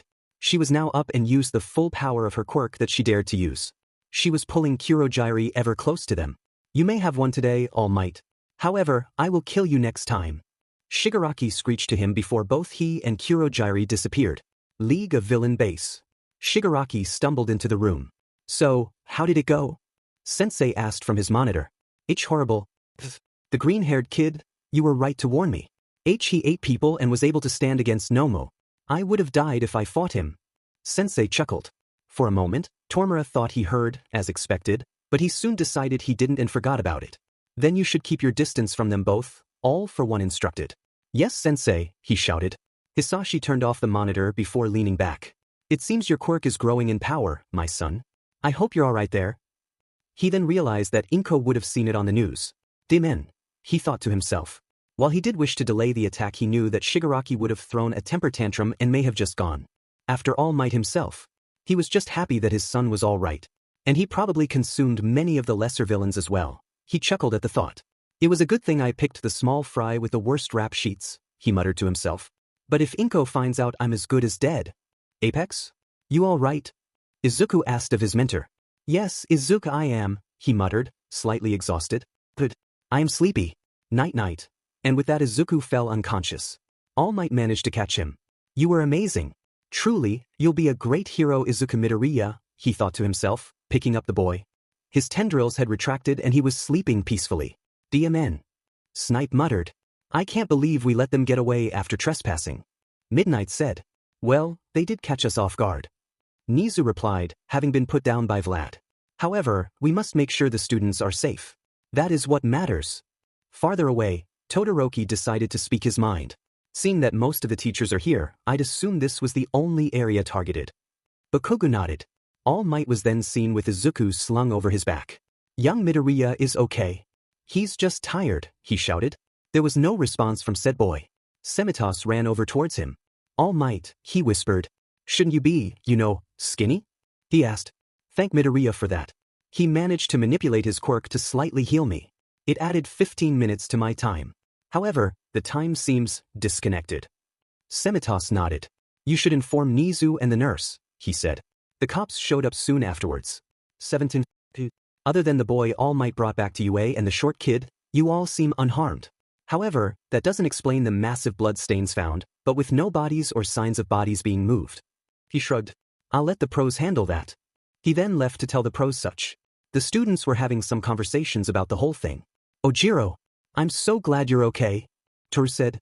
You were so strong by yourself. The tailed boy blushed. I thought everyone else was separated.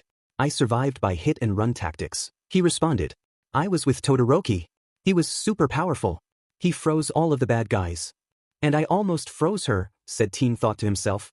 Where do you think I was? Yuga asked. So the guys we fought and Izuku? I still can't believe I'm saying this. They were nothing but small fry. Fumikage asked, completely unaware of Yuga. Yeah, they underestimated us because they were kids. Kashinari said, still shaking a little. Yuga turned towards another group. Where? He began, but everyone was still ignoring him. So All Might put the hole in the roof? Zero asked. Yeah, that power was crazy. Sato responded. Yuga turned towards Tsuyu. Where did you think I was? He asked her. Where? She responded. It's a secret, he shouted. The police officer returned from talking with the pros. Okay, I think it's best for the students to return to their classrooms for now, he said. We'll ask about what happened later. Sir, what about Aizawa-sensei? He was skirted away. One of the students asked. Well, he was surprisingly unharmed, but his eyes changed. Looking very closely, we could see a transparent layer of tissue over them that acted like another set of eyelids. He's undergoing tests at the hospital now. Meanwhile, at the hospital, so Eraserhead, we finally got the DNA results. And you truly are Eraserhead. The doctor said. Aizawa sighed. Why the doubt? He asked. Well, when someone grows an entire new part to an organ like that, especially when security was breached, we have to make sure that you're really you. He nodded. That is rational, but why DNA tests? Why not use knowledge only I would know? The doctor chuckled. Well, according to Present Mike, you'd react violently if we're threatened to kill your cats. The mere mention of such an act made Aizawa's capture scarf wave in the air. Demon right I would, he snarled. Well then, you'll be able to resume teaching tomorrow. The doctor said. What about 13? Mina asked. 13 has been treated. She suffered a few minor injuries, but she will survive. Mina breathed a sigh of relief. All Might will also be alright. Recovery Girl is seeing to him now. Deku? Uraraka asked. What about Midoriya? I saw him unconscious. Ida shouted. The class flinched at that. Midoriya? Oh, the green-haired kid. He's fine. All Might told me personally that he's just tired and in a deep sleep. He should wake up in about 24 hours. The class breathed a sigh of relief. Thank goodness. Uraraka exclaimed. Ida also nodded. The rest of the class smiled as well. Now then, you should all return to your classroom, the officer said. Then he turned to an officer with a cat's head. Sansa, I also have business in the nurse's office. I'll leave the rest to you. Yes, sir, he saluted. It's a cat. Mina asked. Apparently. Uraraka answered. Back in USJ, Snipe, Midnight and Nizu were still talking. We're going to need to make several drastic security changes, aren't we? Nizu asked. Yep. Snipe confirmed. A warping quirk is very rare, but for a villain of all people to have one, Midnight said, her words trailing off. Detective Tsukachi, a police officer, told the other officer who had been talking to the students. Yes, the now identified detective asked. We found what is thought to be a villain captured in some trees in the school grounds. How is it? He asked. Well, it's docile and not resisting capture, so that's a plus. It's also not responding to any of us, so it might be mute. Just then, Midnight and Principal Nizu came walking out. Principal Nizu, the detective called. I'd like permission to cover every square inch of the school grounds just to be safe, he requested. Of course. Nizu said, spreading his arms. Some people might complain, but you police officers have more authority. Investigation is what you're good at. I'm counting on you, he finished, paws clenched. The detective nodded. Teams, prepare for the investigation of the entire school, he ordered. The sun was already setting when the students made it back to UA. In the nurse's office, Toshinori was sitting on a bed while Izuku slept. Due to the circumstances, I can't really blame you for what happened. Recovery Girl said. Toshinori nodded. Without Midoriya's boost, I think I would have shortened my time limit by a considerable amount, he admitted. Recovery Girl nodded. You should have told me the messier aspects of his quirk, she scolded. I know, but I didn't think he wanted people to know. At least you could have told me about the healing abilities, she reprimanded. Those didn't exist until today, to the best of my knowledge. As far as I can tell, his quirk grows more powerful the more people he consumes. He was shot in the head during training, but his tendrils consumed the monster who did it. He then took on the man's form and spoke with his voice, knowing what that man knew. He told me that he couldn't do that before. He had lied about his quirk, but by then there was no reason to lie. Recovery Girl gasped. An evolving quirk? She asked. I know. It's like one for all, or all for one, he finished. Recovery Girl nodded. How many people did he consume today? She asked. He shrugged. I'd guess around 10, he answered. So, did you notice any changes? Well, according to one of the villains, he ran straight up a vertical surface like it was horizontal. I can confirm that he can turn his entire right arm into a massive blade, but he doesn't know how to use it. His jumping abilities seem to have gotten an increase as well. Recovery Girl began writing that down. What do you think his upper limit of evolving is? She asked. I have no idea, and with one for all thrown in, he shook his head. I don't think there may be one. The elderly woman finished writing everything down. Do you think he might be a threat to society? She asked. Yagi shook his head. Even when he had apparently lost most of his higher brain functions and inhibitions towards using his quirk, he identified his friends and teachers. He called Aizawa Hunter and used the name Apex for me. He seemed confused to why his friends thought he would harm him. So no, I don't think there's a risk. She wrote that down as well. We're going to have to ask him about that when he wakes up, she instructed. Toshinori nodded. Excuse me, another voice rang out. All Might proceeded to cough up blood in surprise, although he noticed it was significantly less than usual. Tsukachi, you're here too? He shouted. It's been a while, All Might. Tsukachi responded. Can you give me a report on what happened? Wait, please tell me what happened to Aizawa. That's Eraserhead, the students, and 13. Tsukachi chuckled. Eraserhead is fine. Better than fine, actually. You see, he now had a layer of transparent tissue beneath his eyelids. It can, as far as we can tell, keep his eyes open indefinitely without any issue. 13 is fully recovered, and the students only have a few light injuries, and one of them is unconscious. Don't worry, it's just a minor concussion. All Might breathed a sigh of relief, and then perked up again. W8. What was that about Aizawa? Recovery Girl nodded. He managed to grow some sort of tissue that allows him to never have to close his eyes. His quirk can be used indefinitely. We still have no idea how that happened. Toshinori turned and looked at Izuku. I think I know what happened, but I'm not going to confirm until I hear it from him, he said. Tsukachi nodded. If it wasn't for you three, the students would have died. That's where you're wrong. They also fought for their lives. I don't think there have been any first-year students who have been exposed to a real combat situation so early, survived, and learned about the career they're soon to obtain. The villains were stupid. The class is strong, and they will all become strong heroes. There was a P-Arginin-T pause. I'm sure of that. Consciousness came to Izuku slowly. It was an in-and-out sort of thing. However, he eventually managed to pull himself up. He felt full. There was zero hunger tugging at him. It was always there in some way, but now, he screamed. If he felt the way he did, that meant that he'd killed countless people. Mina? Uraraka? Ida? Kirishima? Kaken? He started going on a list of his classmates, but before he could finish, the curtain across from his hospital bed was yanked to the side. It was All Might in his skinny form, but still. All Might, he gasped. The symbol of peace chuckled. How are you, young Midoriya? He asked. What happened? Was his question. The skinny man shook his head. So you don't remember anything? He inquired. No. Izuku stuttered. Don't lie to my young Midoriya. Do you remember anything? He repeated. Izuku shook his head, tears in his eyes. No. The last thing I remember is eating a villain about to Arbisu. Oh god, did I eat her? Did I eat any of my classmates? Did I dash? All Might put a hand to his mouth. Fuff, he exclaimed, still shocked at the hand on his face. Calm down, young Midoriya. And as for an answer to your question, no. None of your classmates were harmed by you. Izuku breathed a sigh of relief. But what about the villains? He asked. All Might sighed, dreading what he'd have to say next. There were 74 villains who attacked. 2 escaped. 62 were captured. That leaves 10 unaccounted for, he said. Izuku turned green. All Might grabbed a bucket while Izuku hurled. Since there was nothing in his stomach, the only thing that came up was bile. T10, he whispered. All Might nodded. The only thing left of them were various bloodstains. IIK killed TD them, he stuttered. Hey, you didn't freak out this much back in training. Toshinori said, trying to calm his student. I did when I got home. I hadn't had time to digest it. Interesting choice of words there, Yagi chuckled. Izuku then paled. Oh god, why did I choose that? He asked himself. The 8th holder of One for All shrugged. I don't really care. However, there are a few things we need to talk about, he said. Izuku had a confused look on his face. Like? Izuku asked.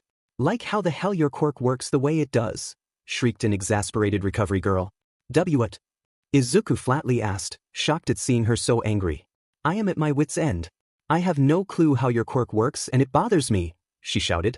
I noticed, Toshinori deadpanned. You be quiet, she scolded at him. He obliged. From what I've seen and what I've been told, your quirk evolves. Evolves. It's not like the evolution of One for All, but like an organism. It changes with stimuli, not over time. She threw her hands into the air. And when I tired to draw blood, this is what came out. She held a vial of black ooze with red light flashing through it. And when I put it under a microscope, I couldn't see anything. So I had to grab an electron microscope, and you know what? Every FNG part of the goo that came from you is a virus. And I know for sure it wasn't like this when you enrolled. I had given everyone a blood test after the first day, and you. Normal. Blood. Wow. She's really upset. Izuku thought to himself. Calm down, recovery girl. You're scaring him, Toshinori said. I'm sorry. It's just that your quirk is so unique. Aizawa was able to erase it a few days ago, but who knows now? What do you mean? He asked. Well, according to Tsu, you were crushed by a boulder and turned into a black goo, not unlike what your blood is now made out of. So, I think your quirk has officially become a mutant quirk. But it doesn't affect my appearance. Izuku stuttered. It affects your entire body and you can't turn it off. Recovery Girl stated. I guess so, he muttered. And what of the evolutions? Toshinori asked. Young Midoriya probably doesn't know about the new ones. And new ones? He asked. Recovery Girl nodded. According to eyewitness accounts, you were jumping around twice as far as you could the day before, sprinting up vertical walls like they were horizontal, and your entire right arm turned into a massive blade. However, you were unable to wield said blade effectively. Also, you were able to heal people, she said, reading off notes while Izuku grew paler. Now, if you'll excuse me, I have to go attend a meeting. I'll leave you two alone. Yagi stated, leaving the office. He gave one final thumbs up to his heir before leaving. The police have been investigating the group that calls itself the League of Villains, and there is no mention of a villain with the name Shigaraki Tamura, Detective Tsukachi read off of the report. It is the same with the villain called Kurojuri, with the warping quirk. They are probably using false names and may not even be citizens. In other words, these are people with unregistered quirks who are in the underbelly of society. In other words, you don't know anything. Vlad King stated. Then we must hurry. Once Shigaraki's wounds heal, the League will definitely try again. The ringleader? Toshinori asked. What is the problem, All Might? Nizu asked. His attack was a bold move. In fact, most people would never carry it out even if they thought of it. He went on and on with his statements, and never mentioned his quirk while bragging about Nomu's quirk. And he became visibly upset when things didn't go his way. Even so, it was foolish to throw away the advantage of having an unknown quirk like his did. Nizu responded. He also made immature statements with a straight face and bragged about the things he had. He expected everything to go his way. Thus, my opinion of him is that he is a man-child. A child with power, Vlad muttered. Could it be that he never received quirk counseling? Midnight. Toshinori shook his head. That may be the case, but depending on the counselor, that could have led to his path directly or just have not affected it. Everyone turned towards the skinny man. What do you mean? Tsukachi asked. All Might sighed. Young Bakugou told me that both he and young Midoriya went to the same elementary and middle school. The counselor there threw flattery at young Bakugou, telling him that he could basically do what he wanted and that his quirk was perfect for heroics. Young Midoriya, on the other hand, got nothing but emotional, and in at least one case, physical abuse from the man. Everyone gasped. Apparently his medical records showed an extra toe joint, in spite of him having a quirk. The extra joint was seen as proof of quirklessness, and almost every teacher and student bullied him for his apparent lack of a quirk. They have no idea how lucky they were, Aizawa grumbled from his seat. Agreed. Young Bakugou mentioned that he was constantly afraid Izuku would snap from the bullying at some point. All Might said. And how do you know all of this? Nizu asked, rage building in him. I asked Bakugou after young Kirishima mentioned that young Bakugou knew about young Midoriya's unique abilities. And he never felt the need to tell us? Midnight. Young Midoriya lied to my face about it when we first met. You all know about how people with incredibly different quirks can be seen, especially you Principal Nizu. All Might gestured to the hyper-intelligent animal. I think that his life would have been filled with people constantly calling him a villain in the making at least, which may actually lead to such a career. It happens. And with how Midoriya quirk grows when he eats. Grows? Nizu asked. It mutates whenever he consumes humans. He gained 3 powers in the USJ and improved another, he explained. Everyone stared. An evolving quirk, Aizawa breathed out. Wait, what was that about eating people? Vlad asked. All Might sighed again. Young Midoriya's quirk is, as I mentioned, unique. It morphs his body at will, and it makes him fueled by any large source of meat, although for some reason humans are the preferred fuel.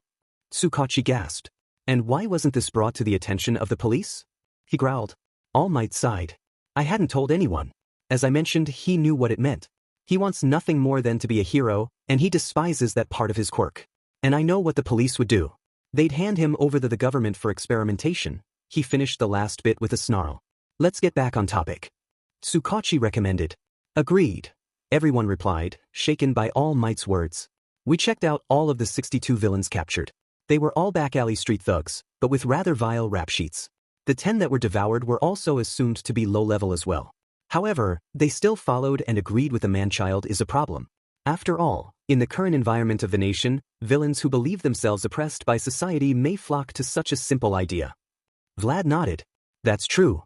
There are a lot of people here who don't know what to do with their quirk, Snipe mentioned. That's also true, but there were so many there who, according to reports, knew how to hurt people, Midnight observed. Well, it's thanks to you heroes that we in the police have been able to gather all of this data. We'll expand the search and attempt to arrest the perpetrators. But still, a man-child. Nizu muttered. He's like our students in some way. If there's someone out there who's backing him while cultivating that malice, he trailed off. Toshinori's mind was racing. No. There's no way he could still be around. No one could have survived a punch like that. But still, it was the one who murdered my mentor and defeated all of the previous holders of One for All. All for One. UA was closed the next day, so Izuku managed to get home without seeing his classmates. He decided to call his dad. Izuku? Are you all right? Calmed the frantic response from his father. Dad, why is I'm all right? He stuttered out. A loud breath was heard. Thank heavens. To think that an attack like that would have occurred, at least you're okay. Yeah? Well, I'm physically fine. Dare I ask? His father inquired. There were 74 villains there. 2 escaped. 62 were captured. And the other 10, he didn't need to finish it. Oh, I'm so sorry, Izuku. I'm so sorry, his father muttered. Dad, it wasn't your fault. It was the villain's fault for attacking. At least, that's what All Might said. He's correct. His father seemed to have to force the words out. How have you been? He asked. Well, I've had to deal with incompetent staff for my whole life, but the most recent ones definitely take the cake. They can't follow simple orders, he growled. Then why don't you fire them? Izuku knew that was cold, but there had to be more qualified people. I can't. I've been assigned to watch over them and it would look bad if I got rid of them. Oh, well, good night, Dad. Good night, son. Izuku hung up, hoping his father was feeling all right. All for One was not feeling all right. Shigaraki had been complaining about things and Kurogiri wasn't able to calm him down. And to top it off, according to Kurogiri, they hadn't been told to spare his son or honorary nephew. He'd given Shigaraki the scolding of a lifetime for that, and he had lots of practice in that department. From getting his brother to take his monthly vitamin shots to getting Izuku to eat his vegetables to whatever, he knew how to scold without raising his voice. He didn't kill or dequirk them because his son was mostly unharmed. He was scarred, but he knew his son would become a better person from it. It worked with Katsuki Bakugou, and his son had a stronger will than the explosive blonde did. Classes resumed after a day. Hey, did you see the news? Hagakure asked, waving her hand around, not that anyone could see it. We were all on screen for a brief moment. Although I didn't stand out much, she muttered. That's true. Shoji replied. Well, it's hard to stand out when you're literally invisible. Ojiro sated. Man, the channels all made a big deal out of it. Kaminari replied, leaning back. I'm not surprised, although they decided to leave the more gruesome parts out, Kirishima replied, finally not stuttering. Can you blame them? The place where pros are made was attacked. Jiro responded, twirling her earphones. Who knows what would have happened if the teachers hadn't arrived when they did? Siro sighed, relieved that it had not come to that. There would have been a slaughter. Instead of 2 escaping, 62 captured, and 10 dead, it would have just been 74 dead. Bakugou shouted. You seem sure of that, Kirishima responded. Hey, you saw what Deku can do, the explosive blonde retorted. Point taken, the redhead responded. Said teen was just hiding in his seat, trying not to be noticed. But man, All Might was super cool. Sato shouted. He pushed back those super strong villains. Yes, his strength is worth wondering at. Fumikage said, tilting his head. And what of Midoriya? Ojiro asked. Bakugou snorted. Even when he was feral, he seemed confused at the idea that he'd be a danger to us. Momo nodded. He made a detour to save us from villains twice, and he showed no longing to harm us. Izuku, meanwhile, sighed in relief. Everyone. Homeroom is about to start. Sit down in your seats and cease talking. Ida shouted, bursting into the room. We're already in our seats, one of the students said. Shoot. Ida mumbled, visibly shaking. Don't worry about it. Uraraka replied, bubbly as always. Hey Tsu, is Aizawa gonna be here? Mina asked. Well, he did get checked out of the hospital yesterday, so probably. As if in cue, the door opened and he appeared. Morning, he said, his eyes looking less dry than they usually did. Sensei, are you all right? Ida shouted. I am fine. Actually, I'm better than fine. He said. How can that be? We saw you against that beast-like thing. Siro shouted. You can thank Midoriya for that. He managed to heal me and gave me a little gift. He pointed to his eyes. I now have a protective and water-trapping layer right above my eyes but below my eyelids. This new tissue allows me to keep my eyes open indefinitely. I don't think I should mention that I asked Santa for this for 3 years in a row when I was a kid. Everyone looked to the green-haired teen, who was just as shocked as everyone else. I did that? I knew I could heal but to add a new organ? He asked. Well, it sees that recovery girl was right in saying that you didn't remember anything. He then turned towards his students. But that doesn't matter. This is because the UA Sports Festival is drawing near. Is it safe to have such an event so soon after a villain attack? Jiro asked. What if they attack us again? Ujiro asked. The way people will think of it is that UA will be showing that our crisis management is rock solid in that we're willing to hold this event. Also, our security had been quintupled. And finally, the sports festival is a huge event. It's too large to be cancelled by a villain attack. After all, it's one of Japan's biggest events. It's taken over from the Olympics, as most nations don't send quirkless people to compete in those, he responded. And many pros will be watching for scouting purposes. Momo responded. After graduation, it's typical to join a hero agency as a sidekick. Kaminari explained.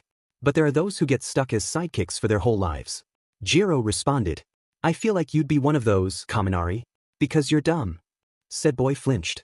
Of course, joining a more famous hero agency will grant you experience and popularity, Aizawa continued.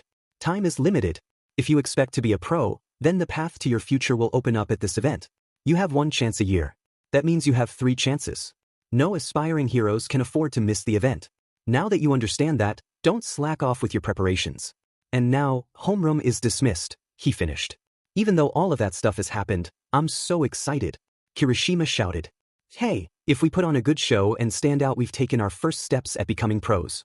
Siro piped up. It was worth coming to UA. Sato exclaimed. We only have a few chances. Therefore we cannot afford to miss this. Fumikage stated. Ojirio, I'm getting super nervous. Hagakure shouted. I need to stand out in the sports festival. But the pros might not notice you unless you try really hard, he said. Oh dear, what'll I do? I stand out just by standing still. Yuga shouted. The scouts won't be able to take their eyes off of me. Right? He asked Koji, who furiously nodded. You're lucky, Shoji. Your brawn really stands out on your own. Kaminari said to his friend. There's no reason for that unless I can show them my usefulness, he replied. I think you'll stand out plenty, especially when you overuse your quirk. Jiro mocked. Everyone's so into it, Izuku stammered. You're not. Ida then stood up, arms wide. We enrolled here to become heroes, so of course we get fired up. He exclaimed. You didn't see what happened when I get fired up, Izuku stated. He's right, Ida. Also, you have a weird way of getting fired up. Tsuyu stated. How can you not feel the same, Midoriya? Ida demanded. Well, when I get fired up, things happen. Ask anyone here, he stammered, repeating what he had just said. Deku. Ida, a voice growled. They turned to see. Let's do our best at the sports festival. Uraraka was growling. And frankly it scared Izuku. Uraraka. Your face, he shouted. What's going on? Mina asked, popping over. You don't look very carefree, even though that's what your name means. Mineta began, but Tsuyu had anticipated the move and blocked it with a counter-move of her own. A beach slap with her tongue. Uraraka planted her foot on the ground and raised a fist into the air. Everyone, I'm going to do my best. Yeah, the classmates closest to her shouted.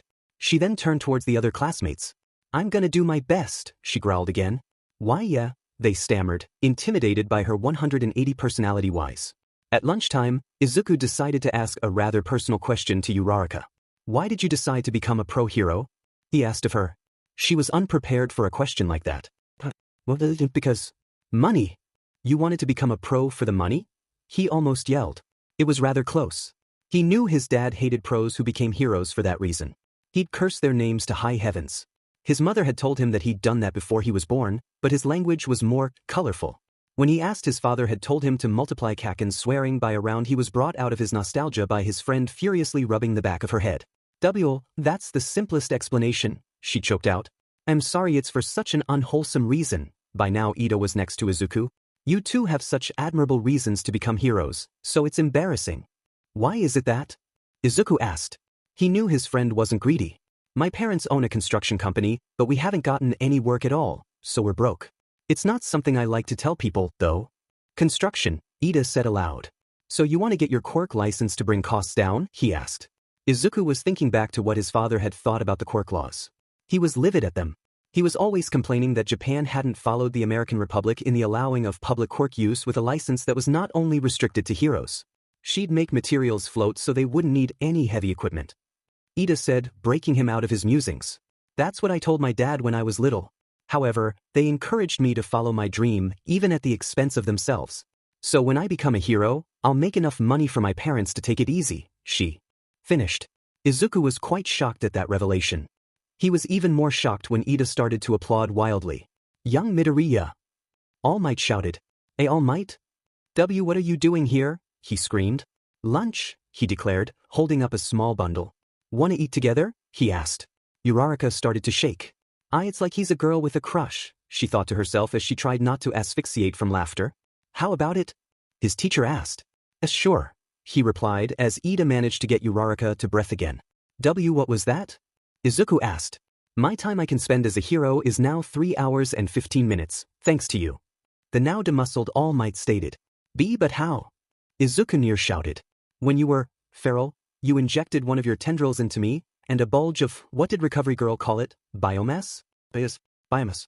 A bulge of biomass went out of it instead of in. It was injected into me, and it forced my body to regenerate. It hurt a lot, though, he finished, rubbing the back of his head. Oh, that's how I heal people? Izuku muttered. His teacher nodded. Have some tea, Toshinori said, handing a cup to his protege. More importantly, I brought you here to discuss the sports festival. You still can't control one for all, can you? He asked. Izuku shook his head. You'll have to rely on your quirk. Does it have a name? He asked. Izuku nodded. My dad came up with it. It's called Blacklight. It's based on the virus from Prototype. A fitting name. Toshinori said. Well, you'll have to rely on it. After all, you shouldn't break your limbs. Yagi said. You know about how durable I am from what Recovery Girl said? But besides that, it only takes around 15 minutes for my fingers to recover from using one for all naturally, and that was before the USJ incident. I'll have to test it out at home, he said. All Might was stunned. I knew you could heal fast when you had to, but to think your quirk gives off such a passive regeneration, he trailed off. Anyways, my time as the symbol of peace is nearing its end, even with the boost you gave me. And many with villainous intent are beginning to realize it. Izuku stood up in shock. I granted you my power so you can succeed me, he said, arm outstretched. I'm certain that you feel the same way you did when we started training, right? Izuku nodded. The sports festival is an event where everyone, including pros, are watching closely. This is what I came here to talk to you about. I want you to show yourself to the world, so everyone knows that a new symbol of peace had been born, he shouted. You know about the intrinsics of the sports festival, right? Toshinori asked. Of course. Izuku replied. The business, general, support and hero courses come together and fight through preliminary games of different types, based on class year, and then those on the top face off in the finals. It's basically a round robin based upon grade. Correct. Yagi shouted. That means that you have to sell yourself to the public with everything you've got. He exclaimed. Alright. Izuku muttered. And then Toshi coughed up blood and toppled over, bringing the couch he was sitting on with him, shocking Izuku so much that spines grew out of his back, just like when he fought against the slime villain. I mean you're correct. But it's honestly kind of hard to get completely into it right after what happened. All Might is already teaching me, so I'm not as motivated to stand out at the sports festival. In the first place, my standing out involves my tendrils popping out, which might send most of my class into a fit of fear. Also, according to All Might, I instinctively recognized my classmates as allies and not prey, but that probably will not be the case with the other students. You are the best at speaking nonsense. Toshinori screamed, spitting blood again. And nonsense? And you heard all that? Izuku asked in shock. There are those who are aiming for the top and those who aren't. This little difference in attitudes is key once you go into the outside world. That muttering is giving me flashbacks to my fight with All for One. Why is this happening? He thought. I understand how you feel, and I admit this is more for my benefit than yours, but don't forget that feeling you felt at the beach, he said, dismissing Izuku. As Izuku turned to leave, Toshinori noticed something. Izuku? Your quirk is acting up. You have rippling spines growing out of your back. Izuku turned his head as far as he could, and his eyes widened. Oh no. Am I uniform? He stammered. I'll get you a new one. However, you can use that as a flashy technique. Also, it adds a bit of protection. Izuku nodded and left. After classes, the students of Class 1A found themselves trapped by a massive horde of students from other classes. What is this? Uraraka stammered. What business do you have with Class A? Ida asked. We can't get out. What did you come here for anyway? Mineta screeched. They're scouting the competition, small fry. Bakugou snarled. We survived a villain attack and one of us even took 10 of them to an early grave. They want to check us out before the sports festival. Mineta was shaking while pointing at Katsuki. That's Kaken in neutral, Izuku explained. Bakugou had now reached the front of the throng of students blocking the door. There's no point of doing this kind of CRP. Bakugou stated to them. Get the F out of my way. He snarled. I came to see what Class A was like, and it seems like you're disappointingly arrogant. Are all students in the hero course like this? A purple-haired teen with tired eyes asked. Izuku, Ida, and Uraraka shook their heads violently. Bakugou looked personally insulted. This is making me disillusioned. He looked down while rubbing his head. Then he looked up. Several of us from the general course and the other courses couldn't get into the hero course. Did you know that? He asked. Bakugou growled. The school has given us another chance. You see, depending on the results of the sports festival, we may be transferred to the hero course. Of course, the opposite could happen to you. That last bit made Izuku, Ida, and Uraraka gulp. You think we're all scouting the enemy?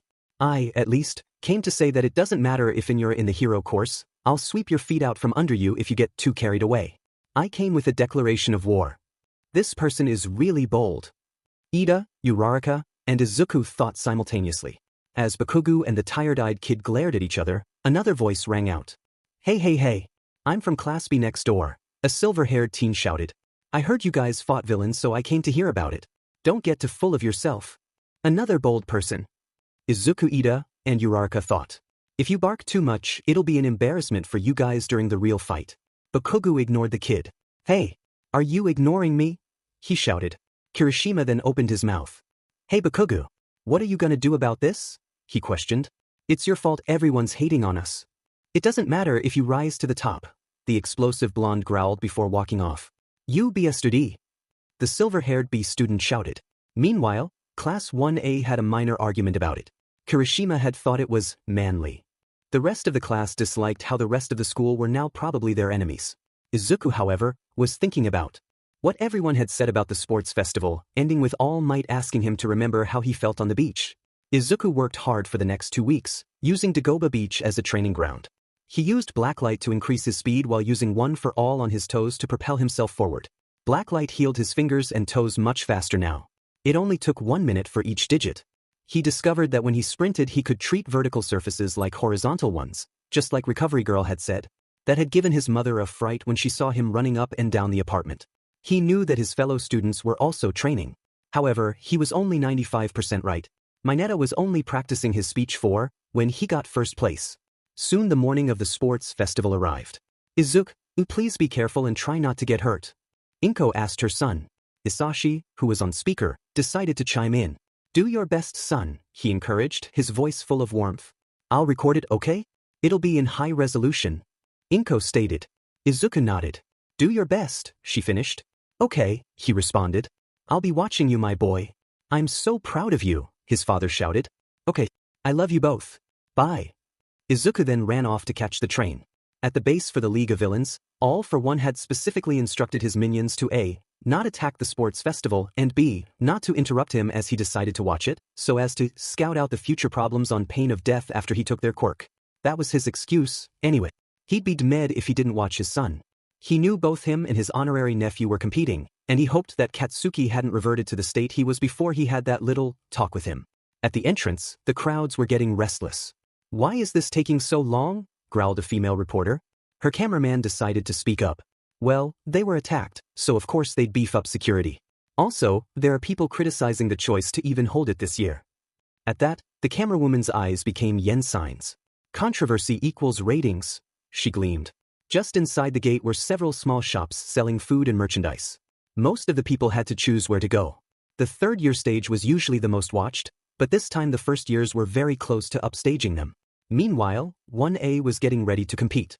Aw man, I wanted to wear my costume. Mina complained. We can't. It's in the interest of fairness. Ojiro responded. I wonder what the first round will be this year? Sato asked aloud. No matter what it is, we're going to have to deal with it. Fumikage stated with certainty. Right. Shoji responded. And then Ida opened the door. Everyone, are you ready? He shouted. We will be entering soon. Midoriya. Todoroki said. Izuku turned around. Todoroki? What is it? Looking at things objectively, I think I'm stronger than you. At this, Bakugou started laughing aloud. Dream on icy hot. You're pathetic compared to Deku. We all are. Todoroki turned. What makes you say that? You remember USJ, right? Bakugou asked. Of course. Todoroki replied. You really think you'd live if Deku decided to kill you? Indeed. However, back to the topic. All Might has his eye on you, right Midoriya? Izuku gasped. I'm not trying to pry about that. But I'm going to beat you, he stated emotionlessly. Oh, what's this? Is the best in the class making a declaration of war? Kaminari asked, trying to fight down the mental image of Izuku ripping Todoroki to literal shreds. Kirishima put his hand on Todoroki's shoulder. Hey, why are you trying to pick a fight? You don't know who you're talking to, right? He clearly remembered what happened to those Izuku decided were his enemy. We shouldn't make enemies of each other just before the start. We're not here to make friends. Todoroki retorted, pushing Kirishima's hand off of his shoulder. So what does it matter? He asked, walking off. Izuku decided to speak up. Todoroki, I don't know what you're talking about when you say you'll beat me, and of course you're better than me. After all, your quirk doesn't depend on murder. I think you're more capable than most people, looking at it objectively. And Midoriya, you shouldn't look at this so negatively. I mean, a look at your quirk. Kirishima started nervously. But everyone, the students from the other courses are aiming for the top with everything they've got. I can't afford to fall behind, so I'll be going for it with everything I've got as well. Yeah. Todoroki casually said. Bakugou scared. If Deku went all out you'd be lucky to live, he grumbled. Out in the stadium, Present Mike turned on the screens. HI, he shouted. He got roaring applause from the audience. Pay attention, audience. Swarm, mass media. This year's high school rodeo of adolescence you all know and love, the UA Sports Festival, is about to begin. Are you ready? It's time for the students to enter the first year stage. And with that, Class 1A walked out. The UA Sports Festival. The huge battle where fledgling heroes yearly sharpen their swords. At an end here they are. These students managed to survive a literal villain attack. Their hero Class 1A. The audience roared. By now, Izuku was beginning to panic. There are so many people, he said to himself. He also felt the familiar hunger rising up. Apparently 10 wasn't enough for his appetite. Then again, it had been 2 weeks. Will we be able to give our best performance when we're being watched by so many? Ida asked aloud. Is this also essential hero training? Ida asked as a follow-up question. Hey, are you nervous, Bakugou? Kirishima asked. Heh, this is just getting me more into it, he growled. This class has not been given much airtime, but they also have talent. They are Hero Class 1B. Next up are the general studies of classes C, D, and E. The support classes of F, G, and H are also here. And finally, the business classes of I, J, and K. All of UA's first years are here now. By now, the students were all in one huge group, with Midnight, in her unorthodox uniform, complete with a cat o' nine tails. All right, time for the player pledge, she shouted. The crowd cheered for obvious reasons. What is Ms. Midnight wearing? Kirishima declared.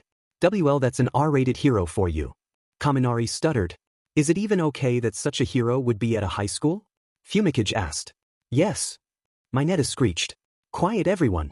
Representing Class 1A is Katsuki Bakugou. All of 1A paled. This is gonna SCK, was the common theme. Said explosive blonde, however, just calmly walked forward. Class 1A waited for him to do his usual, you can all eat my dust type of thing, but instead he just stood there for a moment. Well, this is an unexpected surprise, he calmly stated. I wasn't aware that I'd have a speech to give. So, let's keep this short. I want to see what everybody's got. He was yelling now. Give it your all. Cheers went up from the students. Some of us have quirks that are flashy, some have subtle quirks, and some of us have quirks that are downright terrifying. However, here, we should remember that we're all training to become part of the hero industry. Good luck. And with that he walked off the podium. Wow, Kaken, I wasn't expecting that. Izuku said. Well, I figured saying you all can kiss my butt wouldn't be a good way to start. You mean like how? You told Midoriya not to eat butt? So you calmly asked. The class chuckled. Sho, what did I eat? Katsuki screeched in rage. Midnight cleared her throat. Now then, let's get started right away. UA does everything right away, doesn't it? Uraraka asked Tsuyu. Meanwhile Midnight kept talking. The first round is what you'd consider a qualifier. Every year, many students drink their tears due to this first round. This year it's, a roulette will spun. An obstacle race, she declared after it stopped. All 11 classes will participate. The length of the race is the outer circumference of the stadium, which is about 4 kilometers. Our school's selling point is freedom. It doesn't matter what you do, as long as you stay on the course. Now then, take your places everybody. Izuku wasn't in the front, but he noticed that the first part was pretty narrow. I'll have to G vertically, he thought to himself. Start. Midnight shouted as the lights went off. The horde of students rushed forward. Okay, here's the play-by-play. Are you ready to do the commentary, Eraserhead? Mike asked. Why am I here? Aizawa groaned. Let's get started right away, Mike said, ignoring his fellow staff member. This part that the students are facing. Meanwhile, the students were tightly packed together. Izuku, however, jumped onto the side of the wall and sprinted. And Midoriya is running on the wall? Since when could he do that? Mike shouted. He's full of surprises. Aizawa deadpanned. And then Todoroki decided to weed out the competition by freezing as many people as he could to the ground. Of course, several students managed to avoid that.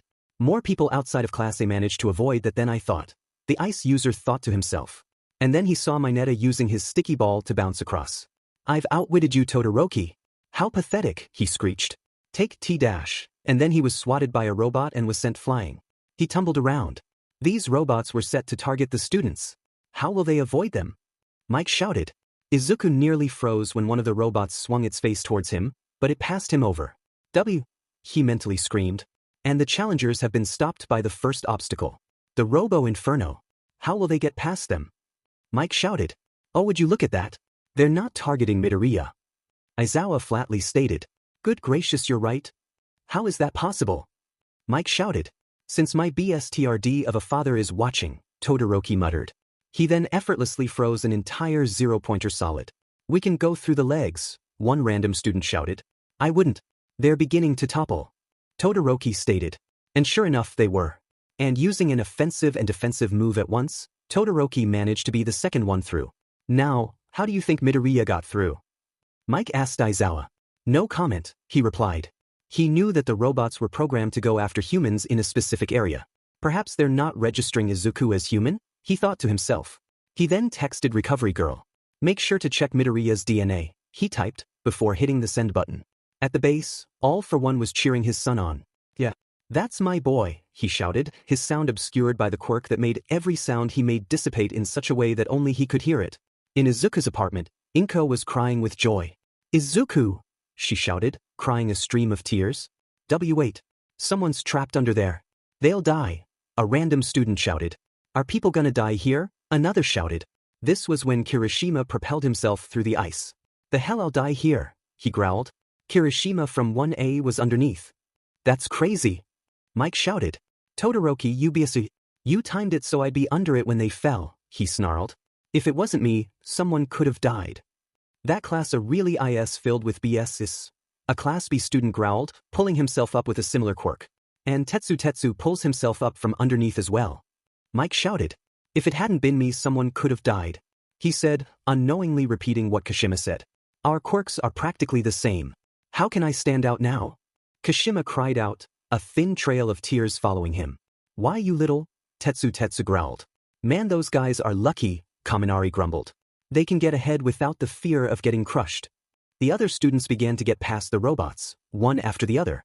As expected, the group in the lead is mostly composed of Class 1A. Snipe mentioned. Class B and the other courses aren't doing so bad either. Toshinori stated. Class 1A doesn't spend that much time standing around. Aizawa mentioned to Mike. Those who experienced firsthand the world above them at USG, those who had fear planted in their hearts, those who dealt with it and pulled through, they're using their experience to drown out their hesitation, he finished. Meanwhile, Izuku was weaving around the robots, with Todoroki close behind him. I can't rely on one for all right now, he thought. He then saw a bunch of the robots he passed go down due to explosion. Kaken, he thought, only for the smoke to clear, revealing that Momo had created an artillery cannon. She defeated the zero-pointers with no trouble. No wonder she got in on recommendations, he thought to himself. The zero-pointers here are enemies to defeat, not to avoid here. Therefore, the students are beginning to see openings. Snipe said. My oh my. Look at all of those getting through the first obstacle. But what about the second? Mike shouted. If you fall, you're out. If you want to cross, you'll have to crawl. The fall, he finished. Izuku noticed this and coiled biomass into his legs. He quickly discovered that his jumps easily cleared the gaps. He didn't see what the others did, though. A lot of people are working hard for their chance, aren't they, Eraserhead? Mike shouted. What are you idiots stopping for? Eraserhead growled as most of the students weren't moving. Todoroki just used his ice to slide over, managing to inch past Midoriya. And Todoroki takes the lead. Mike shouted. In the stands, the fans were conversing. Wow, he's making it look easy. And look at that quirk. It's so powerful, one said. That's to be expected. He's Endeavor's son. The blood of the second-best hero flows through his veins. They'll be fighting over who gets him as a sidekick, another shouted. Back at home, Inko was cheering for her son. Izuku, she muttered. At the base, All for One was watching intently. Come on Izuku, don't let him win, he muttered, fighting down the urge to vomit at the thought of Endeavor spawning. And now we're getting to the third and final part of the obstacle race. The reality of this one is that it's a literal minefield. Mike shouted. You can tell where the mines are if you look carefully. Therefore you have to use your eyes and legs. Please note that these landmines aren't so powerful as to kill you, but they're loud and flashy enough to make you wet your breathes. That depends on the person. Aizawa muttered. A minefield? Izuku thought to himself, instinctively slowing down. Students began to fly upwards as one after another stepped on the mines. I see. They're trying to put those in the lead at a disadvantage. Todoroki thought to himself as he slowly made his way across. Bakugou was just flying over the field, using his explosions to propel himself. This pansy butt trap doesn't affect me, he snarled. He then passed Todoroki. Don't declare war on the wrong person you BS'd, he screamed, taking the lead. And we have a new frontrunner. Rejoice mass media. This is the kind of development that you love. And look at that. The rest of the pack is also speeding up. Mike shouted. Sure enough they were. And the top two are fighting each other while they run. But where is Midoriya? Izuku, meanwhile, noticed that he was falling behind. It's a long way up, he thought to himself. Is there any way to catch up? He suddenly had an idea. Maybe he could use the explosions? Okay, now I need a shock absorber, he thought. He then looked down at his hands. Come on, think. I have claws and a sword. I need a shield. He forced biomass into his arms, and they began to expand.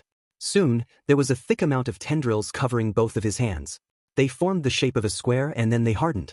Izuku realized that he didn't feel anything there. Sorry Kaken, but I'm using your idea, he mentally growled, slamming his new shield into the ground. This set off a lot of mines. Whoa, there's a huge explosions at the back. Mike shouted. And Izuku shot out, riding his new shield. What? Toshinori shouted. Was that an accident, or did he do it on purpose? And Midoriya certainly didn't have that before. Mike shouted, pointing to the black shield. He's using the blast, he shouted. And then he flew over the leaders. And Midoriya is back in the lead. Oh my god. Mike was screaming now, and the only thing that kept him from accidentally activating his quirk was Aizawa erasing it. And the two formerly in the lead are now no longer fighting each other. Mike commented. I'm slowing down. Izuku thought.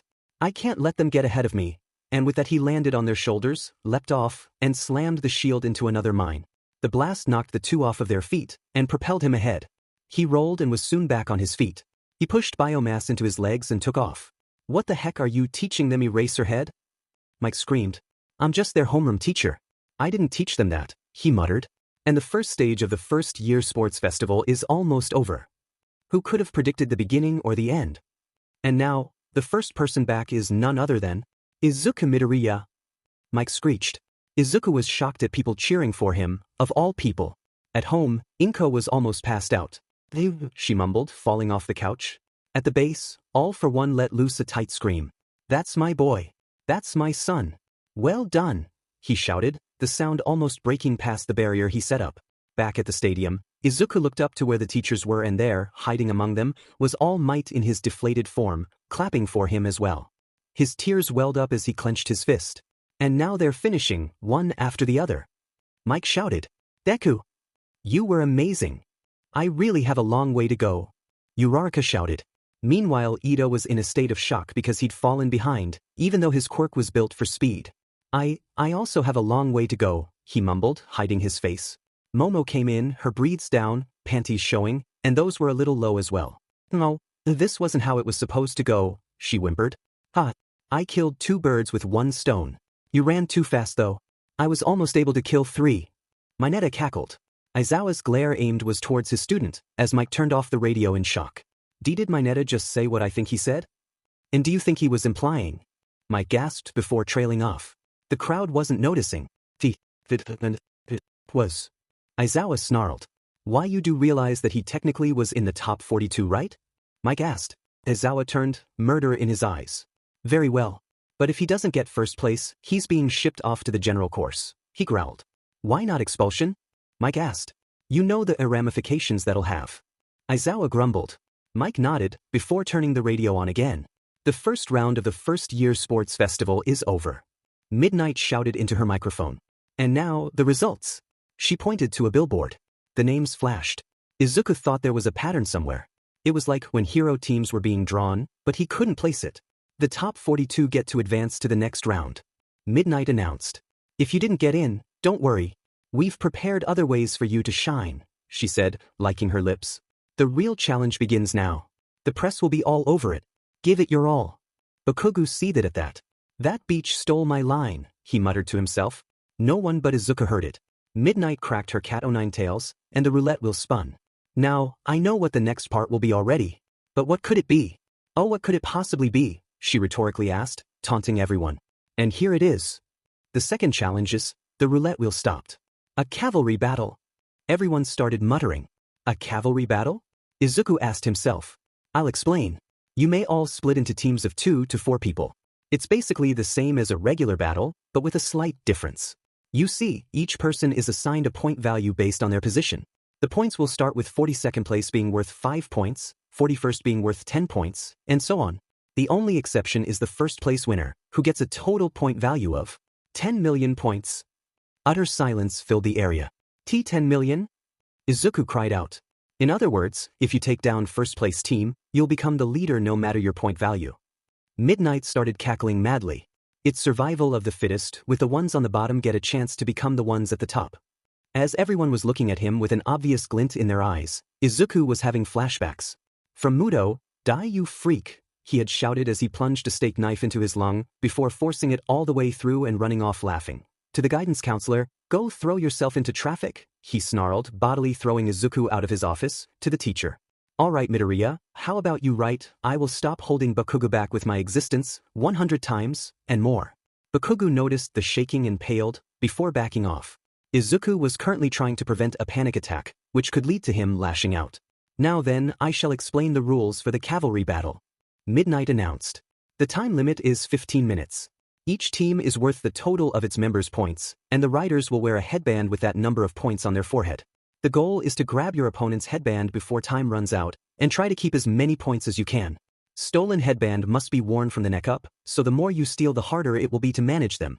Also, even if your headband is stolen, or if your team falls, you're not out. That means that there will be a round, Momo began. 10 to 12 teams on the field at all times. Sato finished. That's tough. Yuga said from in front of them. Before anyone else could speak, Midnight cracked her WHP again. This will be a cruel fight in which you will all be allowed to use your quirks, but it's still a cavalry battle. You'll be disqualified if your attacks are just attempts to make other teams fall. And now, you have 15 minutes to build your team. Start, she shouted as the hologram changed to a timer. Okay, points don't matter for me, so I'll need that person and that person. Izuku thought to himself. Everyone was trying to team up with Bakugou. It annoyed him. However, he knew who he needed. I don't even know what quirks you all have, he lied. I understand not knowing Class B's quirks, Mina muttered. But you don't know ours. How self-centered can you get? Sato demanded. And then Kirishima came over. Perfect, he thought. Hey, Todoroki has already chosen his team. Team up with me, Bakugou. And why should I? Bakugou asked. You're gonna be the rider, right? So you're gonna need someone who can take your blasts. He then activated his quirk. You read my fucking mind. Katsuki responded. Izuku noticed Shoji reluctantly teaming up with Mineta, and after his stunt with Momo he couldn't blame him. Mineta had gone way too far, and for the first time he was truly considering whether devouring someone would be best for society. And he was thinking this without the hunger in mind. He quickly shook the thought out of his head. He'd never eat for sport. Also, he had to deal with the fact that everyone was intentionally ignoring him. Ahojiro, he began. Sorry, the tailed boy said, slinking off. No one wants to keep the points for the full game, Izuku thought to himself, on the verge of tears. And I can't use my quirk at full capacity as it'll just lead to a bloodbath. Deku. Izuku slowly turned his head towards Uraraka. Let's be a team. Cue the waterworks. In fact, she had to turn away. Uraraka, he bawled. Are you sure? Is it okay? He stammered. If we run away the whole time we'll win, right? She asked, rubbing the back of her, now dripping wet, head. The waterworks abruptly stopped. I think you're overestimating me, Uraraka, he stammered. Like I would, she said, fist raised. I remember you, SJ. Oh, yeah, he murmured. Besides, it's best to team up with those you get along with. His heart clenched. Said she likes me. Are you alright? Uraraka asked, concerned. Oh, it's just that you're so bright I can't look at you clearly, he muttered. Actually, I wanted to team up with you as well. After all, it's best when you can easily communicate with your teammates. Izuku nodded. He turned to Ida, but noticed that he'd already joined with Todoroki. This is perfect, a female voice cried out. Said person then used anti-gravity boots to quickly hover over. Team up with me, person in first place, she demanded, right in his face. Too close. Izuku screamed. Who are you? The girl chuckled at that. I'm Mei Hatsum from the support course. I don't know who you are, but let me use your position. She's honest. Izuku thought to himself. If I team up with you then I'll be on the team that has the most attention, which will allow my super cute babies to be seen by the big companies. What are you talking about? Uraraka yelled, before noticing that Mei was just focused on Izuku. She then opened a chest from somewhere. The support class develops the tools you heroes use. I have a ton of babies so I'm sure you'll find one you like. Izuku zoomed in on one in particular. I made this based on a certain hero's backpack, but I added my own personal touches. Mei declared. Are you talking about the Buster hero, Air Jet? Izuku asked. Mei chuckled. I like him too. Izuku babbled. Really? Yeah. His agency's close, so I've toured it. I see that they're already getting along, Uraraka thought to herself. Izuku was also thinking. Not being able to team up with Ida was a major blow, and most people have already teamed up already. However, that doesn't matter. I know who I need, and is he? Yes. Izuku began to confidently walk towards Fumikage. Hey! A loud blaring sound soon rang out. Okay, it's time to start. Midnight called. Eraserhead, wake up. Mike shouted, poking his friend. And after 15 minutes to team up and strategize, there are 12 cavalry teams on the field. They are quite interesting. Aizawa murmured as Mike riled up the crowd. Izuku definitely tied the headband on his head. Uraraka? Yes. Mei. He. Fumikage. Yeah. Then all right. The countdown to the battle royale. 3, 2, 1. Mike shouted. Start. Midnight declared. And then, all hell broke loose. Almost immediately a team rushed Izuku. It was that kid who had a near-identical quirk to Kirishima. It's a battle for the 10 million, he screamed. A team made up of his fellow classmates was also running towards him. We'll be taking that, Midoriya, Toru declared.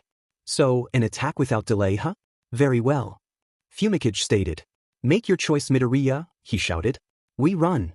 I won't let you, the kid with no cheeks from 1B declared. And soon they were sinking. That must be his quirk. Izuku thought to himself. I can't get out. Uraraka shouted. Izuku pulled up the control stick for the jetpack. Uraraka. Turn your faces away. They both did. Izuku then pressed the button and they took off. Jiro tried to use her quirk to grab the headband but Dark Shadow blocked it. Keep watch over our blind spots, Dark Shadow. Fumikage ordered. Got it. The sentient mass of Shadow responded. You're amazing, Tokoyami. With Dark Shadow you're making up for our lack of defense. Izuku declared. Everyone. We're landing. And with that, Mei's anti-gravity boots, worn by Uraraka, activated. Making everyone but Uraraka weightless should give her the ability to keep this up until the 15 minutes are up, he thought. Aren't my babies just adorable? Mei screamed. They are phenomenal, Hatsum. Thank you. Izuku declared. It's only been 2 minutes and already it's become a free-for-all. Fights are breaking out everywhere. Mike shouted. Remember, those in 1st to 4th advance, so you don't need the 10 million. Down on the area floor, Bakugou nodded. The plan is to maintain 2nd place while Deku and Icy Hot fight it out. They'll be tired during the final exam, which gives my team the advantage. Izuku turned towards the sound of muffled laughter. You wanted to fight Midoriya, but this will be a one-sided pillaging. Is Shoji alone? Izuku shouted. He didn't see Mineta anywhere. Let's move. Fumikage shouted. Uraraka nodded before she realized that her foot was caught by a certain someone's quirk. That explains it. He's hiding under Shoji's limbs. Izuku declared. And then Tsuyu's tongue lashed out. Izuku ducked, the tongue barely missing the headband. Midoriya. Fumikage shouted. By now, purple ball and one tongue were flying everywhere. Izuku pressed the button again, and they took off. However, the boots broke due to being stuck to the ground. My baby! Mei shrieked. We had to get away. Izuku shouted. They flew through the air, but the landing was awkward. We can't fly away again. Izuku shouted to his teammates. I'm sorry, Uraraka, but we'll have to survive off of your zero gravity. What about you, Midoriya? What can you do? Mei asked. He really didn't want to resort to using his quirk. It doesn't matter. More time for my babies to shine. May shouted. And here at the halfway point are the point counts. Mike shouted. Everyone gasped. A look at that. Other than Midoriya, the rest of Class 1A isn't doing so well. And then, the screen updated. And Bakugou's team lost its headband? Mike shouted in confusion. Bakugou turned towards the team who had stolen his headband. BSTRD, he shouted. You Class 1A people are so arrogant, the writer mocked. We at Class B just sat back within the top 40 to watch you, and we sure got a lot. It was so nice of you to show us your abilities, he added. Your whole class planned that? Bakugou asked. Well, it wasn't a consensus, but what would you know? You're already famous. After all, you were the victim of the sludge villain. You should really tell us about that. That way you can get used to being the one who's worthless. By now Bakugou was snarling in rage. After all, it might be interesting to hear what it's like to expect a villain attack once a year. The arrogant writer finished. Kershing, well, we have a new plan, said Boy looked up and his face became one of fear. Class 1B are our new targets, he growled. So Class B had a class-wide strategy? Izuku mentally screamed. He wasn't sure that was allowed as he'd never heard of that before. Everyone, we need to keep running dash. He was cut off by the sound of roller skates. He looked back up and found himself staring into Todoroki's face. Oh boy, was all he could think. I'll be taking that now. Todoroki said in his usual emotionless tone. I was not expecting a confrontation with you until the final minutes of the round. Fumikage stated.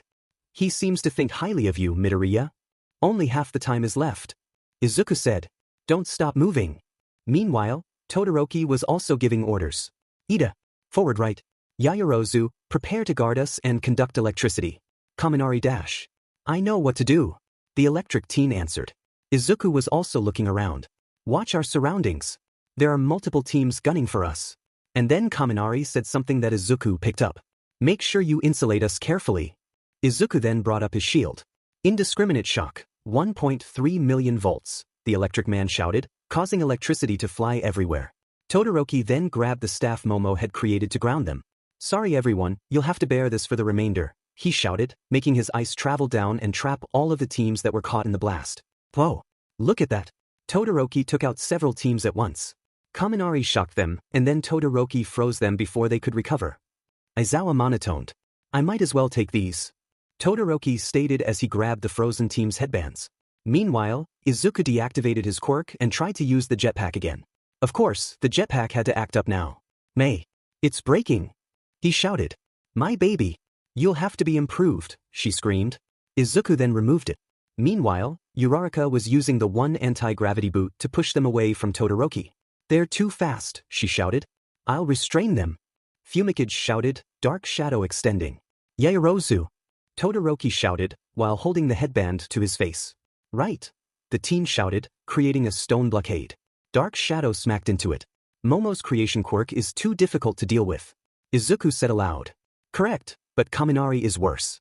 With that level of armor, the only thing that prevented dark shadow from dissipating was that it wasn't sunlight. I see.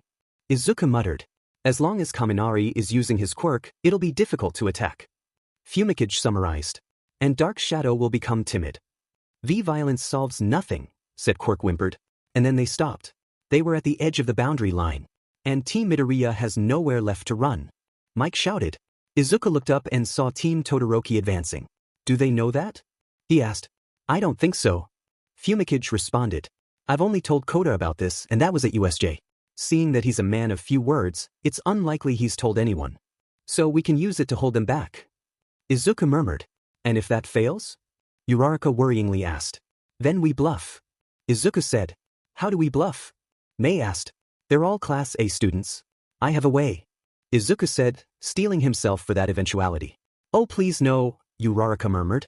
Meanwhile, Bakugou was rushing the arrogant Class B student. Die! He screamed, explosions going off. He was rather shocked when the teen used explosions of his own. Bakugou! He has the same quirk? Kirishima yelled. You have a very nice quirk. The teen said, slamming the redhead. Bakugou snarled and let loose an even larger explosion. You all have very nice quirks, but mine's better. The blonde B student mocked, revealing he used Kirishima's quirk. What? He has my quirk too.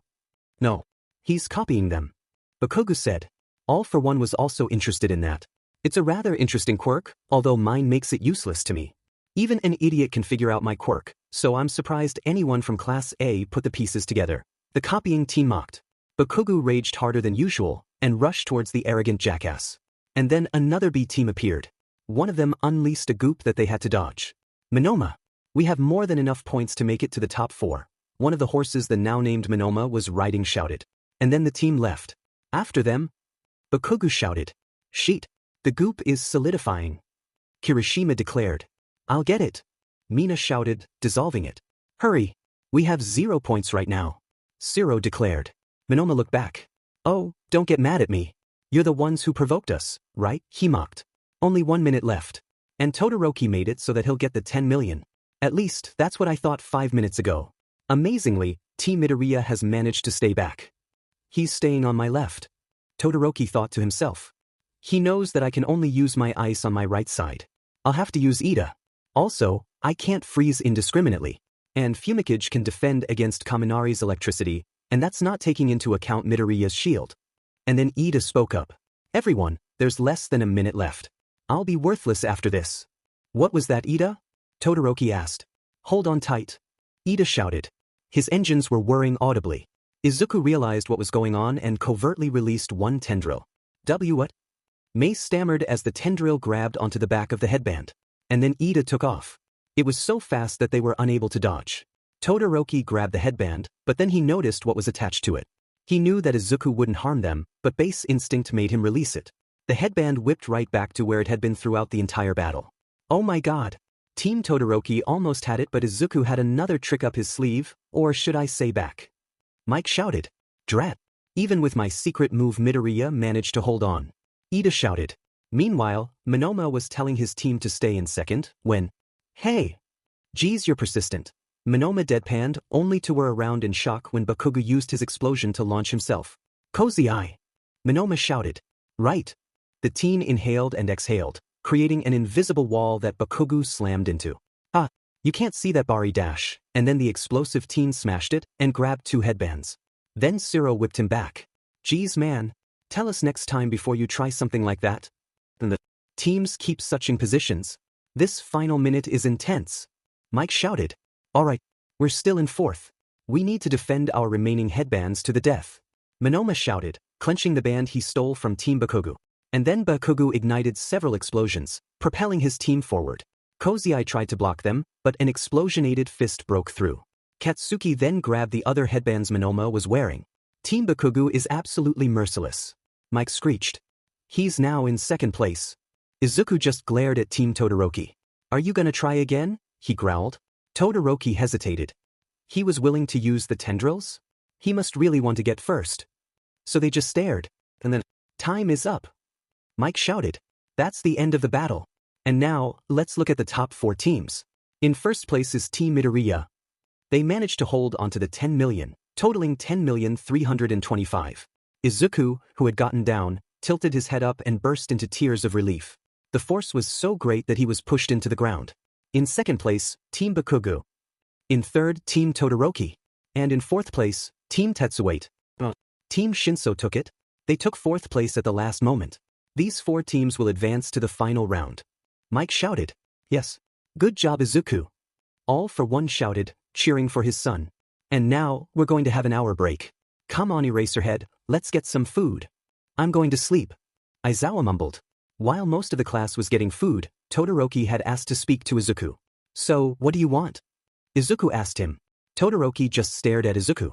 Can we hurry this up? The cafeteria is probably going to be super crowded soon.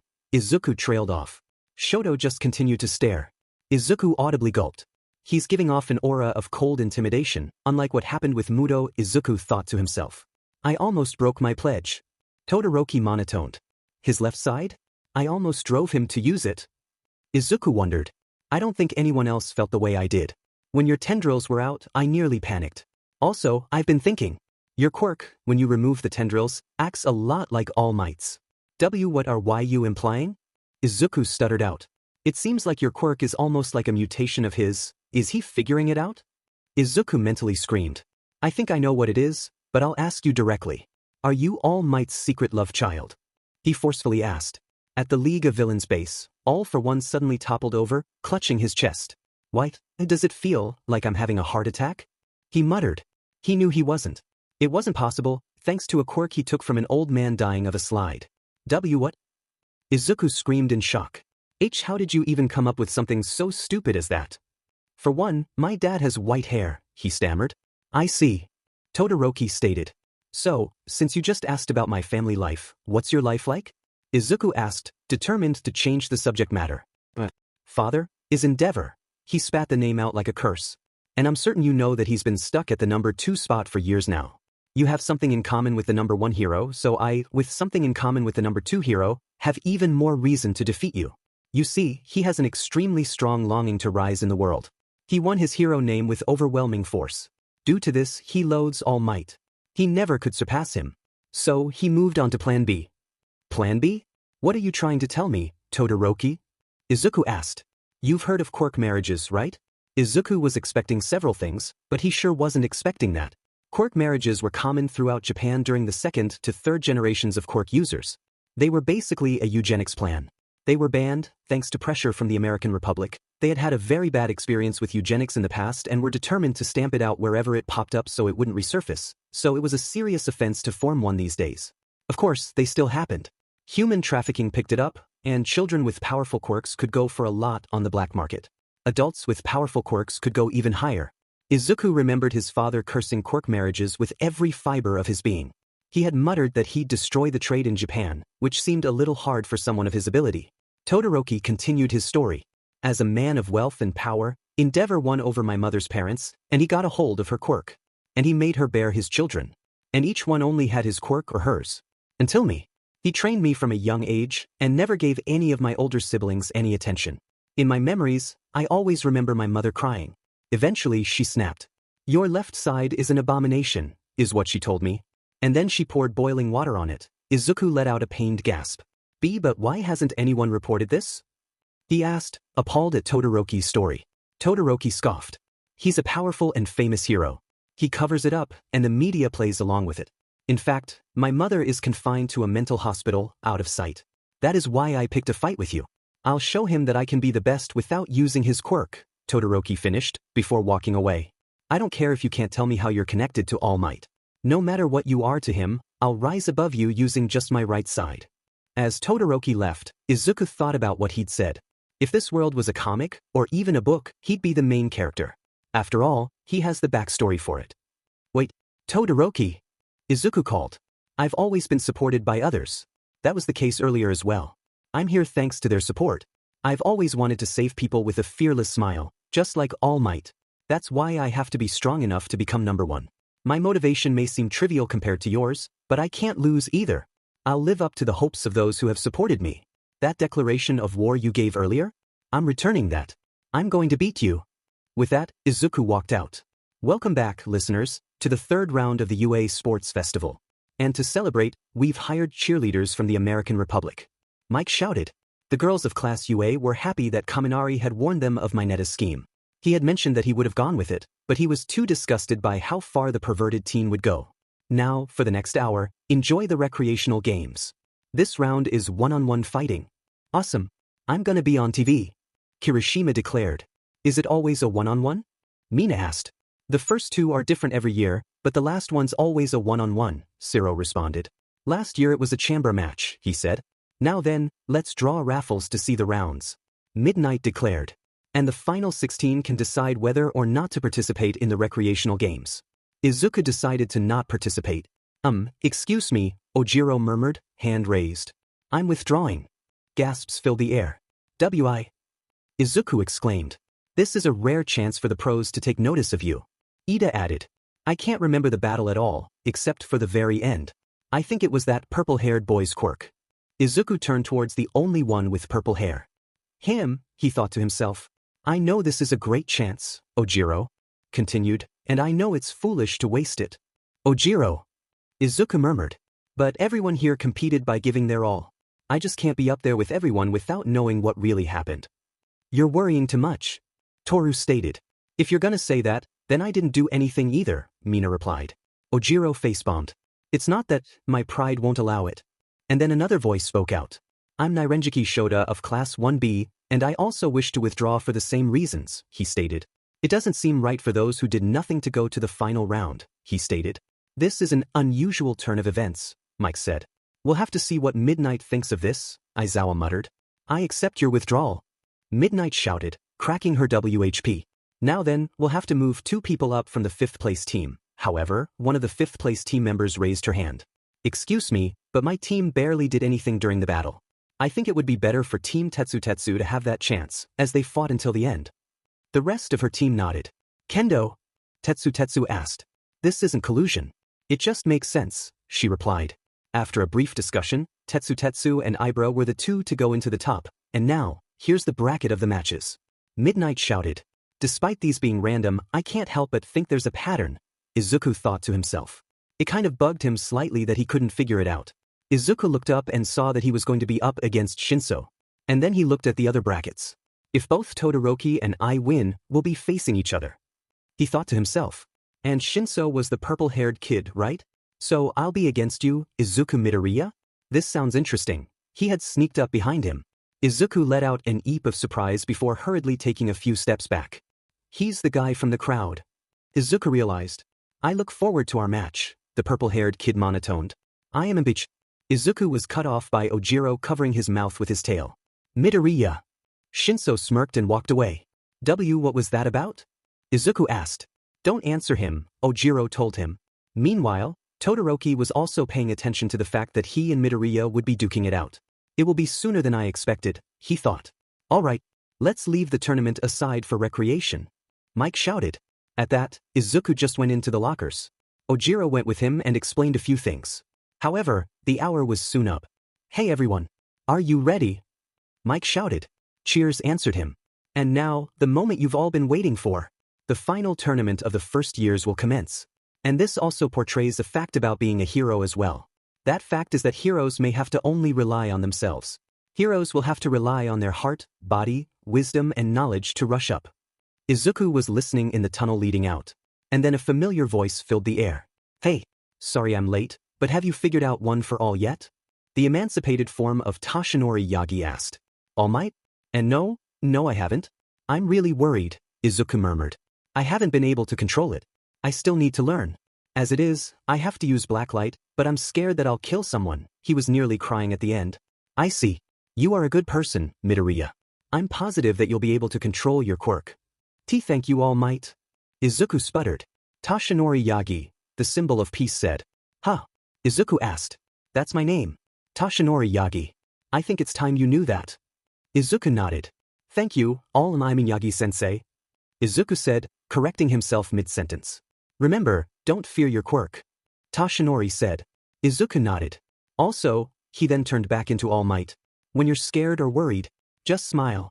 You've made it this far, my boy, and it's okay if it's a bluff.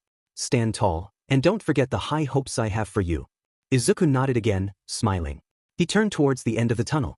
And now, the moment you've all been waiting for. Mike shouted. The finals are about to begin. And for match number 1. He's done incredibly well, and his quirk is nothing short of extraordinary, but he still cries so much that it's amazing he isn't dead from dehydration. It's Izuku Midoriya from Class 1A. And he's up against, well, he hasn't really done anything to stand out yet, but he's still here, so that's something. From Class 1C, Hitoshi Shinso. The rules are simple. To win, get your opponent out of bounds or immobilize them. If you can get your opponent to verbally concede, then that also counts as a win. And don't worry about injuries. We have Recovery Girl on standby. Meanwhile, Recovery Girl was analyzing something. No, that's not possible. This doesn't make any sense.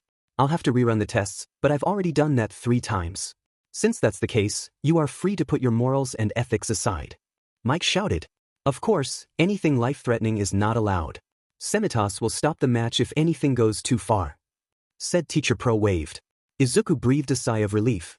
Semitas, due to his quirk, could probably be able to shrug off the tendrils. I give up, huh? Shinso asked. This is about testing your strength and your spirit. You can't worry about anything. Ready? Mike shouted. Start. Shinso shrugged. Then again, it's not like you'd have anything to worry about.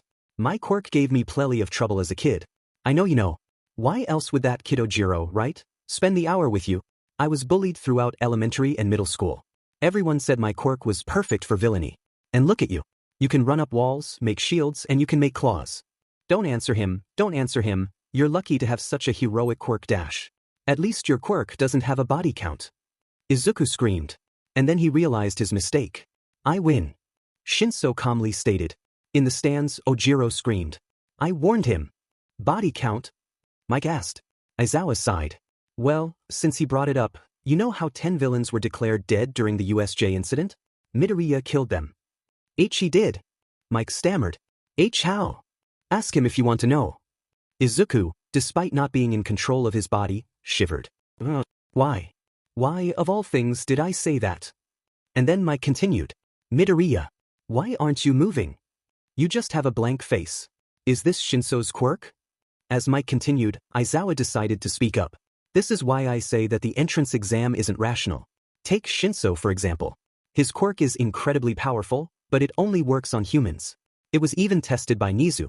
Therefore, he wasn't able to pass the practical part of the exam. Shinso just stared at Izuku. It's nothing personal, Midoriya. However, I intend to win this. Turn around and walk out of bounds. And Izuku's body turned. In his mind, Izuku was freaking out. No. Is this his quirk? My body's moving on its own. The steps his body was making were slow but deliberate. And he couldn't stop. Everyone's counting on me. I can't lose. And then he saw it. There were 8 sparks of light. And the sparks of light changed into 8 silhouettes. Shall we help him? A female voice asked. A weak, sickly male voice responded to it. Yes, he may be the one to break the CYCL. And then one for all rushed into 2 of his fingers without his control, and the pain of his fingers breaking snapped him out of it. He let out several gasps, noticing that he was literally an inch from being disqualified. Midoriya has stopped. Mike shouted. His fingers are broken. Did he make them explode? Aizawa asked himself. He slowly turned around to Shinso. "Wi?" said purple-haired teen asked. Izuku turned around and was about to speak before he covered his mouth with his hand. How can you control yourself? Answer me. Shinso shouted. I wasn't the one who moved my fingers, although I discharged one for all. How was that possible? I saw people who I didn't know. Were they the faces of those I killed? No memory identified them. See, could those have been the 8 previous wielders? What the hell did you do? Shinso shouted. I couldn't answer him even if I wanted to. I'll have to think about this later. Say something, Shinso demanded, panicking. Ojiro, was that his name? Yes, it was Ojiro. I knew he told him, but I'm positive he didn't know how to break out of it. I have to get him to respond quickly or it's over. So, you can produce that much power just by moving your fingers? I'm jealous. I can see why you claim to have killed. It must be quite the rush. Don't answer, Izuku thought to himself. I've been cursed from the beginning with my quirk. I'm envious that you've been blessed like you have. Blessed? You fool. You were born with an ideal quirk. I'd rather have been born with yours. By now, Izuku had run into the boy and started pushing him towards the back. Say something. Shinso shouted. Izuku didn't respond. Shinso threw a punch, but Izuku turned the other cheek. He punched him again, and Izuku grunted. He shoved Izuku aside. You've got to be kidding. He growled before grabbing Izuku. You get out. Izuku didn't respond. Instead, he just grabbed Shinso's arm and flipped him. Stunned silence followed for a heartbeat. And then Midnight raised her hand. Shinso is out of bounds. Izuku wins. And like that, the first person to advance to the second round is Izuku Midoriya. Mike shouted. The 2 of them walked back to their starting positions. Izuku thought back to the things Shinso had said. Shinso, why do you want to be a hero? He asked. You can't help the things you long for, the boy stated before walking away. In the control room, Aizawa turned towards Mike. I've decided. Shinso will be accepted into Class 1A. What about the support girl who teamed up with Izuku? Asked Mike. Aizawa scoffed. She's more at home designing and inventing. I think she'd be happier right where she is. Mike nodded. You also don't want to have to put up with her, don't you? Aizawa's sweat dropped. That's a reason as well. I'm going to bring him to Recovery Girl, and I'll tell him on the way there. Izuku walked into the nurse's office, Tashinori following behind him. What's this about? He asked. Yagi shrugged. All she told me was to get you after the match. She ran up to me and asked that after you broke out of the brainwashing. Izuku nodded. Welcome both of you. Recovery Girl stated. Now then, you're probably wondering why you're here. Do you know what this is a picture of? She held up a picture of a spiraling helix. That's human DNA, Izuku answered. Correct. Do you know what this is? She held up another picture. That's RNA. Izuku said. From smallpox, actually. Recovery Girl stated. Izuku nodded. Smallpox may have been eradicated before quirks popped up, but the American Republic still had some. Russia used to have some, but their sample was taken to the American Republic when it collapsed into a five-way civil war. Izuku was brought out his musings when Recovery Girl held up a third picture. Now, do you know what this is? She held up a third photo. That's a third strand of viral RNA. What's it from? Toshinori asked. Recovery Girl sighed. After the obstacle course, Aizawa came in here. He mentioned that the robots didn't react to Izuku. He then asked me to run a DNA test on you. I had to recheck the sample 4 times before I realized it. She pointed to the third picture. That's Izuku's DNA. That's Izuku's RNA. He has no DNA. He's not human. And right there, Izuku's hopes and dreams were crushed into a fine paste, and everything faded from his mind. Not human. Those 2 simple words were echoing around Izuku's head. Not human. I'm sorry about this, Izuku. I couldn't come to any sort of different conclusion. Not only are you not human, but you're not even an animal like Nizu. You're a viral mass. Not human. That's impossible. A mass of viruses can't be intelligent. Nizu may be an intelligent animal, but the idea of a virus, or even a group of viruses being intelligent, is absurd. Toshinori protested. Recovery Girl shook her head. His prior blood test checked out as human. My theory is that during the USJ incident, that's what the media is calling it, Izuku's quirk evolved past the point of no return. I thought it was just a mutant quirk, but this is something else entirely. Not human. Still, this isn't possible, Toshinori stated. Don't you think I know that? Aizawa told me that he suspected something because the robots were only supposed to go after humans in a short range based on DNA scans. I told him it had to be a glitch.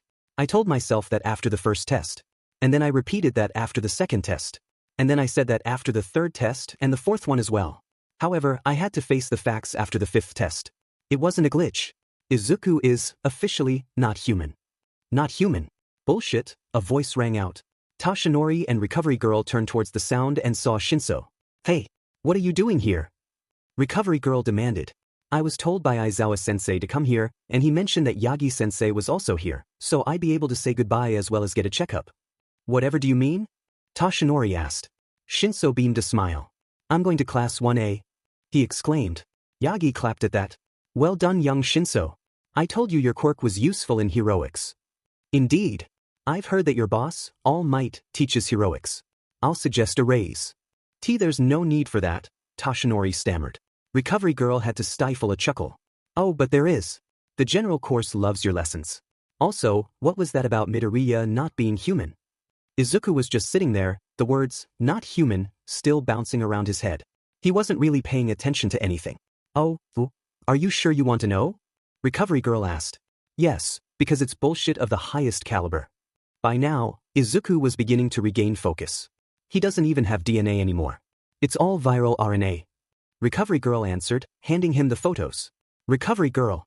As a doctor, you of all people should know how important patient confidentiality is. Yagi scolded. Before she could answer, Shinso put down the files. I see. Izuku. Izuku lifted his head. Why yeah? And then his eyes went white. Yagi gasped. What is Toshinori? Recovery Girl asked. That's the expression of someone whenever Shinso's brainwashing them, and it only works on humans. Izuku, show me what you can do with your queer dash. He was cut off when Recovery Girl tackled him before he could finish. Don't, she shouted. Shinso was rather shook up, but he nodded. Kevin. Izuku, repeat after me. All Might is the worst human being to ever live. Recovery Girl snorted. He'd never say that. She thought. All Might is the worst human being to ever live, Izuku monotoned. All for one suddenly felt a rush of giddiness run over him, and had no idea where it came from. Why did you make him say that? Yagi asked, a little insulted. From what I've heard from the rumor mill, Izuku here is a die-hard All Might fanboy, so to prove to you he was under my control, I had him do the one thing he'd never do. Izuku was released from it, and Recovery Girl nodded. I thought he might just be going along with it in a vague hope that he was human, but apparently that's not the case. Izuku just stared. Congratulations, Izuku Midoriya. In spite of the fact that you don't have DNA, you're still considered human. Recovery Girl stated, wondering how the hell that was possible. How? He stammered. Young Shinso's quirk only affects humans. Nizu proved that. Therefore, since you're affected by it, you're still human, no matter what the DNA results show. Yagi declared, a smile on his face.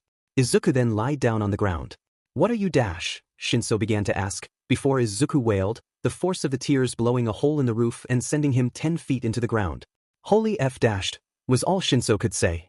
After Izuku leapt out of the hole and Shinso had left, something came to Izuku's mind. Oh, All Might. I just remembered. When I was brainwashed, I had a vision. I saw 8 or 9 figures. During the brainwashing, it was like my mind was filled with fog. They drove it away and allowed one for all to build up in my fingers. What if the ones who have passed one for all down the line still exist within it? He finished. He looked up and saw the frail form of his sensei shaking. That's scary, what the heck? That shocked Izuku. I thought you might have known about it. Izuku responded. I saw something like that when I was younger as well. Toshinori said. It means you're getting a better grasp at one for all. What do you mean? Izuku asked. I think it's a trace of themselves that they left behind when they passed one for all down. They can't interfere and you can't bother them. They didn't break your brainwashing. You saw the vision, and your strong emotions helped overcome it. Izuku sat down and began rubbing his head. That explanation wasn't satisfying at all, he muttered. Don't get so hung up on it. Yagi shouted. After all, you need to see who you're fighting next. He demanded. All right. Thanks. Izuku shouted as he left the nurse's office. So Midoriya won, huh? Shoto thought to himself as he walked to his waiting area, only to run into Endeavor. You're in my way, he flatly said. You're acting disgracefully, boy. The number 2 said with zero warmth. Todoroki ignored him. If you used your left side as well, you would have won both the cavalry battle and obstacle race, Endeavor stated. Todoroki ignored him. Stop this rebellious behavior. I won't allow you to corrupt your duty. You were created to surpass All Might. Do you understand? Todoroki stopped.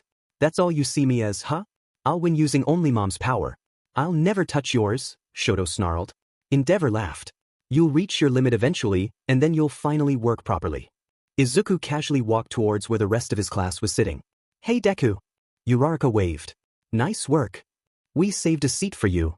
Ida declared. Thanks, he said. He then walked and sat down. The next match was Todoroki versus Shiro. It went about as well for Shiro as Izuku thought it would. However, he was still in shock at the sheer size of the glacier Todoroki created. Also, it was right next to him. The creation of it shook the whole stadium. Shiro had been immobilized, so he lost. It was a while before the next match could go forward, as the ice had to be melted and then the stage had to dry. And then it was Kaminari versus Ibra. The battle was delayed for a few minutes as she spoke in a calm tone, criticizing Mike for calling her an assassin. Izuku was impressed. And after Mike stammered as, start, Kaminari decided to speak. Hey, when this is over, do you want to grab a bite to eat? He asked her. And I'll comfort you about your loss, because this match will be over in an instant, he declared, using all of his electricity at once, frying his brain. Ibra just turned around and created a wall of vines, and then sent several out as soon as the voltage stopped. They grabbed the dumbfounded Kaminari and immobilized him. And like Kaminari declared, the match was over in an instant. It just wasn't in the way he imagined. Mike shouted. Oh dear, did a Class A member lose to a Class B member? Monoma mocked. Oh the shame. After all, you're all supposed to be better than us. He was cut off when another Class B student chopped the back of his neck. Sorry about that, she cheerfully stated, waving. What the heck was that? Half of Class A thought simultaneously. And then they heard a certain thing. Kaminari's quirk is supposed to be really strong, but Shiozaki placed 4th in the entrance exam. Why wasn't she in Class A? But her quirk is vines, huh? It's a lot like Kamui Wood's quirk. Could they be related? Also, binding-type quirks are really strong, and I've hardly ever seen anyone break out of them. Also, the way she acted, along with her hand gestures, made it look like she is a Christian. Her hair had a pattern that looked like a crown of thorns, possibly a reference to Jesus? That religion isn't very common in Japan, so where'd she get it from? Is there an American in Class B? But I digress. It'd be impossible to get close while avoiding all of those vines, so most people would have to either tear them off or get close with brute force. Could I consume the vines? And if so, would she be able to separate them fast enough? I can't risk it. She'd probably go for someone's hands first to prevent that though, so there's that. You just finished your match and you're already thinking of ways to beat her? Uraraka asked. Did he even breath there? She wondered. Oh, I'm so sorry, it's just that this is kind of my hobby, he stammered. Bakugou chuckled. It's more than a hobby. It's his DMN lifestyle. Kaken. Izuku whined.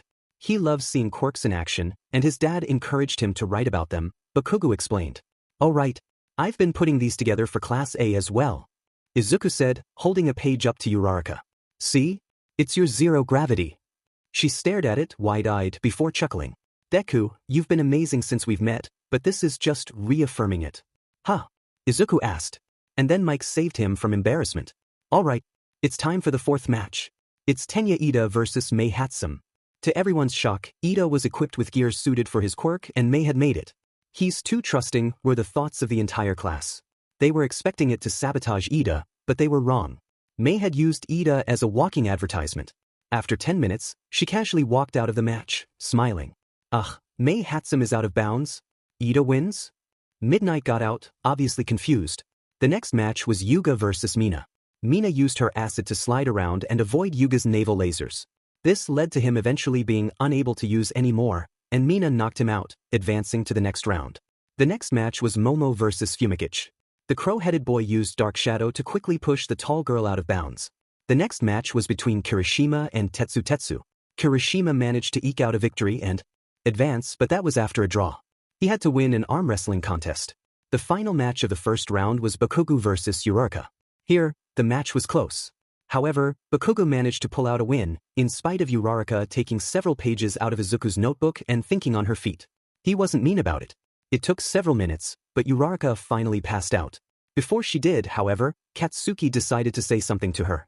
You were a strong opponent and a quick-thinking one at that. You'll go far. Don't see this merely as a defeat. See it as a challenge to yourself. Look at it and think, I managed to get that far. How far could I go if I pushed myself even further? Never give up, Uraraka. She passed out, but everyone was shocked at how kind the explosive blonde was. After that, it was time for Izuku to fight Todoroki. As he walked towards the stage, he saw the number 2 hero walk right in front of him. He froze in shock. Endeavor? He shrieked. Oh, it's you. I've been looking for you, the man grumbled. What are you doing here? Izuku stuttered. I watched your fight. And I have access to the reports on the USJ incident. That made Izuku shiver. You have an interesting quirk. However, Izuku was trying to get around him when a giant hand grabbed him and brought him to the number 2 hero's face. You won't win. I won't let you. You see, it's important for it to surpass All Might, and you'll be an excellent stepping stone. Izuku was shaking in fear. Also, as I said, I have access to the reports on USJ. If you break it before its job is done, I'll destroy everything you hold dear. Why you can't? That's illegal. Izuku stammered. Endeavor chuckled. Illegal? I am the law. If I say something's legal, it's legal. Now, your mother's name was Inko, right? Izuku snarled at the not-so-thinly veiled threat. Don't touch her. The number 2 chuckled. Oh, have I hit a nerve? Well, you better not harm him, or she'll have an accident. The way he said that sent shivers up Izuku's spine. Endeavor dropped Izuku. Go. Leave my sight, monster, he growled. Izuku watched the man turn the corner and leave, before walking toward the exit. The first match of the second round is gonna be a big one. Mike shouted. On one side, it's the student who could probably literally freeze hell over, Shoto Todoroki. And on the other side, it's the student just bursting with surprises. It's Izuku Midoriya. The two faced each other. So you're here? Todoroki stated. Todoroki. Izuku replied. Up in the stands, Ida turned to Fumikic. Tokoyami, what do you think of this match? It depends on whether Midoriya gets close to Todoroki or not. It also depends on how far Midoriya is willing to go. Uraraka nodded. Yeah. What's Deku going to do about that ice? She asked. Those claws of his may be able to cut through it? I think. Katsuki chimed in. In the League of Villains base, All for One was watching intently. Now then, what will you do, Izuku? He thought, before realizing what Izuku called his opponent. I still can't believe Endeavor had a kid, he grumbled. At Izuku's apartment, Inko had gone through so many tissues they were about 2 feet deep. Izuku, she bawled, using yet another tissue. Stay alert. Mike shouted. Almost immediately Shoto let loose a barrage of ice from his foot. As the wall rushed towards him, Izuku summoned One for All into one of his fingers. Smash, he cried, destroying the wall of ice, along with his finger. Todoroki had to make a wall of ice behind him to prevent himself from being blown away. Just as I thought, you were willing to injure yourself to negate an attack, Todoroki muttered. He then fired off another attack. Smash. Izuku shouted, repeating the trick again. Okay, it'll be about a minute until I can use that finger again. Izuku thought to himself. Given the amount of time Todoroki has to pause due to the wind, it should be around 10 seconds until he can fire off another ice blast. That means I can keep this up almost indefinitely since no mass is lost when I break my fingers, it's just moved around. Another storm of ice shot out, so another smash was used. Ah man, it started? Kirishima whined as he ran into the student box. Hey Kirishima. Congrats on getting to the second round. A student stated. Yeah. I'll be up against you, Bakugou. Let's have a good fight. Good luck. The explosive teen growled. You'll need it. Kirishima laughed. Anyways, you and Todoroki can shoot off large-scale attacks constantly. It isn't fair. Shiro leaned forward to join the conversation. And you can do it with no time lag. Katsuki scoffed. I don't just fire them off willy-nilly. Imagine muscles. If you overuse them they tear, and it gets harder to use them. Go over that and you can seriously damage them. The same is true for quirks. There's always a limit. Even for your quirk? Kirishima asked. Can you sweat indefinitely? Bakugou asked. Kirishima shook his head. Exactly. Back at the stage, Todoroki was beginning to understand. An endurance match, huh? Well then, I'll finish you quickly. With that he fired off yet another blast. Izuku used another finger. I've used up my right hand. He noticed that his right middle finger was almost healed. Just as I thought. I'll heal fast enough to reuse it. And then Izuku noticed Todoroki using his ice to get close. Sheet, he thought, using his left middle finger. The blast destroyed the ice Shoto was using, but the teen just leapt off of it and covered his fist in ice. Izuku rolled out of the way and unleashed his, now healed, right middle finger, blowing Todoroki away. The teen managed to catch himself. Are you telling me to stay away? Shoto asked. Izuku then grew his claws, noticing that all the pain in his fingers went away. And why do you think that is? Izuku mockingly asked. And then he noticed something. He's trembling? Is he afraid or is it just the cold? I must say thank you, Midoriya. His face is clouded over. Izuku's opponent motioned over to Endeavor. He did look angry. However, even with your regenerative abilities, you can't keep this up. Eventually you'll be unable to. How about we end this? And with that, he let loose yet another high-powered attack. Izuku just casually lifted a clawed hand and sliced the ice away. I notice that you're trembling, Todoroki. You're cold, aren't you?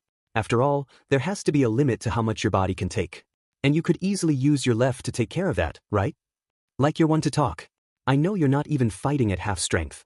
Shoto stated. You want me to fight with all I have? Really? Izuku asked. Very well, but I expect you to do the same, he replied with zero emotion. And with that the tendrils sprouted. And the tendrils return. What are they and what can they do? Mike shouted. Aizawa turned, and then remembered that Mike hadn't seen what they did. Did my old man buy you off? Todoroki growled, sprinting towards Izuku, but then Izuku slammed a tendril right next to Todoroki. Shoto stopped, both from knowledge of what those things did and basic instinct. Quite the opposite actually, but that doesn't matter, Izuku said to the now standing still teen. He slowly got up and took a step forward, tendril advancing at an equal speed. Todoroki froze it over with ice, but the tendril vibrated so fast that it shattered the ice. I'll have you know that they're immune to cold, Izuku emotionlessly stated. I tested it out when I was younger. I stuck them in a freezer. Nothing happened. You sound like you don't like them, Todoroki observed, keeping an eye on the tendrils. And why would you think that? Midoriya sarcastically stated. Is it because you know dim and well what they're for? He was shouting now. That frightened Shoto. Izuku took another step forward. Then another. And another. The tendril moved forward as well, and Todoroki kept backpedaling, trying to freeze them. Why is everyone so afraid of those? Mike inquired. Aizawa rolled his eyes. Why are you doing this? Todoroki shouted in fear. Izuku smirked. You wanted me to give it my all, so here I am, doing just that. Up in the stands, Toshinori froze. That tone. What? Are you not going to as well? Is that it from you, Shoto Todoroki? Are you just gonna refuse to use your full power? Are you going to handicap yourself just because you think your quirk is too much like your father's? Well, newsflash. It's not his. It's your quirk. You know nothing. Shoto shouted. Izuku stopped, his face expressionless. Wanna know something? In spite of my quirk, I have an extra toe joint. And somehow, that knowledge was leaked out. I had to deal with the stigma of being quirkless throughout my life, with only Kaken, his family, and my family knowing otherwise. I've had to deal with bullies, both from students and teachers. Heck, there was only one teacher who didn't see me as garbage. She stood up for me. That year was the only year where I didn't have to repeat a certain mantra in my head over and over. Wanna know what his was? Izuku was smiling savagely. Don't hurt them. Don't hurt them. You, Shoto, know nothing of the hell I've put myself through in an attempt to keep those who despised my existence alive. Up in the stands, the rest of 1A turned to Katsuki. Is that true? Sato asked. Bakugou nodded. Every day he got bullied, save for our second grade. And every day I heard him muttering that mantra. I was there when his quirk first activated, so I knew what it did from the very beginning. And you know what? At least once a week I'd have a certain nightmare. I'd see Deku slaughter the entire class, saving me for last. I'd wake up the moment before a tendril gutted me as he roared. Every jeer, every punch, every time they picked on him, I felt fear. After all, there's only so much anyone can take.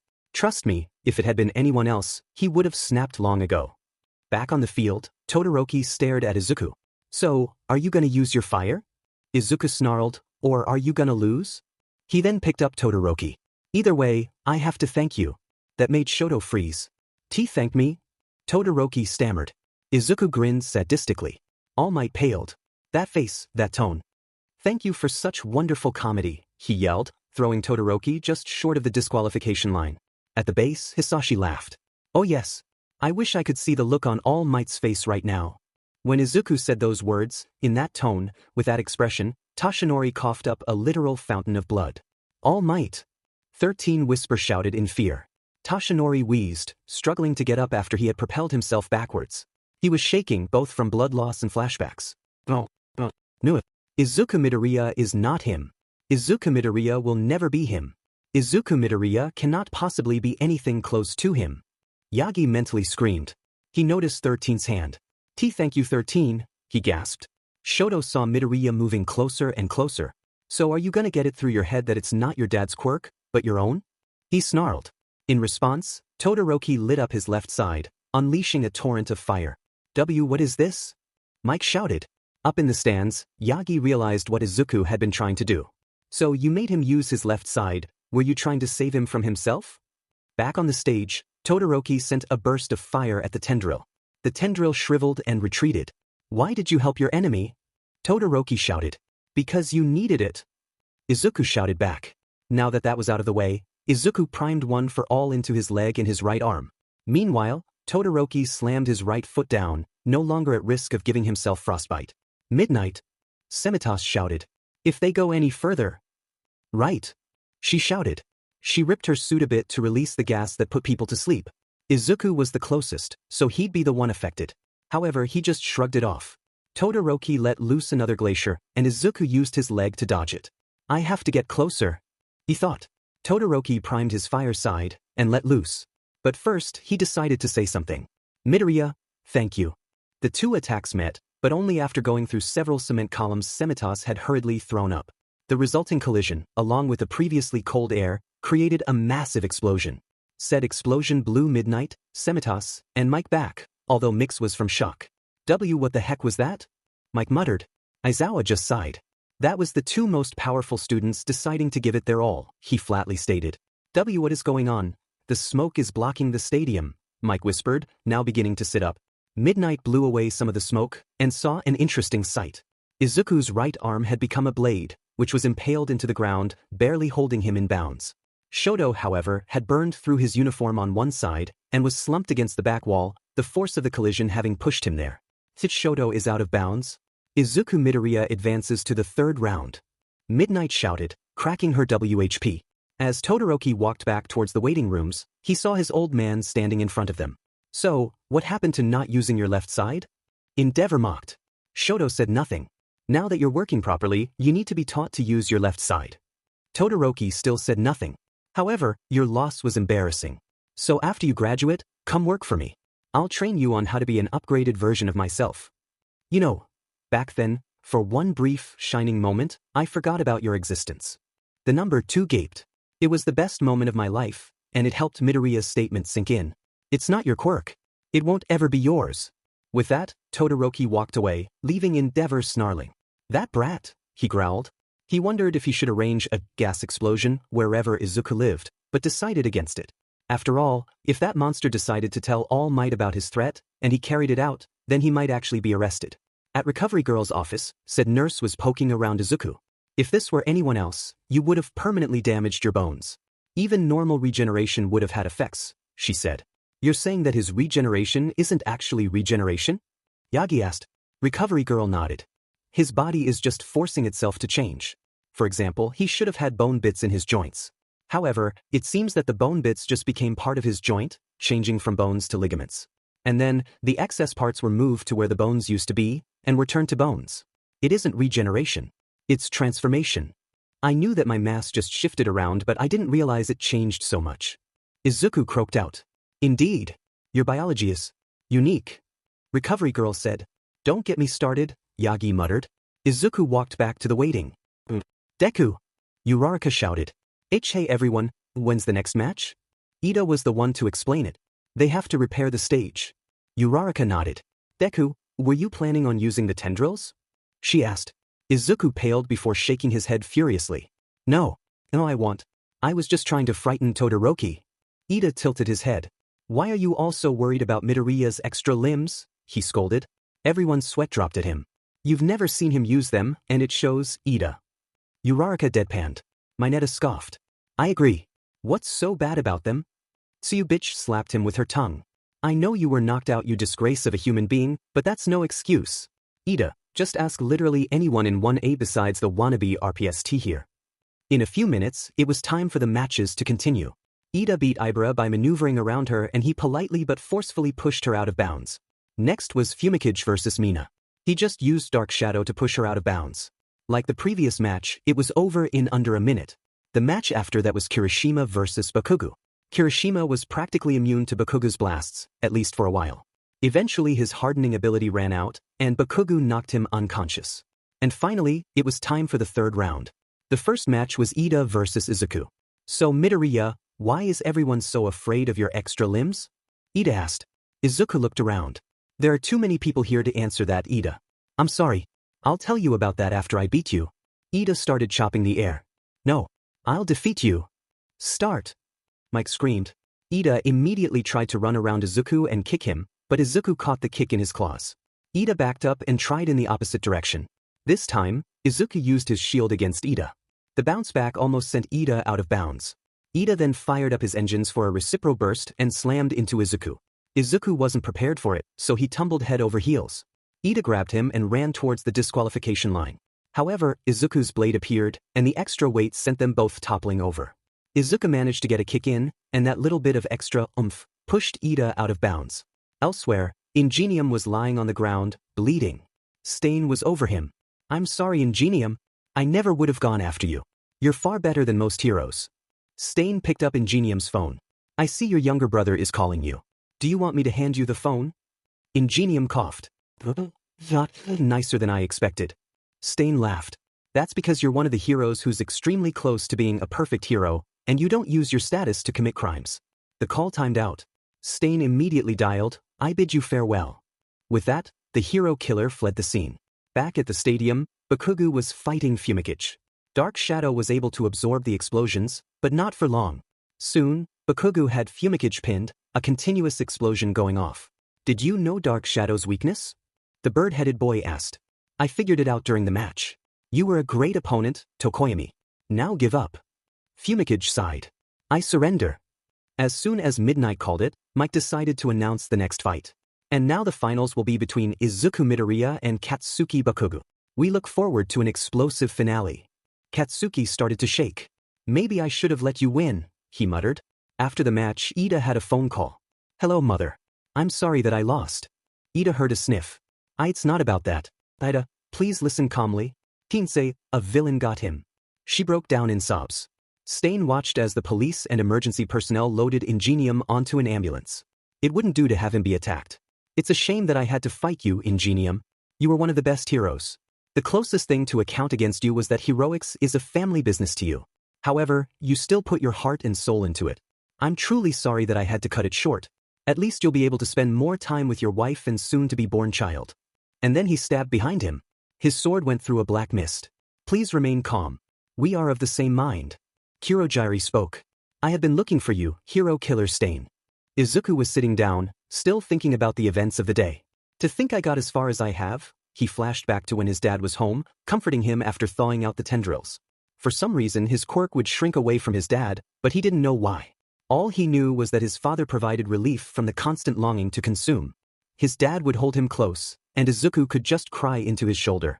Flashback. Why am I cursed with this papa? Why? The 4-year-old Izuku cried into his father's arms. Hisashi rubbed his back. Don't say that, Izuku. You're not cursed. His father replied. How can you say that? My quirk K killed somebody. His father's eyes hardened. What you did was self-defense. Remember that. Then his eyes softened. Look at me, Izuku. Don't try to run from what you are. It will catch up to you. However, don't just blindly accept it either. Mold it. Change it. Make it what you want to make it. Flashback and Izuku walked up to the stage, where his best friend was waiting. Bakugou looked confident, but Izuku could easily see the fear in his eyes. It's the final battle of the UA Sports Festival. The top of the first years will be decided with this very match. Mike shouted. On one side, we have the teary-eyed kid with the quirk that keeps surprising us all. Give it up for Izuku Midoriya. And on the other side we have the ruthless but surprisingly civil Katsuki Bakugou. Start. Izuku immediately pulled up his shield just in time to absorb a blast from Bakugou. Said explosive boy then used his explosions again to get away fast. He's still showing fear. Then again, it's not surprising, and then Bakugou launched himself at his friend, priming a massive explosion. When it hit, Izuku was shocked. Instead of light and sound, it was mostly heat. He screamed as his shield shriveled up. How did you do that? He stammered. Did he modify the input of his explosives to mostly produce heat? Bakugou, who was once again a good 20 feet away, smirked. I've been training to fight off your quirk for years, Deku. With that, he swatted a glob of sweat, and when it hit, the shockwave was much stronger than it had any right to be.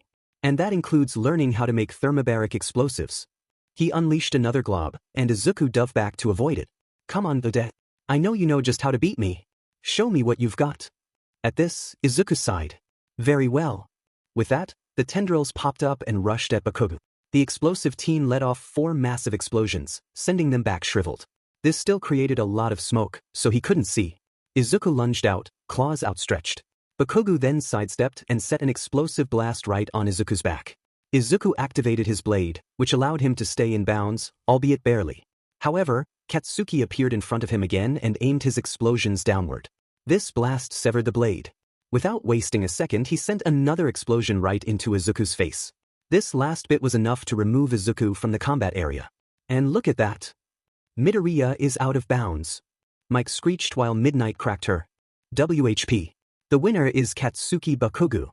Said teen, however, just walked towards Izuku. Hey Deku, what was your plan anyways? He asked. Izuku chuckled.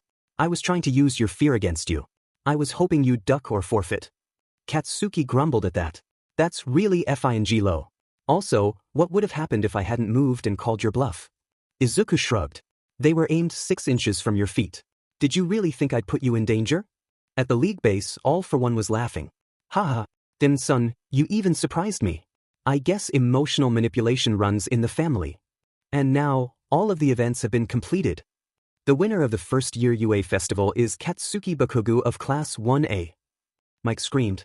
The cameramen swarmed to the stage, where Midnight was waiting. The first year sports festival is completed. And now, we will begin the awards ceremony. Fireworks ignited, and then a podium rose. On it, from left to right, were Izuku, Bakugou, and Fumikage. In addition to Fumikage, Tenya Ida is also in third, but due to family issues, he had to leave early. However, it is not I who will award them, but him. Midnight pointed to the top of the stadium. Haha, I have brought the medals. As All Might was speaking, Midnight continued. Our very own symbol of peace, All Might will be awarding them. There was a silence as Midnight realized what had happened. I'm sorry for talking over you, she muttered. She did recover quickly, however. All Might, please award these medals to the students, starting with the 3rd place medals. Midnight handed the medals to him. All Might put the medal around Fumikage. Good job, young Tokoyami. You sure are strong. He praised. You're too kind, the boy said. And then he was next to Izuku. Young Midoriya. Your quirk is very versatile, and you're quite good at thinking outside the box when the situation requires it. With even more training, you will become unstoppable. The symbol of peace gently put the medal over him as well. And you, young Bakugou, congratulations on first place, and well done pushing your quirk to the limit. Bakugou nodded. These are the winners this year. However, anyone could end up on the podiums next year. Competition gives inspiration to excel. It works in economics, and it works on the person-to-person level. During this speech, Kaminari turned towards Sato. Why did he add the economic part? He asked. During his stint in the American Republic, he was inspired by their political and economic system. They're the strongest nation on Earth, and they were the strongest even before the emergence of quirks, so it's natural that he'd look at what their strengths are and wish to inspire other nations to copy them. Kaminari chuckled. So they're not the anarchy-filled hellhole that we've been told to believe? He asked. Remember what 13 said? The American Republic isn't like that. Meanwhile, All Might was finishing his speech. The next generation of heroes is certainly sprouting. And for that, I have only one thing to say, and I want everyone to say it with me. Plus Ultra. Up in the booth, Aizawa sighed. For a moment there I thought he might just say his motto. Mike laughed. Nizu told him that there would be repercussions if he did. After the festival, Aizawa decided to give an announcement. You all did very well, save one, and I'm looking at you, Mineta. Please note that there won't be any school tomorrow or the day after. The pros who watch the festival will undoubtedly want to recruit you, so we'll have to organize the lists for you. And Mineta, your actions in the obstacle race were utterly inexcusable. Now he glared at the midget. He screeched. While the media didn't notice, Mike and I, along with many of your classmates, did. Aizawa was grinding his teeth, and it was scaring everyone. Unfortunately, due to circumstances, the school cannot afford to expel you literally. Mineta smirked. However, now the smirk was beginning to fall. The staff has decided to transfer you. You'll be going to the general studies. Now get out. Before Mineta had a chance to reply, Aizawa used his capture scarf and chucked him out the door. There was a stunned silence. Now I bet you're all wondering why he wasn't expelled. The answer is simple. Mineta's father has a significant portion of the government in his pocket. He could easily order a massive budget cut to UA, or even close the school. Everyone gaped. Thus, this slap on the wrist is the only thing we can do, Aizawa sighed. Now then, your new classmate will be joining you after the break. That night, at the Hosu General Hospital, Ida had finally arrived. He sprinted up the stairs, ignoring an instruction to not run for the first time in his life. Mother! He shouted. Ida, she replied. How's Tensei doing? He fiercely asked. When she didn't respond, Ida barged in. Hey! Wear a mask, a doctor shouted. Ida looked at his brother. He was conscious. The anesthetics have worn off, and he's regained consciousness. He's in a haze though. However, his condition isn't as bad as we had feared. In spite of his wounds, he's stable. Ingenium opened his eyes. Tenya, mother, he croaked out. Ida ran over. To think, you still look up to me. Ida began to tear up. His older brother let out a chuckle. I lost, he got out. Tensei. Ida sobbed. Meanwhile, Stain pulled his sword out of a villain's gut. You're not going anywhere near Ingenium's family, he snarled at the corpse. He then put his blade away and put on his civilian clothes. As this was going on, Todoroki was heading towards a mental institute. It was very out of the way, and thus out of the public eye. He checked in and headed towards the maximum security ward's visiting area. There he heard mutterings. I'm sorry. I'm sorry. I'm sorry. I'll save you. I promise. I'm sorry. And then he saw his mother. She was in a straitjacket. Sorry, we can't let her out. She'll try to escape, an orderly explained. When she set eyes on him, she started to cry. Please be real. She bawled. Shoto gently wiped away the tears. I'm real, Mom. I'm real. Izuku was looking at his phone, trying to ignore the sheer mass of people around him. While public transport was cheaper, it added an entirely new problem. That problem was that Blacklight practically demanded that he devour someone when they were all so close to him. Also, he had to deal with the possibility that one of those he killed had known them. When he had killed those 10 villains, he hadn't gotten their memories all at once. It was a slower process, so his head didn't hurt. However, it was still something that kept him up at night, even if he only needed 4 hours of sleep. Hey, are you Midoriya from the hero course? A random civilian behind him asked. Everyone started to gasp and mutter. Congratulations on second place. You were so cool, the man said. Huh? Izuku stammered. Yeah, your quirk's amazing. I've never seen anything like it, another person commented. He's shorter than I realized, another replied. By now, Izuku was beginning to panic. Do your best, hero, they all chanted. That snapped him out of it. I will, he stammered. Arf, it's only morning and I'm still tired, Izuku grumbled to himself as he walked to the campus. Sure, he only needed 4 hours of sleep, but still. Midoriya. Izuku turned around. Ida, he gasped. Hurry up or we'll be late, the bespectacled teen shouted. But it's still a good 5 minutes before the first bell, Izuku stammered. No buts. Ida shouted. Izuku sighed before coiling Blacklight into his legs and taking off. When they got to their lockers, Izuku knew he had to ask about Ingenium. It was all over the news after all. So Ida, he began. If you're asking about my brother, don't worry. I apologize for needlessly worrying you. Izuku walked into the classroom hearing Mina excitedly talk about how many people recognized her. Yes, same. Kirishima shouted. Yeah, that happened to me. It was kind of embarrassing though, Toru said. Isn't that normal for you? Bujiro asked. Izuku didn't care as he sat down, very much aware of the empty seat behind him. And then Aizawa opened the door. Good morning, he monotoned. Good morning, sensei, everyone shouted. Now then, before we begin, I'd like to introduce your new classmate. With that, Shinso walked in. Shinso? Izuku shouted. Hey, he replied. I knew you were going to be transferred to the hero course, but I thought that you'd go to class B. Izuku stammered. Shinso shrugged. There was this blonde asshat who was waiting for me. He went on and on about how I must have SCKD up to the teachers. Literally. It took everyone about 5 seconds to realize what he meant. Before they could plan on ending Nieto's existence, Aizawa spoke up. Now then, today is a rather important day. You'll be doing something that will define the future of your career. At this, everyone, especially Shinso, began to panic. A test, they feared. You'll be choosing your code names today, Aizawa said. Everyone breathed a sigh of relief. This is related to the pro hero draft picks I mentioned the other day. Normally, first years don't get drafted. However, it seems like the pros think you're good enough. And on that note, here's the list of offers. Aizawa turned on a projector, and everyone saw the list. Now, most of the time the offers are spread out, although the second place winner appears to not have any. Aizawa deadpanned. Izuku went white in the face. He didn't have any. Why is that? You did a great job in the sports festival, Deku. Uraraka stated. Aizawa shrugged. Todoroki, on the other hand, scoffed. It's because of my dad. According to him, he threatened the other pros with lawsuits for something or other if any of them offered to take Midoriya. That got everyone's attention. Hich, most of the class shouted. Be that as it may, that's not what we're focusing on right now. Even if you didn't get any picks, you'll all be interning with pros. Aizawa huffed. Internships? Izuku asked. At USJ, you all got combat experience, and some of you got more than that and got a first-hand look at how deadly the battles can be. Everyone except Shinso turned towards the cowering Izuku. This confused Shinso greatly, but he just decided he'd have to ask after the internships. Moving on, you'll be receiving training directly from the pros. That is why you're choosing codenames today. However, just remember that these are not permanent. You may change them whenever you want. At that, Midnight walked in. Just remember that you'll become well known with these names. So many pros still have the names they chose as students. She declared. Midnight will be double-checking your names to make sure they're okay. I'm going to take a nap.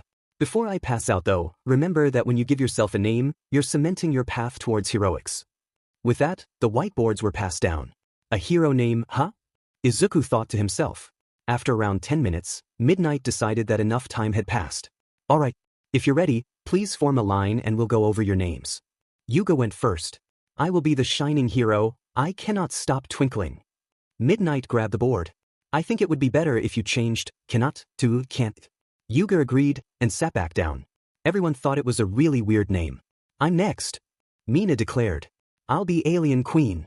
Midnight began to protest, but Aizawa, who had woken up temporarily, interrupted her. It's a good name, he said. Midnight tried to argue, but found that she couldn't. Next was Siu. I've known what mine was going to be since I was a kid. I'm gonna be the rainy season hero Froppy. Midnight slid to her right. That's so cute. I love it. Kirishima was next. I'll be the sturdy hero, Red Riot, he exclaimed. You're paying homage to the chivalrous hero, Crimson Riot, aren't you? Midnight asked. He may have been an old hero, but I've always admired him. Izuku nodded. His father had mentioned that Crimson Riot was an excellent hero, back in the day. That brought Izuku to a distant memory. Flashback. Hisashi Midoriya was tending to the 6-7-year-old Izuku. He didn't get sick that often, but when he did he got really sick. Hisashi was sitting next to him, talking about heroes. Dad, heroes have cool names, Izuku murmured. His father chuckled. That's true. Why do you ask? Izuku coughed. I want to have a cool one when I'm a hero, Hisashi sighed. Well, your quirk is certainly unique, but it reminds me of a pre-Quirk video game series, and it's still played today. How about you name yourself after the protagonist? Flashback and Izuku immediately began to write the name down. Meanwhile, Jiro ran up with her name. I'll be the hearing hero, Earphone Jack. She declared. That's good. Next. Midnight declared. Tentacled hero, Tentacle. Shoji said. It's like tentacle, with octopus thrown in. I like it.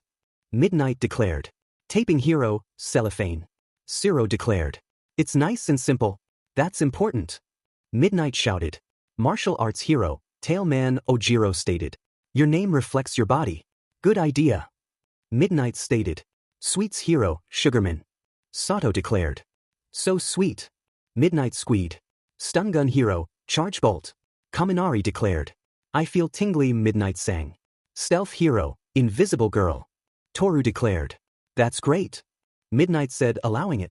I do hope I do this name justice, Momo said, showing off her hero name. The everything hero, Creati. She declared. It's creative. Midnight declared. Shoto was next. Shoto, he flatly stated. You're just using your name? Midnight asked. Shoto nodded. Up next was Fumikage. Jet black hero, Tsukuyami, he stated. God of the night. Midnight shouted out. Next was Shinso. The controlling hero, puppet emistar. He stated. Are you Su-dash? And like that, Midnight fell prey to Shinso's quirk. Take 5 steps back. When she did, he released his quirk. Midnight was fuming at being played like that. Next was Koji. He was just, petting hero, anima. Got it. Midnight stated. Next was Bakugou. The explosive hero, K4, he declared. Nice usage of your name. Midnight decided. Next was Uraraka. My hero name is Uravity, she stated. It sounds stylish. Midnight exclaimed. Next was Ida. Ingenium, he stated without any emotion. I see. You're carrying your brother's legacy. I heard what happened. I'm so sorry. Midnight said. And then she turned to Izuku. Are you ready, Midoriya? She asked.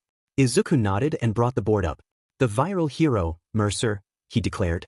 Why does that name sound familiar? Midnight asked. It's the protagonist of the prototype series, not including the second one of the original run. A few years before the emergence of quirks, the prototype series was remade. The original Prototype 2 was considered non-canon and the first game was remastered. While it was good, the third game took the cake. It was, along with The Elder Scrolls 6, considered a timeless masterpiece by critics and was still played to this very day. Several sequels had come out, and they were all very well done as well. Izuku chuckled at Midnight not recognizing the name before sitting back down. Meanwhile, in the staff room, Tashinori was with Semitas. Oh, offers for first years are still coming. Semitas stated. Oh really? Who's it for? All Might asked.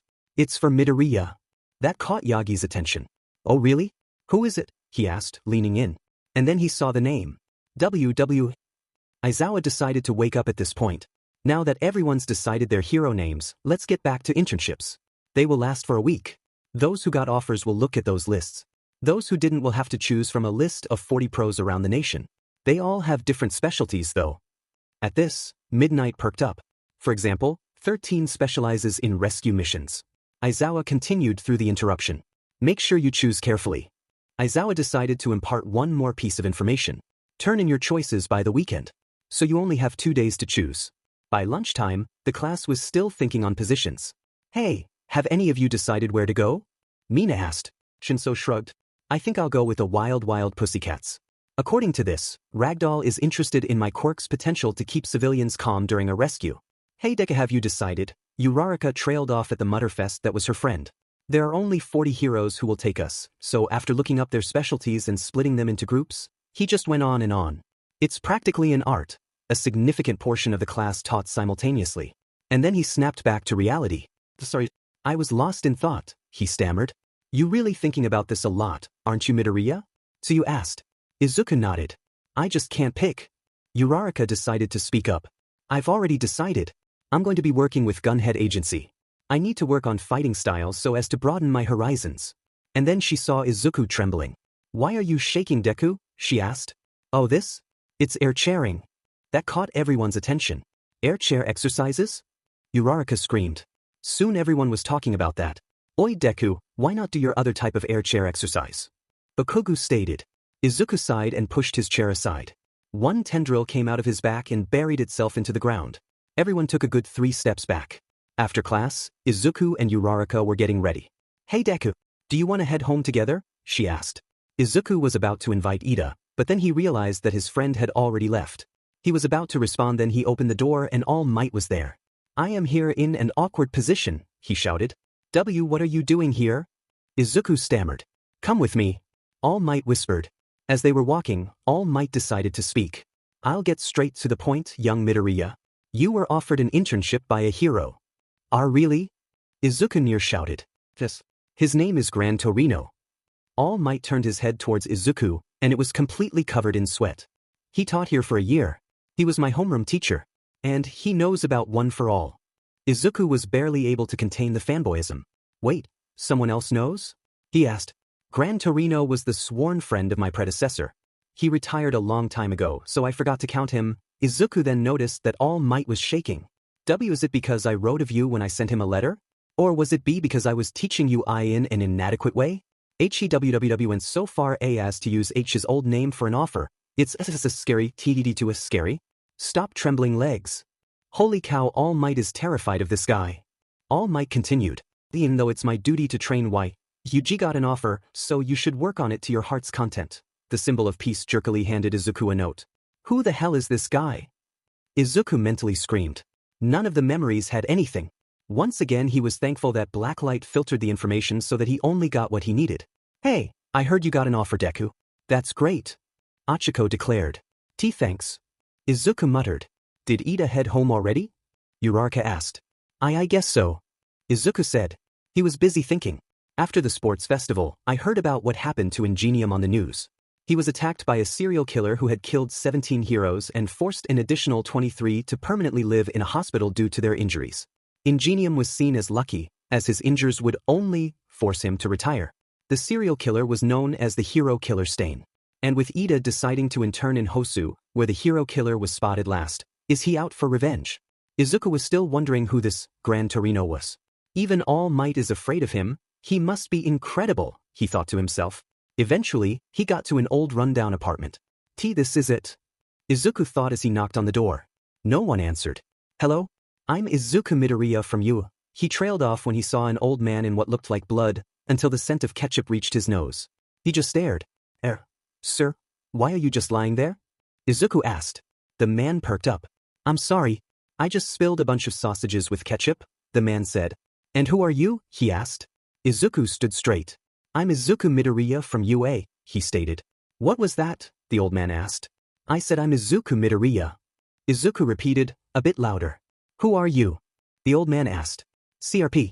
I knew he'd be old since he's All Might's teacher, but he has to have gone senile. Then he sat down. I'm hungry. By now, Izuku was physically shaking. Hungry? He shouted. Tashinori? Torino asked. Izuku sighed. I'll have to call All Might. Excuse me, but I have to make a phone call, he said before turning his head. And then he heard a click. WH? He shouted. The old man was rummaging through his costume.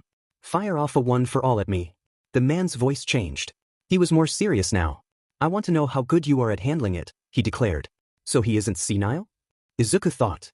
Put on this costume and fire one off at me. Torino declared.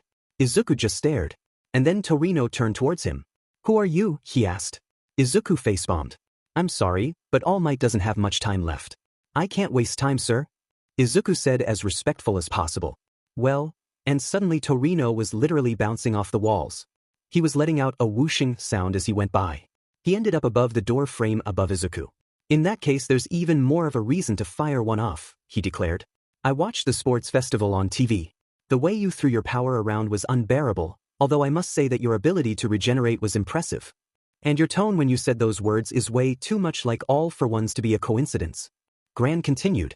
He's called the symbol of peace and the #1 hero, but All Might truly, and I mean truly, is terrible at teaching. Thus, I can't stand how you were using your power.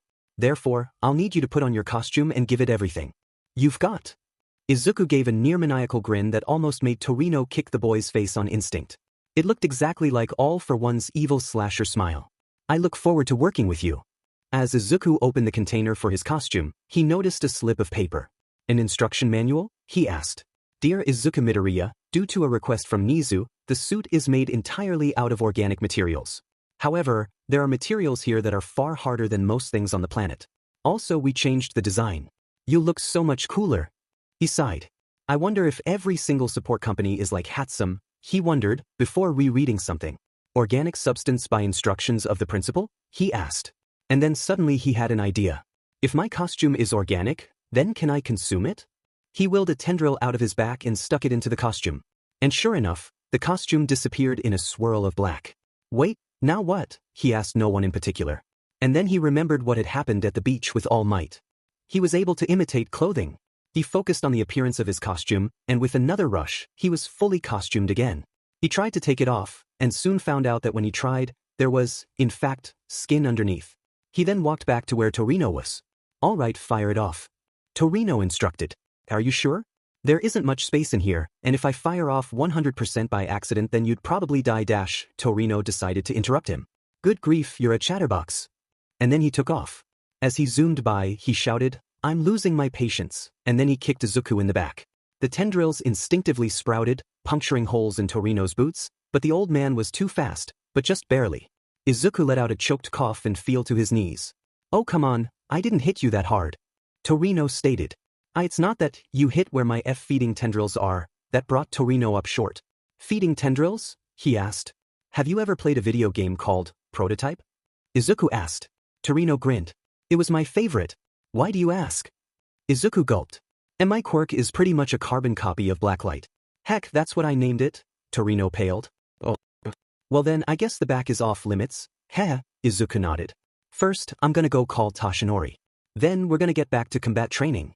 He declared. Already? Izuku asked. Tashinori Yagi was busy filing paperwork when his phone went off. A phone call is here. A phone call is here.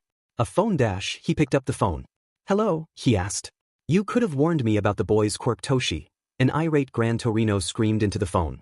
Yagi was now holding the phone a good foot away. I started combat training with him and hit him square in the back. Next thing I know is that I have new holes in my boots and the boy's on the ground wheezing. Then he tells me how damn unlucky I am that my quirk is built for speed. The old man yelled. I'm so sorry, sensei, Yagi muttered. You'd better be. Otherwise, I'll pay you a visit. With that, he hung up before turning towards Izuku. Now then, let's get back to it. With that, he took off. After a few near misses, the old man landed on his microwave, crushing it. I can't believe that the ninth holder of One for All is such a wet blanket, he declared. He then resumed zooming around and hit Izuku on the side. He's too fast. I can't tell what his quirk is. He said it was built for speed. Wait, instead of cornering him, I should keep him moving. Remember, imagine the egg not exploding in the microwave, he thought, charging a fist. So you're good at analysis and prediction, huh? Torino asked. Smash, Izuku thought, trying to punch the old man. Said old man dodged. However, you're stiff. He then grabbed Izuku's face and pinned him. I almost had you, Izuku grumbled. Indeed. However, there's one thing you should have recognized by now. Your admiration for All Might is holding you back. While it's true that you need to get stronger in a short period of time, but your enemies won't wait. You're overthinking One for All. With that, Torino turned away. If my hypothesis is correct, however, you may have all the time in the world before you face him. At the League of Villains base, Stain was talking with Shigaraki and Kurojuri. So, you're the group that attacked the USD? Stain muttered. So what are you after? He asked. For now, I just want to kill All Might. Tormura said. I also want to break everything I hate. He then held up a picture of a certain green kid. Like this brat. Sensei has an interest in him, probably because of his quirk. Stain scoffed. It was foolish of me to come here. I hate people like you the most. All you're doing is throwing a tantrum. You have zero conviction. With that, Stain began to reach for his blades. Kurojiri decided to speak up. Stain, you were brought here to help facilitate Tamura Shigaraki's growth as a villain, as he cares about nothing but destruction. Stain continued to draw his blades. Sensei, is it all right to let this continue? Kurojiri asked, slightly worried. It is fine, Kurojiri. After all, there's no point if we just tell him the answer. Tormura still needs to think about where to mature. After all, that is what it means to educate. Meanwhile, Izuku was thinking about what Torino said. My admiration is holding me back? What does he mean? Ah. He quickly pulled out his notebook. I've been thinking of One for All and smashes as special moves.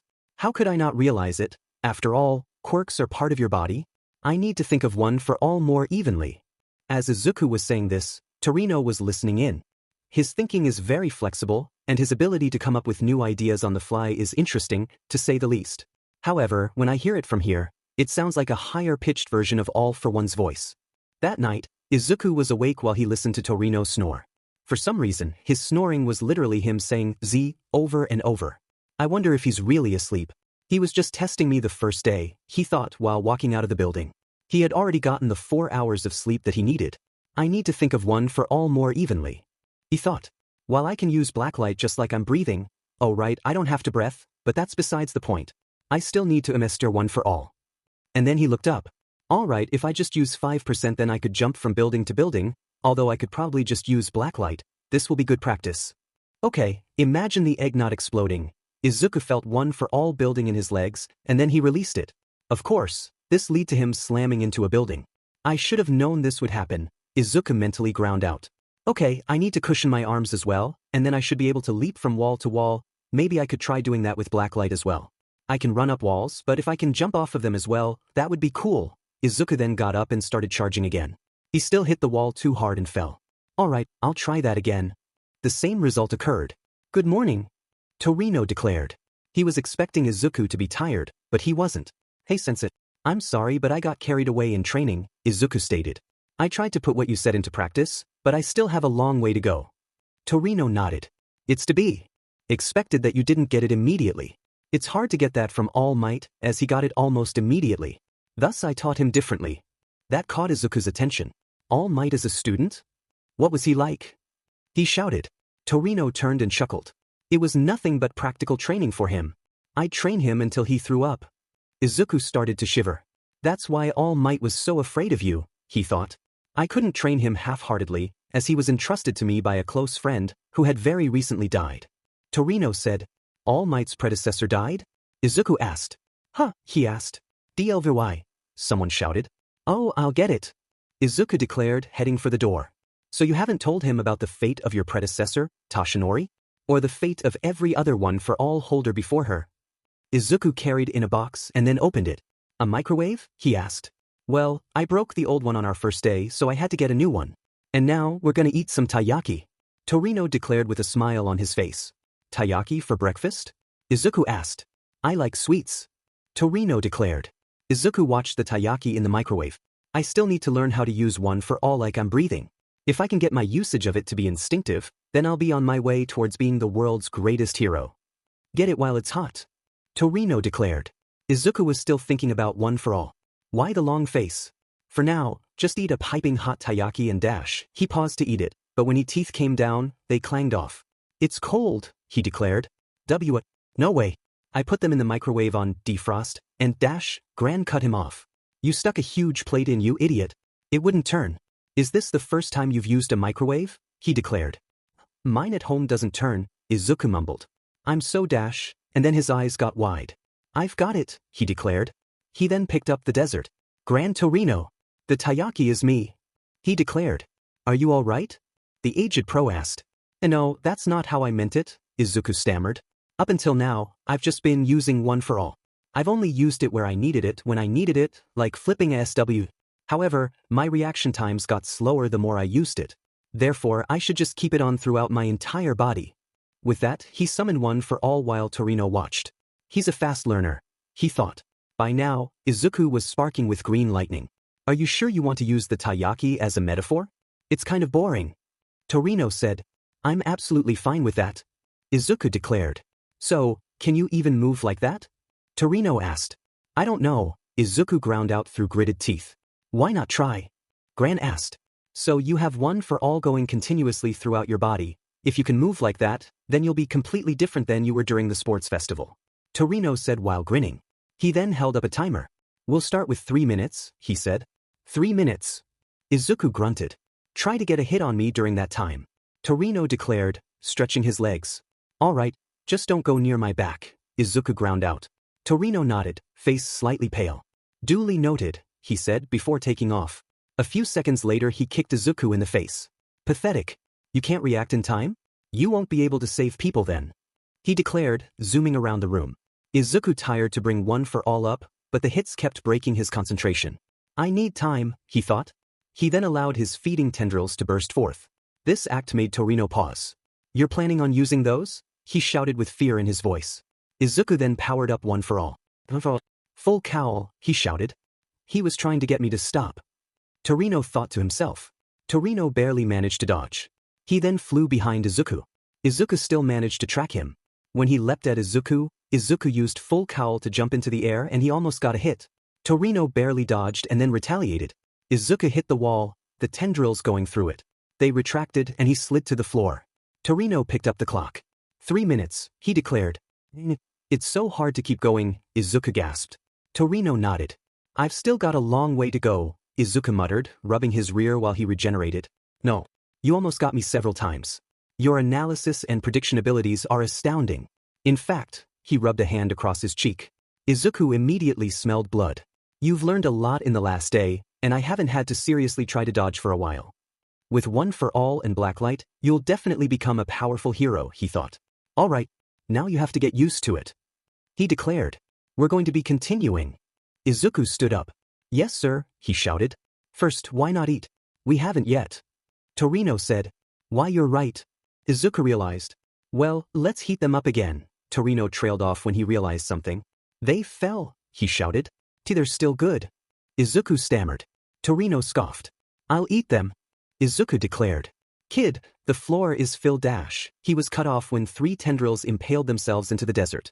He watched in stunned horror as they dissolved into black goo. To think that almost happened to me. When Izuku was done, he immediately rushed to the door. I'll go buy some more, he promised. At UA, All Might was having a discussion with his police friend. I'm sorry for intruding, All Might, he said. It's no issue, Tsukachi, Yagi replied. What did you find out? Do you remember that villain called Nomu? Tsukachi asked. That beast thing young Midoriya and I fought against? He asked. Correct. We did a few tests on Nomu's DNA, he said. Why? All Might asked. What I'm about to tell you is technically a leaking of information. I'm only telling you because you're my friend, and you of all people should know this. We found a few clues that lead us to the mastermind. At this, Toshinori perked up. We ran tests at a specialized institution. We realized that Nomu isn't mute. It's brain dead. As for a record, we found out that it was originally this man. He showed the symbol of peace a photo. This is a picture of the sludge villain in human form. Toshinori pet his head. How is that possible? He asked. Listen very carefully. For one, a high-powered intruder broke the sludge villain out of prison, incapacitating the guards. For another, we found the DNA of 4 different people inside Nomu. The body was tampered with drugs and other methods. His body was modified to hold multiple quirks, leading to his higher functions shutting down. Of course, we're more worried about the quirks. It's not possible for quirks to be transferred by DNA, save One for All, or a 100% perfect integration. And to top things off, the night he was taken, a young boy who was diagnosed as Quirkless suddenly developed the sludge villain's quirk. The only way this was possible is if someone had the power to transfer quirks. I'm sure you know where I'm going. Yagi stood up. That's impossible, he declared. I'm sorry, All Might, but it's the only possible solution. All for One wasn't killed, and he's beginning to re-emerge. Meanwhile, at the League of Villains base, Stain was still conversing with the villains. So you still want me to join? Well then, you just have a longing and conviction. No matter what you want to accomplish, you have to have both of those. Shigaraki pinned to the ground. Kurogiri, take this guy out back, the man-child demanded. They can't move, the mist villain ground out. Is it his quirk? In a world overflowing with heroes, there are those who only wish to take advantage of the title. Money? Fame? That's all they want. Those who do that are my secondary targets. They deserve humiliation, a minor injury at worst, but nothing more. My main ones are those who use their status to cover up their misdeeds, and villains who idly throw their quirks around. They are my prey, he growled. Hey, look, I'm no longer paralyzed. Tormura then grabbed a sword and his quirk immediately began to reduce the sword to rust. You really do talk a lot. Tormura said, crushing the sword. I don't have anything grand like that. I just want to crush society. All Might is the key point there. Stain growled and jumped off of the man-child. Ah shoot, I'm still hurt. And we don't have anyone who can heal in our party, Tormura drawled. Stain sighed. Our goals are polar opposites. However, we do have a common ground to stand on. We both want to change society. Tormura scoffed. I'm the type of person you hate, am I not? The serial killer chuckled. While that's true, I was testing you. The true characteristics of a person appear when they're on death's door. And somewhere, deep down, there's a warped shred of conviction within you. Tormura grumbled at that. Kurogiri, I don't want him in our party. The mist man sighed. He will be a great asset if he joins. He said, the negotiations are over. Return me to Hosu. The hero killer liked his lips. I still have matters to attend to there. Kurogiri nodded. Before you go, I should warn you about that green brat. His quirk makes him grow 4 things out of his back. If one impales you, he'll devour you. Back at Torino's agency, Izuku was training. I have to keep 5% up continuously, and attack. He rushed at Torino, but the old man dodged. Izuku crashed into the wall again. Let's stop for now. If you keep having to fight one style, you might fall into weird habits. Torino said, I can't think of tactics right now. I'm not used to this. Izuku gasped out. I can still fight. Torino smirked at that. No. That's enough. Put on your costume and we'll go to stage 2. Izuku dragged himself up and concentrated. With a sound of whooshing wind his clothes were replaced by his costume. Tashinori didn't mention that. Torino thought. Alright, phase 2 is simple. We're gonna fight some villains. Torino shouted, sticking his cane in the air. Now? Izuku screamed. Yes. If you only fight against me you'll have trouble when you go up against someone who uses a wildly different fighting style. Thus, this next part is teaching you how to go up against different situations. After all, this is an internship, so of course you'll be fighting villains. What you're saying is right, but I'm not ready. I'd have to rely on blacklight. Izuku stammered. Torino paused. And you'll be fine, right? He asked, apparently not impressed. Like the last time I relied on it for fighting villains, I killed people. Torino was confused before his eyes widened. Oh. That's why 10 villains were unaccounted for. Well, don't worry. We're going to be heading out.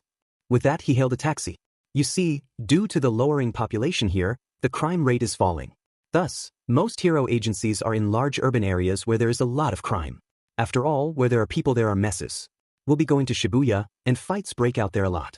Izuku nodded. We're taking a bullet train, aren't we? He asked. Torino nodded. Don't worry kid, I'll take care of the big fish so you won't have to use your quirk. Izuku breathed a sigh of relief. We'll be passing through Hosu. I wonder how Ida's doing. Meanwhile, Ida was doing patrol with Manuel. So, you're chasing after the hero killer, huh? He asked. Ida paused. What?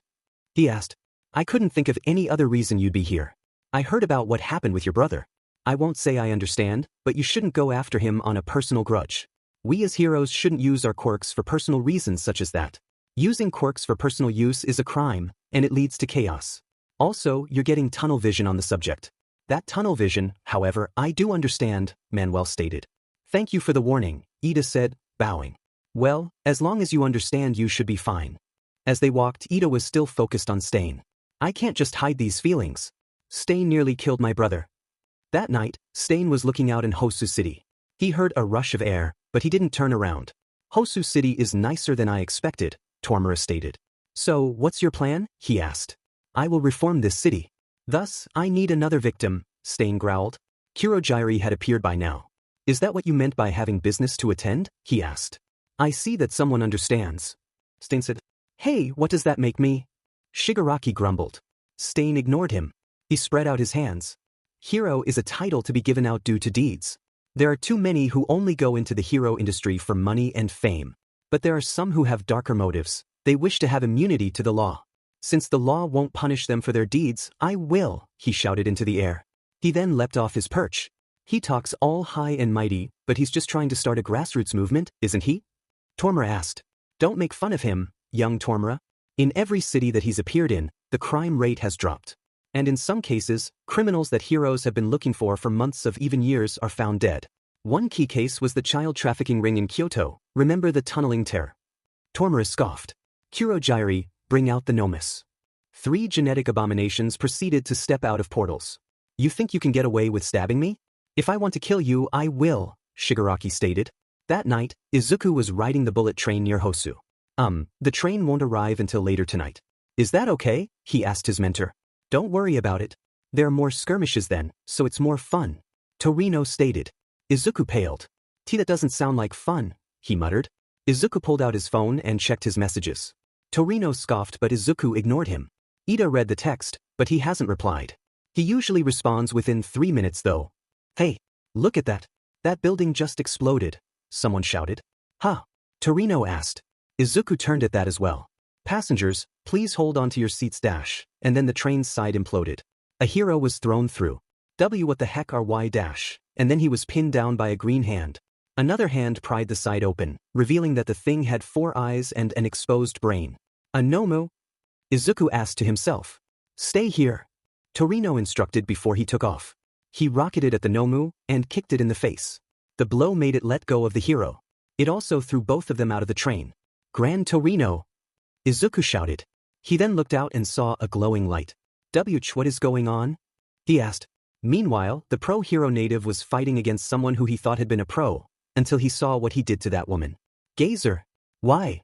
He shouted. Gazer laughed. I do what I want. As a hero, I am above the law, he cried before grabbing it. Knife and stabbing Native in the side. The pro coughed up blood at that. Why you're no hero, Native gasped. Gazer chuckled and stabbed his former ally again. Oh, well guess what? They'll find your body and blame it on someone else. I'll get away scot-free, just like Alwaycherji. Native looked up and saw a serrated blade coming from Gazer's back. Filth like you must be purged. The blade retracted and Native would have screamed. It was Stain. Going for T to the 2-for-1D deal? He stammered, out of both fear and blood loss. Stain just put his finger in Native's blood and liked it.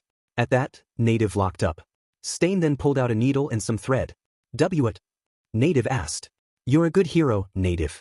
The closest thing to a strike on you is your racially stereotypical getup, but your grandmother on your mother's side and your grandfather on your father's side were Native American, Stain said as he put the needle in Native's skin. Native noticed that he didn't feel any pain. Aren't I a hero your prey? He asked. Stain sked. You're good enough for me, he replied, stitching up Native's side. But why save me? He asked. Filth is purged, but the cleanliness shall remain. Stain muttered. Oh my... Ryuku. Ingenium. Those are just a few examples of good heroes. Then why go after Ingenium? Native croaked, vision fading in and out.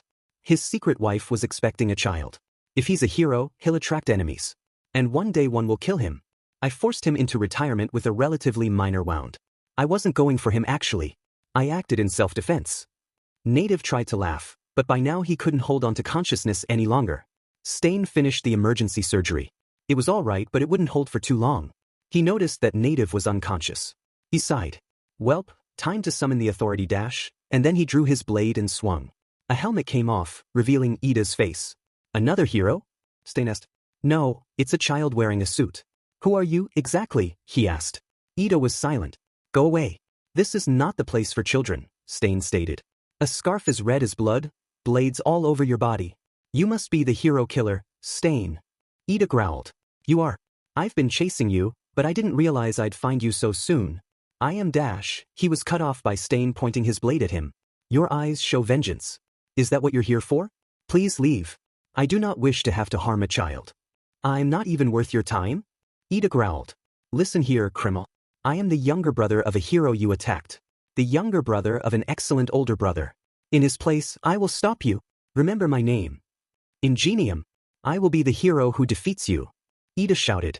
I see. You're Ingenium's little brother. You're the one who called him. Everyone, please calm down. The villain isn't here anymore. Wait for the heroes to arrive. An officer shouted. Excuse me, but I'm headed out. Izuku shouted. Wait, the officer shouted. Izuku ignored him as he jumped out. He pushed blacklight into his legs and took off. They look similar, but there can't be that many. After all, most families only have a few siblings. But why here? But I don't have time for detours. Full cowl. And like that his speed doubled. He rushed over the buildings, heading in the direction that the crowd was running away from. The center of the chaos is where it started. But what's with the Nomu lookalike? How much power does he have? If it's like the one at USJ, the entire city will be at risk. And then he heard something. Tenya.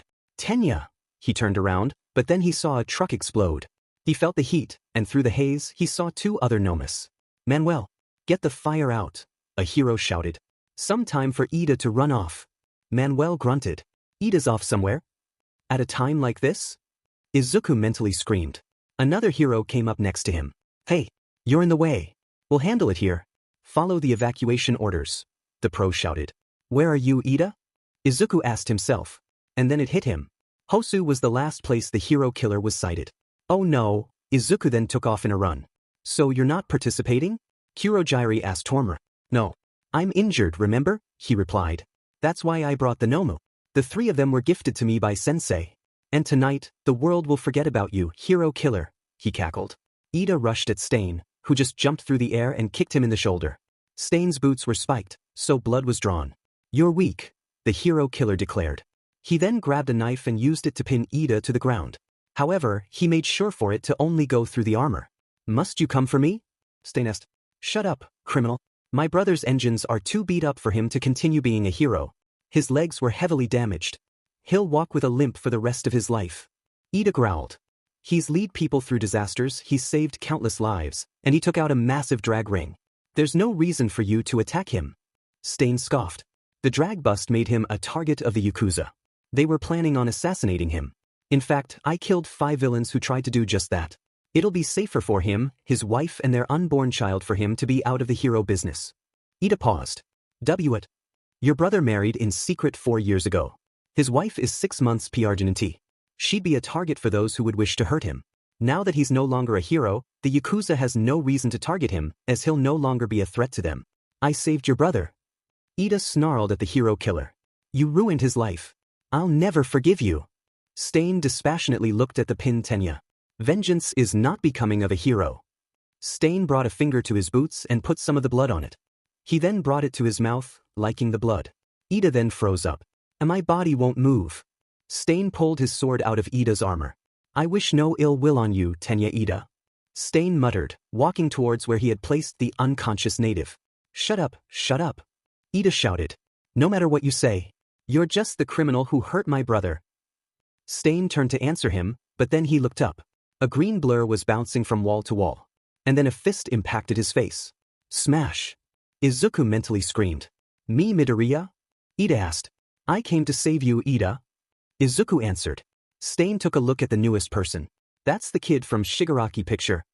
Ida grunted. Midoriya, why? He ground out. 60% of the hero killer's victims were where there weren't that many people. That's why I searched away from the center of commotion. I searched all of the alleyways I could. Izuku then turned to Ida. Can you move? We need to get to a bigger street. We'll have to attract the attention of the pros. I can't move, Ida grumbled. Ever since he cut me, I've been paralyzed. I think it's his quirk. It's just like the TV commentators have guessed. Cutting activates his quirk. Izuku said. Then he gasped as he picked up another scent of blood. Someone else is here. He exclaimed. If it was just Ida, I could have carried him away, but with an injured person who I don't know. Midoriya, don't get involved. Ida growled. Izuku turned his head in shock. This doesn't involve you. Ida snarled. What are you saying? Izuku asked. I see your friend came to save you. As if you were in actual danger. Stain scoffed. Huh? Izuku asked. So far, the only crime you have committed against the ideals of a hero is your longing for revenge. Therefore, I must teach him a lesson. Izuku got into a combat stance. However, he tapped a finger to his phone, alerting everyone to his location. He then shifted his hands into his claws. I'll have to protect those who can't move, Izuku thought. Stop. Run. This has nothing to do with you, Midoriya. Ida screamed. If you say that, then heroes can't do anything. Izuku replied. There are a lot of things I'd like to say to you, hero killer, but they will wait. After all, it's like what All Might said, interfering when you aren't supposed to is the epitome of being a hero. Stain paused before grinning like a madman. Izuku powered up blacklight and rushed the hero killer, claws out. But if your opponent has a longer reach. Stain brought up a blade. Izuku then activated full cowl and jumped up. He disappeared? Stain asked himself. 5%. Detroit smash. Izuku shouted, punching Stain in the head. What's with that movement? Ida asked himself. Izuku then landed. Okay, I can fight, he declared. Stain lifted his blade to his face, expecting blood. Instead there was a moving black dot. He shrugged and liked the blade. Izuku then collapsed. Stain then spat out the orb, allowing it to roll back to Izuku. I must admit I'm impressed. For someone so young you're fast. You're also good at thinking on the sly. Those who are all talk are a dime a dozen. You, however, back your words up with actions. He then walked up to Ida. You, however, have much to learn. Izuku was terrified. Was Stain going to kill his friend? And then a burst of fire blew past the hero killer, forcing him to dodge. Another one? He asked. Midoriya, you need to provide more details than just your location. Shoto monotoned, holding up his phone. You made me late, he said in his usual deadpan. You too, Todoroki?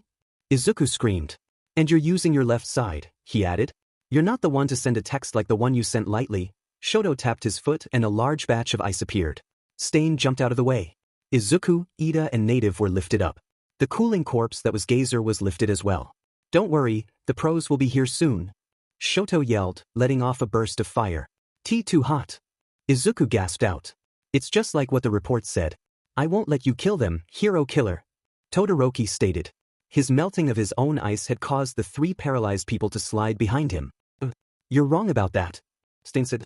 I have no intention of killing any of them. 2 of those behind you are mere children. And one of those behind you is a pro who cares for others, not himself. Todoroki, don't let him see your blood. He paralyzes people by tasting it. Izuku declared. Are my fingers twitching? So USCK blood to prevent movement. Todoroki deadpanned. I'll have to keep my dash, and then a dagger nicked his cheek. DMN, he thought. Stain leapt at him. You have good friends, Ingenium, Stain said. Todoroki summoned more ice to block the serial killer. Then he noticed something in the air. Did he throw his sword as well? He thought. This distraction caused Stain to push ahead, his tongue out. Just nanometers away from his blood, Todoroki ignited his flames. That was too close, he declared. As Todoroki fought Stain, Ida was having a breakdown. Why are you two fighting him? He growled. I inherited my brother's name. I have to be the one who fights him. You inherited his name, huh? Todoroki asked. Because he then created a massive glacier, forcing Stain to back off. I've never seen Ingenium with that expression on his face. Ida gasped. Is there more to your family than meets the eye? Shoto asked. By now, Izuku was beginning to stand. He also noticed the blood on the streets. Is that Todoroki's? He asked. He sent a tendril towards the blood. When it touched it, the blood dissolved into black goo and was absorbed. Midoriya. Ida trailed off. My tendrils aren't extra limbs, Ida. They're meant for devouring. Izuku stated, emotionless. By now he was standing. You'd block your own view against an opponent faster than yourself? That's foolish. Stain snarled, cutting through the ice. I wonder Todoroki began, but then two daggers impaled themselves into his arm. You're pretty good as well. Stain declared, coming down. And then Izuku activated full cowl and jumped up. He blocked his sword with his claws. He then grabbed Stain and dragged him across a wall. I can move. He shouted. A time limit? Todoroki asked. Native was stirring. What? What's going on? He asked. Midoriya was paralyzed a mere 30 seconds before you got here, Todoroki. Ida declared. Stain, meanwhile, was also thinking. That was too fast, even for a typo. Was that black stuff his blood? When Izuku let go, he stumbled. Get back! Todoroki shouted, a wall of ice separating Izuku from the hero killer. Izuku hobbled back towards Todoroki. He takes in a person's blood to keep them from moving. It could be less effective for a few reasons. One possibility is that the more people that are under it, the weaker it gets. Another is if the amount ingested adds time, or if the type of blood affects it. Mine's type B, native slurred, still out of it. Mine's A. Ida stated. Blood type is correct. Stain said while smirking. However, that doesn't explain why you were out of the paralysis so quickly, or why your blood was black for that matter, he stated, pointing at Izuku. My blood is special, Izuku ground out. And by special, I mean pure virus. My original plan was to carry those two out of here, but that's not going to work. Todoroki stated. He reacts so fast that he can avoid my ice and fire. Our best bet is to avoid close quarters. Izuku nodded, before a tendril popped out of his back. Todoroki, you've lost too much blood. Izuku said, the tendril going around and consuming it off the ground. You support me from behind and I'll distract him. Izuku declared. Stop, he's mine. Why, already? Ida cried out. If you want us to stop, then stand up. Todoroki shouted. That caught Ida off guard. Ain't it? In my longing to fight Stain, I didn't see anything except myself. I became selfish. These were his thoughts as he watched Izuku and Todoroki fight. Eventually, Stain managed to get a scratch on Izuku and paralyzed him. Todoroki was currently trying to fend off Stain by letting out blasts of ice and fire. You have a strong quirk, but you're over-dependent on it. Stain shouted, now inches from Todoroki's face. And then Ida fired up his engines and kicked Stain away. So you're free now as well? Have you thought about your motives? The hero killer asked. Todoroki, Midoriya, I dragged you two into this and I apologize for that. But now, I won't allow you to bleed anymore. Ida declared. Stain started to chuckle. I see. You have received inspiration. Now you have the right to be considered a hero, Todoroki scoffed. You're an anachronistic fundamentalist. Ida, ignore the logic of a murderer, he said. No, he's right. But I cannot give in. If I do, the name of Ingenium will perish. Stain smiled. Well then, come at me. As Todoroki and Ida fought Stain, Izuku was beginning to get up. Stain's acting flustered. He's not going in for the kill, is he trying to get away? Meanwhile, Ida realized that he engines weren't working. Did the kick I give break my radiator? He asked himself. He then had an idea. Todoroki, can you regulate temperature? He asked. I'm not used to my left yet. The bichromatic teen shouted. Then freeze my legs without covering my exhaust pipes. Ida ordered. Can you stop already? Stain grumbled, throwing a dagger at Todoroki. Ida jumped in front of it. Backslash. Hurry, he shouted. As Izuku began to get closer, he saw Ida pull the dagger out with his teeth. Todoroki froze the area around the exhaust, cooling it. Ida then powered up his engines as much as he could and leapt into the air. Izuku activated full cowl and jumped onto the wall, running alongside it. They both hit Stain at the same time. A searing pain shot up Izuku's arm. Did I release too much power? Is my arm broken? Meanwhile, Stain's eyes opened again. He grabbed his sword and slashed at Ida, hoping to move him away. I will defeat you. This time, it will be because you're a criminal and I am a hero, he shouted, activating his engines again and kicking Stain into the air even more. Then Todoroki's flames roared over Stain. When they cleared, Stain was unconscious. Ida and Izuku fell, but Todoroki made an ice slide. Stand up. He's still dash, he turned, and saw Stain hanging limply from a mini glacier. He's out cold, right? Izuku asked. Then we'll restrain him and move to the street. Shoto said.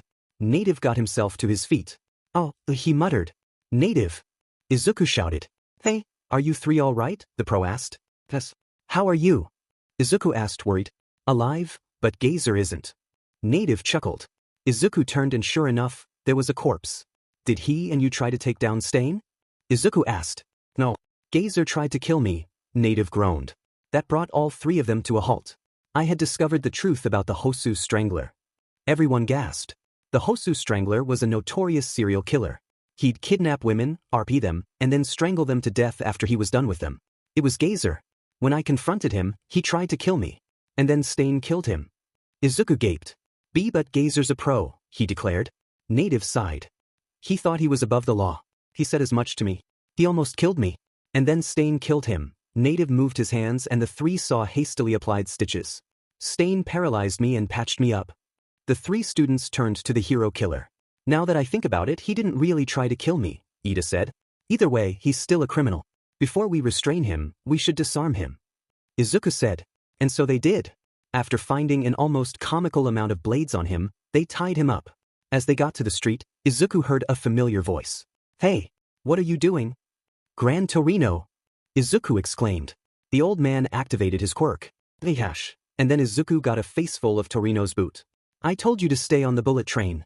He growled. Why are you here? Izuku asked. I was told to come here for some reason, the elderly pro stated. I don't know what's going on, but I'm glad you're all right, he declared, calming down now. I'm sorry, Izuku said. Geez, this is the part that makes him a lot like Toshinori. Torino thought to himself. It's this way. A random pro shouted. And then they turned. Children. One asked. Your injuries are serious.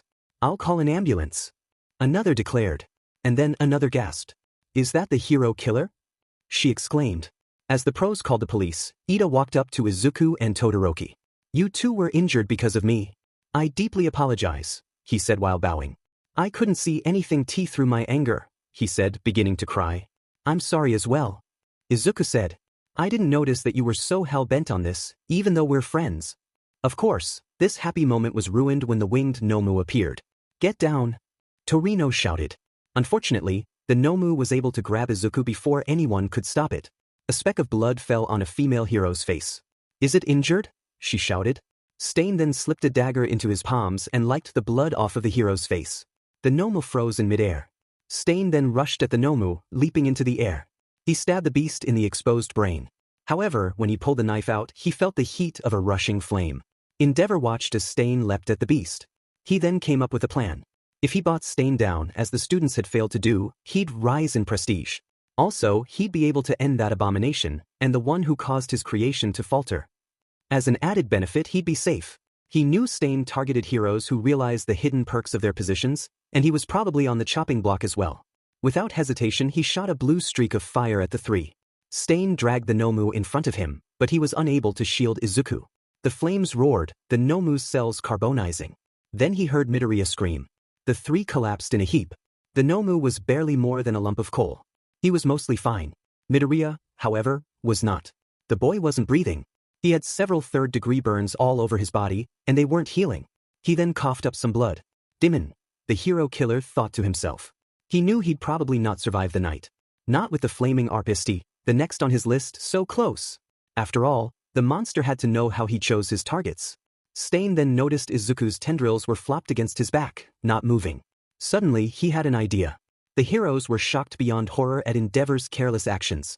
He may have killed the child. The Nomu was obviously dead, though. Stain, however, was not. Endeavor, he growled. You are at the top of my list, and you know it, he snarled.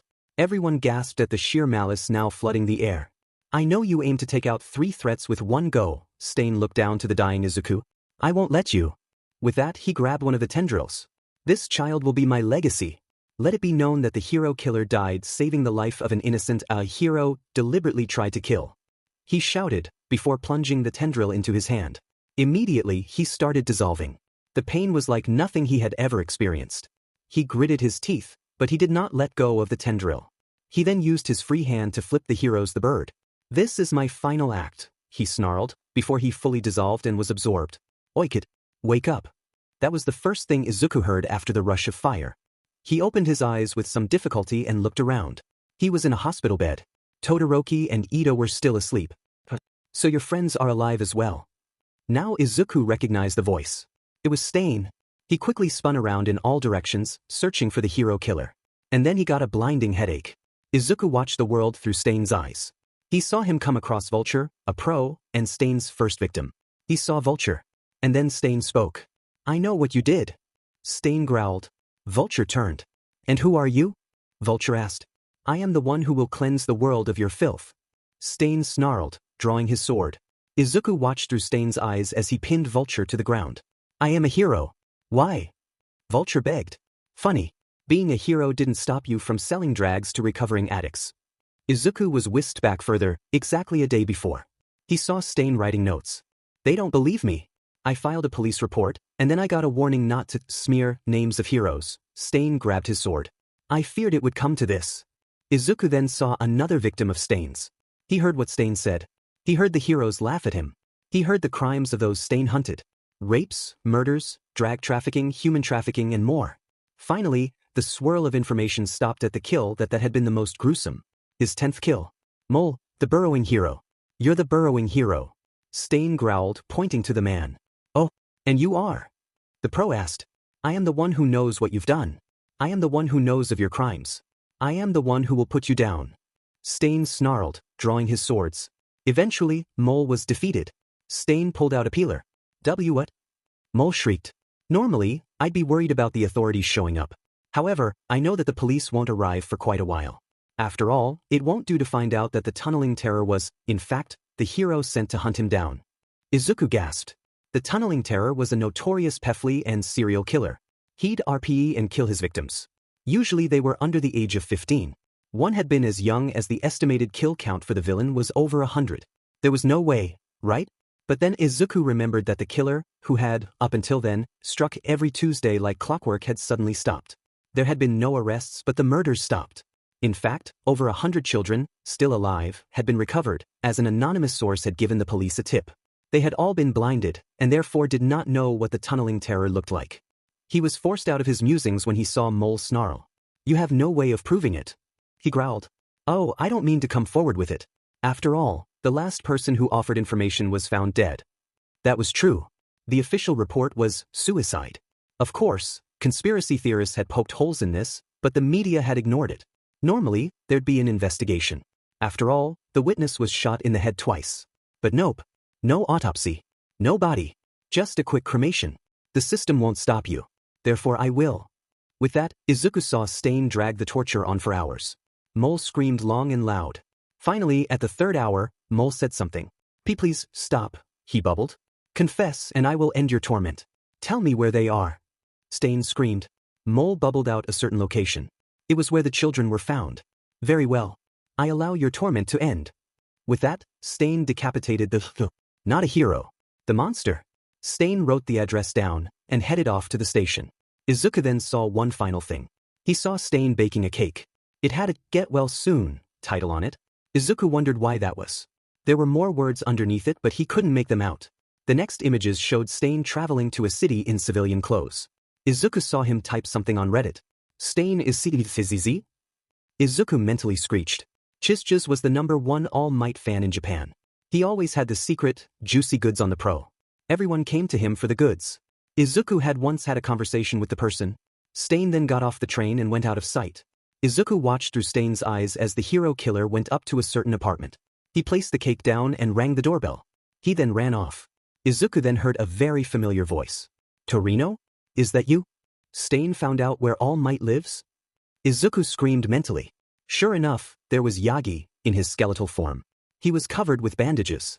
When he looked out, he saw the cake. It read, "Get well soon, All Might." Yagi coughed up blood. None of it landed on the cake, though. He then brought the cake inside. Finally, the memories stopped. Izuku just found himself in a blank space. There, around 20 feet away, was Stain. I gotta say, kid, I wasn't expecting this. What's going on?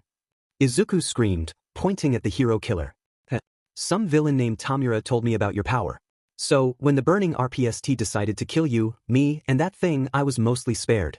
You, however, were on the brink of death. Your little feeding things were flopped out as well. Thus, I decided to give one last glorious to those who use their position to commit crimes by impaling myself with one of those feeding things. I sacrificed myself to save your life. And now, I found myself here. Apparently I now live inside you. Crazy, huh? Izuku screamed at that. How is this possible? He screeched. Stain shrugged. I don't know, kid. I was ready to die, and now I'm somewhat alive? I guess? Mind telling me what your quirk does even? It's called Blacklight, Izuku said. Like the virus from Prototype? Stain asked. Izuku nodded. It acts like a near-carbon copy of it. Heck, I no longer have DNA. I'm a sentient viral mass. Izuku shouted. Stain put his hand to his chin. So what does that make me? And did you get to see my memories? He asked. I have no idea. And yes, I did, was all Izuku could say. Can you even leave this place? Stain asked. Izuku shrugged. I can try. Izuku concentrated on waking up. And soon enough, everything started to fade. Talk to you later. Stain cheerfully stated while waving. Izuku sat up in the hospital bed. He then allowed himself to process what had happened. Okay, my quirk has officially gone too far. Now I have a serial killer in my head. I'm hurt, kid.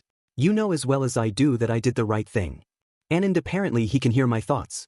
Great. With that, Izuku plopped down and fell back asleep. Todoroki and Ida woke up a few hours later. Are you all right, Midoriya? Todoroki asked. The noise woke him up again. Why, I'm fine. Where's Ida? Izuku shouted, looking around. I'm right here, Midoriya. Ida shouted, running into the room. Are you all right? Izuku asked Ida. I am well. Ida declared. Midoriya, do you know what happened? Todoroki asked. Izuku sighed. Yes. All too clearly, he said. I still wish you had told me about your quirk. Ida replied, chopping the air. I know, it's just, Izuku trailed off. It's hard not to see yourself as a monster, isn't it? Todoroki asked. Izuku nodded. Many people have told me to stop seeing my quirk as evil, but after last night, I don't think it matters anymore. Several heroes saw what happened. And it gets worse. How does it get worse? Ida asked, concerned for his friend. I can hear him. When I consume someone, I get their memories. However, for some reason, when I consumed Stain, his mind kept itself together. It's like he's in my head. Izuku said. Ida and Todoroki gasped. And I got his memories as well. Remember what Native said about Gazer? Every one of Stain's kills were heroes who were using their positions to get around the law. Heck, he killed Mole, who was the tunneling terror. Izuku growled. That can't be right. Mole was an outstanding hero. Ida exclaimed. No. Stain put the pieces together. And after Mole died, the attack stopped. Also, Stain was the anonymous tip-off who lead police to the place where the other kids were located, Izuku replied. Ida gasped. Then why attack my brother? He wasn't, was he? Ida choked. Izuku shook his head. It's like Stain said, you're going to be an Uncle Ida. Ida turned towards Izuku in shock, but then the door opened. Manuel and Gran walked in. Oh, so the injured young ones are awake, the aged pro said. Torino! Izuku exclaimed. I could yell at you for hours after the stunt you three pulled, he growled. Izuku wilted. Ha, oh, he really meant it, Stain mumbled. However, I have someone I want you to meet. A tall man with a dog's head walked in. This is Hosa's chief of police, Tsuragami Kenji. He'd like to have a word with you. The chief of police? Izuku mentally screamed. He's a good man, Midoriya. Please don't add him to the menu. No, please stay seated, woof. Woof. Izuku screeched internally. Stain chuckled. It's a verbal tic brought on by his quirk. Trust me, it isn't the strangest. Izuku decided not to ask. So, you're the three who took the hero killer down, correct? He then turned to Midoriya. And according to the rumors, you What did you do exactly? He asked. Izuku hung his head. He allowed himself to be consumed by my quirk, he said. Like prototype? Woof, the chief asked. Izuku nodded. Exactly like that, sir. He replied, eyes down. Midoriya. There is no reason to be so downcast. Ida exclaimed. Midoriya? Woof, the chief shouted, suddenly sweating bullets. Huh? Izuku exclaimed. Please tell me your mother isn't Inko Midoriya? The chief muttered, obviously terrified. She is. Why? The chief wiped his forehead. I'm gonna need to write my will, woof. I just pray she's no longer ripping men's hearts out. Excuse me, what? Izuku shouted. Kenji whimpered. She's gonna come here and kill me, he gasped. Stain was confused as well. Why would someone be afraid of your mother? Oh. Is there something I'm missing? Shoto asked. Inko Midoriya was a rather infamous vigilante known as Heartthrob. Everyone's jaws hit the floor. Heartthrob was a female vigilante who killed criminals by ripping their hearts out. She disappeared about 16 years ago, but no one had claimed credit. Manuel began to fidget. What is wrong? Torino asked. I called the parents of these three about an hour ago, he stammered. 1 hour ago. At home, Inko was staring at the phone. On one hand, her son had done his first act of vigilantism. On the other hand, he was caught. She sighed, before going into her closet, pulling out knee-high leather boots and her old bomber jacket. Present. The chief cleared his throat, sweat dripping off of his brow. Well, you three still used deadly force in apprehending Stain. As he is dead, you three technically committed a murder. Izuku gasped. Shoto put his hand on his chin. Technically, Stain sacrificed himself to save Midoriya. It was closer to a suicide than anything, he said. You do have a point, Kenji muttered. However, you still broke the law.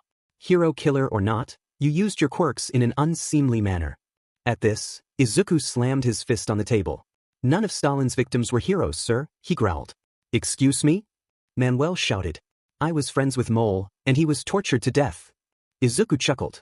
Evidently you weren't close. He didn't tell you about his less-than-savory activities. Whatever do you mean? Kenji asked. Mole was the tunneling terror. Izuku flatly stated, voice dripping with venom. Manuel looked enraged. Why dare accuse Mole of being that monster? He screeched. Izuku growled at that. When Stain allowed himself to be consumed, I saw his memories. I saw every kill he made. Stain was the one who tipped the police off about the location of the terror's lair. He tortured Mole for the information. I can tell you all of the evidence Stain collected. There was stunned silence. Why are you lying? Manuel stammered. The week after Mole was killed, the terror didn't strike, and hasn't to this day. The quirks of Mole and the suspected quirk of the terror were very similar. That's why Mole was assigned, correct? Also, wasn't it interesting that wherever Mole went, the terror struck? Izuku asked. Kenji looked horrified. Every single one of Stain's victims abused their position. I have a laundry list of crimes. Selling drags. Murder. Pedophilia. Human trafficking. Drag trafficking. Arms dealing. I could go on. However, Izuku wasn't able to go on when the door was kicked in by a pair of knee-high leather boots. So, why is my son being punished for saving his friend? A cold voice growled from the shadows. Then the owner of the voice stepped forward. Izuku shouted. Surprised? She asked. Kenji whimpered. Please. Heartthrob, please don't kill me. Inko turned towards the chief and grinned. It wasn't a friendly grin. So, are my baby boy or his friends going to be punished? She sweetly asked, voice promising pain. Kenji shook his head. And no, we were going to keep what happened quiet, but unfortunately, someone recorded the final moments of Stain and uploaded it to the darknet. While most people won't be able to see it, villains will. Izuku fought the urge to vomit. Inko flexed her finger. The chief howled in terror, but soon breathed a sigh of relief once he realized he could, in fact, still draw breath. And what are you going to do about it? She inquired. We were going to claim Endeavor took him down, he stammered. After what my father tried to do? Shoto growled. Well, he is known to ignore collateral damage, the chief responded. I don't like it, but all right. Stain grumbled. It's better than you going to prison. The news had a field day with the apparent death of the hero killer by Endeavor's hands. Unfortunately, the body was utterly vaporized, so an autopsy cannot be preferred. Kurogiri turned off the news. He's all they're talking about, Shigaraki muttered. He threw away the newspaper. He was supposed to no longer be relevant after last night, now he's on the DMN front page. A few hours later, Yagi was working with Eraserhead and Mike with paperwork. This is the time that I wish Inkblot could work here, he thought. Inkblot was a pro from the American Republic. His quirk allowed him to control ink, so he could do everyone's paperwork at once. He was brought out of his musing when his phone went off. It was thankfully on vibrate. "Hello?" he asked. "Toshi." It was Torino. "Yes, sir," he stammered, coughing up blood. "Did you rub off on Midoriya? He has a habit of throwing himself into situations just like you," he scolded. "My pay has been cut and my teacher's license has been suspended for 6 months after he, and dear lord I can't believe I'm saying this, ate Stain." Yagi gulped at that. But didn't the report say dash, he tried to say, but was cut off by his mentor. "The report was made up so he wasn't arrested, you idiot. And not only that, but he's the kid of goddamn heartthrob." Yagi eeped at that. "I have no longing to be on the receiving end of her literally stealing my heart," he snapped. He then sighed. "Also, there's one more thing about the kid that's been bothering me. His face, it's too familiar." "You know what I'm talking about, right, Yagi?" he asked. At this, Yagi choked up even more blood. "I also heard what he said at the sports festival. There's too much of a similarity between Midoriya and all dash." Yagi hung up on his mentor. His first thought was, "Oh my god, I hung up on Torino." The second was, there is no connection between young Midoriya and All for One. However, it is time I tell Midoriya about All for One. He'll have to fight him one day. A few days passed, and Izuku was heading out from Torino's agency. "Thank you for all that you did for me," he eagerly said, bowing. "Hey, I wasn't able to really help you," Torino replied. No, it was due to our sparring and your instruction dash." Izuku was cut off when Torino smacked him with his cane. "The only reason you survived was because he let you," he growled before sighing. "Before you go, I gotta ask one thing." Izuku nodded. Torino's eyes then became unfocused. "What's your dad's hair color?" That brought Izuku up short. In shock he answered. "White," he exclaimed. That seemed to snap Torino out of his senile state. "I see. Thank you for giving this old man an answer." Tuss. Before Izuku could ask about why Torino had asked that, he slammed the door. Izuku shrugged but headed off. Inside, Torino was staring at the wall. "Damn it. This all but proves it. There is a familial connection to All for One." Once school had started again, everyone was talking about their internships. Bakugou was talking about how Best Jeanist was quite impressed at his attitude, Uraraka was giving off an aura of confidence, and Shinso seemed more rested. His bags were lighter, and he seemed to carry himself better. However, Ida, Shoto, and Izuku were just hanging out in the back. "So, I heard that you guys took on the hero killer. I'm really glad you're alright," Kirishima said, giving a thumbs up.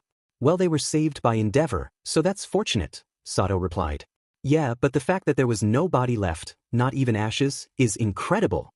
The temperature required for that is over 74,000 degrees Celsius," Momo exclaimed. Bakugou scoffed. "The story's bullshit," he replied. Everyone turned towards him. "What do you mean?" Sato asked. "If the temperature was that hot, it would have killed everyone there and utterly effed up the area." "No, I don't think that's what happened," he replied. "But what else could utterly destroy a body?" Todoroki asked, desperately trying to stay with the story. Bakugou laughed out loud. "So it was a FING cover-up?" "I knew it," he declared, smacking his fist into his palm. "Huh?" Kaminari asked. "So, does anyone know what, or should I say, who, could utterly erase a body like that?" he asked. "I couldn't." "Who do you?" Mina replied, trailing off, and looking at Izuku. "Kaken." Izuku whined. "Consumed? Stain? You killed willingly? That's so unmanly," Kirishima exclaimed. "It wasn't willingly," Todoroki explained. "What do you mean?" Fumikage asked. "Midoriya was carried off by a winged monster. Stain leapt into the air to kill it, but then Endeavor sent fire at all three of them." Everyone gasped. When the smoke cleared, the monster was dead. Izuku was on death's door. Stain, however, was fine. He grabbed one of the tendrils and impaled himself. "So no, Izuku didn't intentionally kill him. Stain killed himself," the bichromatic teen explained. "Oh, I'm so sorry, Izuku. I didn't realize," Kirishima responded. It was later in the afternoon, and they were all doing their hero training at one of the school training grounds. "I am here," All Might shouted. "It feels like it has been a while since I last saw all of you. I hope you all did well at your internships. Today we will be doing a rescue race." Shinso raised his hand. "Yes, young Shinso?" All Might asked. "Sir, shouldn't we be doing this at USJ?" he asked. "Well, young man, that facility specializes in disasters. This here is a race. You see, here at Training Ground Gamma, the testing area is a factory setting. It's a labyrinth in there. You will be competing in groups of 5. I'll fire off a distress call from within the training ground. You will do whatever is necessary to get there. However, please keep the property damage to a minimum," he instructed, leaping off. A few minutes passed. Everyone is to go to their positions. All Might instructed. Izuku stood at his starting place. Shiro, Ida, Mina, and Ojiro were all in separate positions. Man, this group has a lot of maneuverability, Sato said. Indeed. All Might must be putting us into groups with relatively equal mobility capabilities, so everyone has a relatively equal chance, Fumikage stated. Even Midoriya? Hagakure asked. Hey, he can run on vertical surfaces. Remember the bottleneck? Jiro asked. He was also capable of sprinting at high speeds during the USJ, Momo replied, her hand resting on her chin. Are you all ready? Begin. All Might shouted, pressing the go button. Shiro took the lead first, using his tape to fly over the obstacles. You know, that's a really good strategy, Shoji said. So he had the advantage, Fumikage replied. Koda nodded. Inside the training ground, Shiro was thinking the same thing. It's like this course was tailor-made for me, he exclaimed, just before a green blur shot past him, creating arcs of electricity. What the? Izuku hurried across the course, using a combination of blacklight and one for all to propel himself forward. He still had no idea what technique he was using, though. It was for rapid jumps and sprints, that was for sure. It's a really good technique, he thought. I'm touched, kid. That almost made him drop. His eyes went wide at that. Stain? He mentally screamed. Enjoying my style? It was made for quick getaways after taking out my targets. I had been practicing the dodging for when I went for Endeavor, so it's nice to see it in use, the hero killer explained. As Izuku was conversing with him, he mistimed his jump. Sheet, he thought, almost losing control, before his muscles realigned themselves, and one for all at 5% returned. That was unconscious. You're welcome. Stain replied. Stain? Izuku thought. Hey, I didn't know I could do this either. Don't worry, I'm not gonna take over or anything. I was just helping you run on autopilot, he explained. Izuku then landed, and took off again. He was moving as he wanted to again. If you want control back, it's torn from me. It's like you have a safety. From what I can tell, all I can do is give you a nudge, the serial killer replied. Izuku mentally nodded, before taking off. Thank you for saving me. All Might declared, handing Izuku a ribbon. He took it with stars in his eyes. You all did very well. The improvement you have all shown since the start of the year is amazing. Group A, please leave the training area, he instructed, before patting Izuku on the shoulder. It's time to tell you everything about One for All. After school, Izuku went to All Might's lounge. He hesitantly knocked on the door. All Might, he asked. Come have a seat, the pro said quietly. He was in his skinny form. He seems off. Izuku thought to himself. He sat down on the stool he had been provided. You've been through a lot these past few weeks, All Might said to Izuku. I'm sorry I wasn't there to help you out. You don't need to apologize for that. Izuku exclaimed. He then leaned forward. More importantly, you mentioned One for All. Toshinori nodded. I heard that the hero killer swallowed your blood during the attack, he said. Actually, I just spat it out, Stain clarified. What about it? Izuku asked. Do you remember what I said to you when I gave you my power? Toshinori asked. Izuku said nothing. Instead, he stood up, and black light rushed over him with a whistling sound. When it receded, Toshinori was shocked to see his muscled form. Eat this. Izuku as All Might declared. And it was in his own voice too. No. No, and how did you do that? He asked. Izuku shifted back to his normal form. As it turns out, I can mimic the form of someone with just a little bit of DNA. If don't need to fully consume them anymore. I don't know how I knew that. I just did, he explained. Any ideas, Stain? He mentally asked. It may have to do with my quirk. I can paralyze someone by liking their blood. Maybe your quirk took it and made it so you disguise yourself with a similar amount of DNA, Stain explained. I have a theory, but I'm not sure, he replied. Very well. What I meant was that you ingested my DNA. Izuku's eyes looked down. I wouldn't worry about Stain having One for All. I took his DNA after the fight. All of it, Izuku answered. I heard the actual report, Izuku, Toshinori replied. It was only after Torino tipped me off about the cover story, though, and don't worry. One for All doesn't work like that. The power can only be passed on willingly, he explained. Izuku nodded. On a related note, I think it's time to explain how One for All came to be. You see, the quirk was originally different, he said. How? Izuku asked. The origin of One for All is related to another quirk, called All for One. There was a very clear edge in Toshinori's voice. This quirk allowed its user to take quirks from other people, either for himself or for others, he explained. He could steal powers? Izuku exclaimed. Toshinori nodded. He was born during the earliest days of quirks. During this time, quirks were still seen as new. There was an age of chaos. Many nations during this time either collapsed outright or had revolutions. Society stagnated. I've heard people say that if quirks hadn't appeared, we'd be interstellar by now. During this PRD of chaos, new nations arose. As you know from history lessons, the American Republic was formed when the United States of America annexed Canada and Mexico, both of which had collapsed. It also gained control of Western Siberia, after that faction requested annexation. The Eastern European Federation was formed during this time when the nation of Poland annexed Lithuania, Estonia, Latvia, Ukraine, Belarus, Moldova, and the Russian territory of Kaliningrad. The Chinese Federation was formed after the Republic of China took over mainland China, following a democratic coup in the mainland. Russia dissolved into a five-way civil war, one of which was annexed by the American Republic upon request, as I mentioned previously. Most of Western Europe dissolved into small nation-states. South Korea annexed the north. In fact, Japan was lucky regarding stability. However, it was still very chaotic. During this time, a man appeared. He had the quirk All for One, and used it as his name. I don't know his BRH name. I don't think anybody but himself does.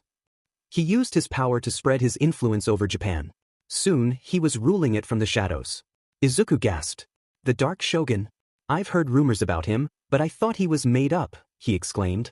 That is part of the shameful history we'd rather ignore, Toshinori explained. During his reign, he would hold his influence by exchanging these powers. However, some people couldn't handle the mental strain of their quirks. They became like living dolls, perfectly obedient to him. Just like the Nomis. Izuku gasped again at that. It was discovered by him that sometimes, two quirks would merge with each other, becoming something new. This is best seen with his sibling. You see, All for One had a younger brother. He was weak, quirkless, and sickly, but had a strong sense of justice. Then All for One gave him a quirk, one that would allow him to stockpile power. I don't know why. Was it to get him to submit? Was it to help his brother? It doesn't matter. What matters is that the brother wasn't quirkless. Don't tell me, Izuku began. Yes. The brother had an invisible quirk. He had the power to give his quirk through DNA to others. These two quirks merged and one for all was born. Toshinori exclaimed, throwing his hands wide. Wait, you said that he was around during the beginning of quirks. Why are you talking about him like he's still alive? He must be long dead. Izuku declared. Toshinori shook his head. There are quirks that extend life and reduce aging. He must have gotten enough of them, or found someone with a legitimate immortality quirk. I don't know. His younger brother entrusted his quirk to another, hoping that eventually someone would be able to defeat All for One. Eventually, it was my turn. I fought that monster. I nearly died, he replied, clutching his side. You mean Dash? Izuku began. Yagi nodded. He gave me this wound. But I emerged triumphant. I thought I ended him, but now it's become apparent that he's back. He's the one behind the League of Villains. With that, Toshinori stood up. So now you know. One for All's purpose is to defeat All for One. I'm sorry, but one day you will most likely have to fight against this great evil yourself, because I failed, just like every One for All user before me. I'm sorry for this burden, Dash. I'll do my best. Izuku declared. That interruption brought All Might up short. I'll fight this monster when I'm ready. I'll finish what the first brother started. He declared, face full of determination. Toshinori stared at his protege. That determined face was too similar to, he cut that thought off. A few weeks passed. Eventually, it was almost summer vacation. All right, so summer is coming up soon. Aizawa said. But don't get too excited. You're not going to be lax with your training. We'll be going to the woods to do training there. Everyone was pumped for that. Aizawa fired off erasure, silencing everyone. Thank you, Midoriya, he thought, once again happy that he no longer had to deal with dry eyes. However, those of you who fail the final exam will have to take summer school. That night, in a hidden location, All for One was speaking to his doctor. So the hero killer was consumed by my son. I must admit I wasn't expecting that train of events to happen. Neither was I expecting Stain to call Izuku his legacy. It doesn't matter. Stain was seen with the League, so young Tamura must be ready to unify those who are attracted to it due to Stain. I am also pleased that what he knew is safe, Hisashi explained. His doctor chuckled. You know, it's a shame we didn't find the super regeneration quirk 5 years ago. Now that your injuries are mostly healed, it wouldn't do anything for you, the mustached man replied. Indeed. Then All Might wouldn't have stolen 5 precious years of my life, and I wouldn't have to keep lying to Inko and Izuku, the doctor nodded. So are you sure Tamura can pull it off? He asked. The boy was born with a twisted personality. It was important that I molded him into the next symbol of evil. Enjoy your peace, All Might, because it'll soon come crashing down on you. Alright, so your exams are in a week. I hope you are all prepared. Aizawa droned. Of course, the class began to split. Those who did well on the midterms, such as Momo, Izuku, and Ida were alright. Those who barely scraped by were less than calm. Arg. With everything that's happened this semester, I barely had time to study. Kaminari wailed. Shinso was on the verge of a breakdown. I wasn't here for the first third of the year, he howled in despair. However, he just joined the impromptu horde of students asking Momo for help. At lunch, Izuku was eating with his friends. Well, the written exam should be alright, he said. After all, it'll probably just cover what we've gone through in class. Do I count as cheating? Izuku's resident killer asked. I don't think so. I mean, you're technically a part of me now. Is it really going to be that simple? Uraraka asked, trembling. Well, there's still the practical, Hakigura replied. Tsuyu nodded. We'll have to stay in great shape for it. Izuku replied. He then got hit on the head. Oh, I'm sorry. Your head's so big it's hard to miss. It was Monoma. Where's the suck-up of 1A? Is he not here? Or is he just busy? Everyone got what he was implying. If you're so insecure that you have to claim one of our classmates had to engage in ORCC with our teachers to get here, then go. Shoto replied. Everyone stared at him.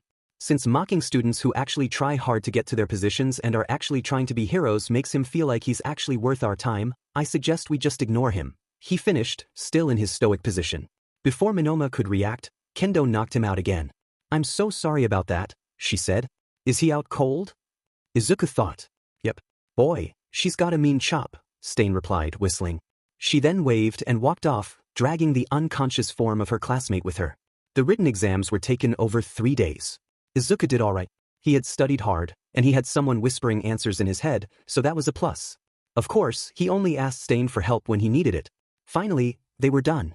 Alright, pencils down everyone. Those in the back are to pass the papers forward, Aizawa explained. We will now head towards the practical area.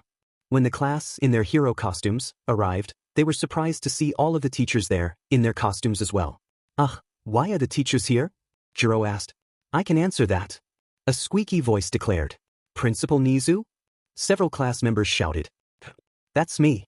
The one who could be a mouse or a dog or a bear dash. Izuku raised his hand. You're a stoat, sir, he replied. Nizu opened his mouth, paused, and then sulked.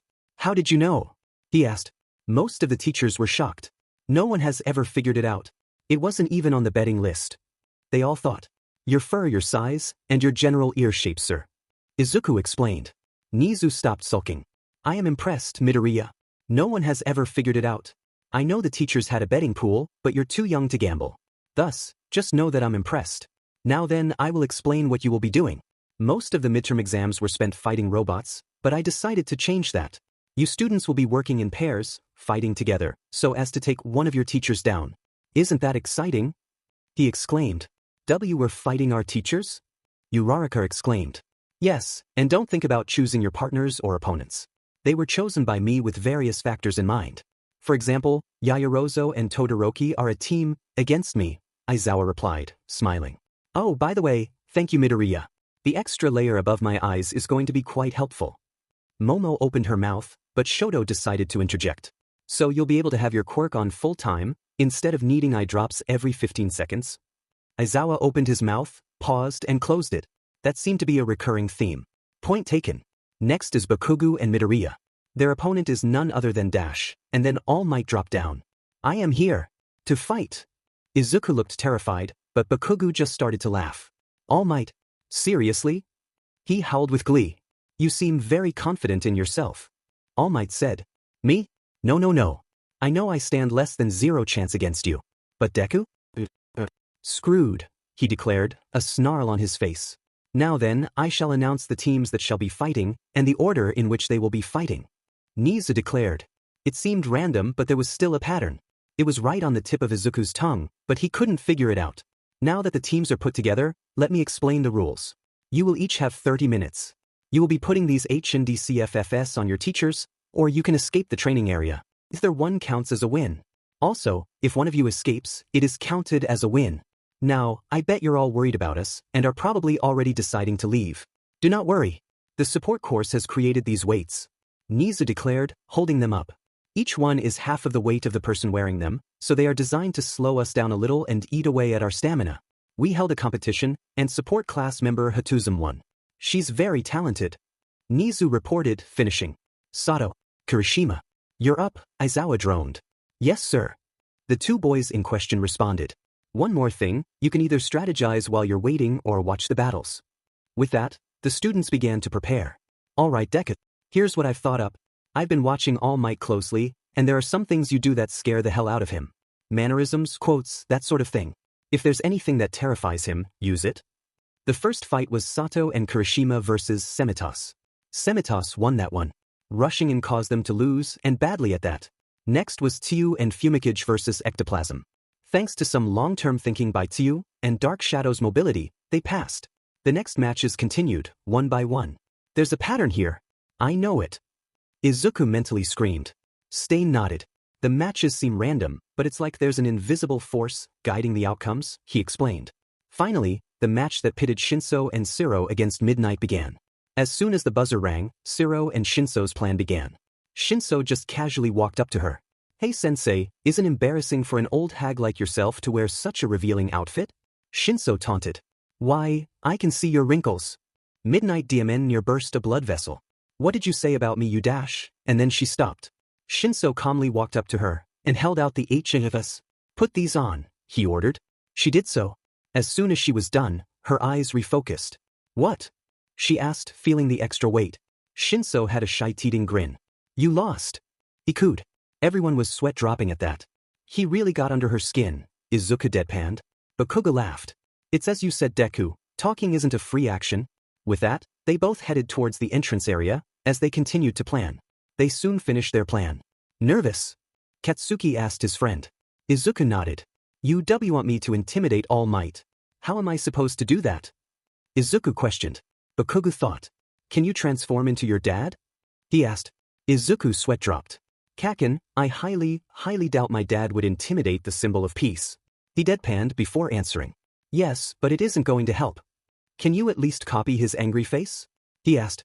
Izuku paused and shifted into his father and gave his best impression of an angry Hisashi. Katsuki started to sweat. That's good, he replied. Should I throw in the voice? Izuku asked, sounding exactly like his dad. Do you want me to PSS myself? Katsuki responded. Is that a yes? Izuku asked. Yeah, it's a yes. Katsuki answered, which prompted Izuku to shift back. The two nodded and headed into the training area. So, how much do you think this is going to work? Bakugou asked. Well, unless All Might manage to 100% bury his heroic spirit, I'm going to say it's going to work flawlessly. Before they could continue, a gust of wind blew at them. When the smoke cleared, the two were separated. Who cares if I destroy the city? All Might shouted. Holy see, that's intense. Izuku thought. If you really want to pass, then you'll have to come at me like this is an actual battle, he declared. Deku, get going on that terror. I'll distract him. Katsuki shouted, charging at All Might. Oh? So you're approaching me? All Might asked. I can't beat the sheet out of you without getting closer. Bakugou roared. All Might grabbed his face. Bakugou snarled and fired off several rapid stun grenades. Those were weak. Like the bite of a flea. All Might taunted. I'm impressed with his ability to not instinctively go for the face, All Might thought. Now where are you, Midoriya? He asked. All he heard was soft, slow clapping. Well done, All Might. Well done. And then he dropped Katsuki. No, and from the smoke, All for One, fully healed, walked forth. Okay, he's really off-put by my dad, probably due to the fact there's a random citizen. Surprised? Izuku asked in his father's voice. To think that the great symbol of peace is attacking children. My oh my how the mighty have fall dash, he was cut off when All Might bisected him. Straight down the middle. At the testing area, everyone was interested. The cameras had caught Izuku shifting, and they were confused on how taking the appearance of his dad would help. They were confused about how All Might's face went from faux villainous, then to shocked, horrified, and finally to enraged. And then they gasped in horror when he bisected Izuku. Surprised, the symbol of evil asked. Izuku? Where is Izuku? All Might mentally shouted. To think that the great symbol of peace is attacking children. At that, All Might forgot this was an exam. He forgot this was UA. All he saw was the monster that killed Nana. My oh my how the mighty have fall dash, and he ripped that beastie apart. That was too easy, he thought. And then his eyes widened as a familiar whistling rang through, and All for One became Izuku. Before the fight. So we're going to try to distract All Might? Izuku asked his friend. That's the idea. What do you have? Katsuki asked. If I may offer a suggestion? Stain asked. Yeah. Izuku thought. After I spat out whatever the hell your quirk uses for blood, it rolled towards you and merged with you. I was wondering if you could do that with larger parts of you. Izuku thought about this, and then his eyes widened. Kaken, I have an idea, he said. Let's hear it then. The explosive blonde replied. I think that if I'm ripped apart, I should be able to merge myself together again. When I'm healing, I'm just moving mass around and changing it for whatever I need. Bakugou held up a hand. Hold on a sec. What the F are you talking about? Izuku sighed. Well, after the fight with Shinso at the sports festival, Recovery Girl called me in. Izuku laid it out for his friend.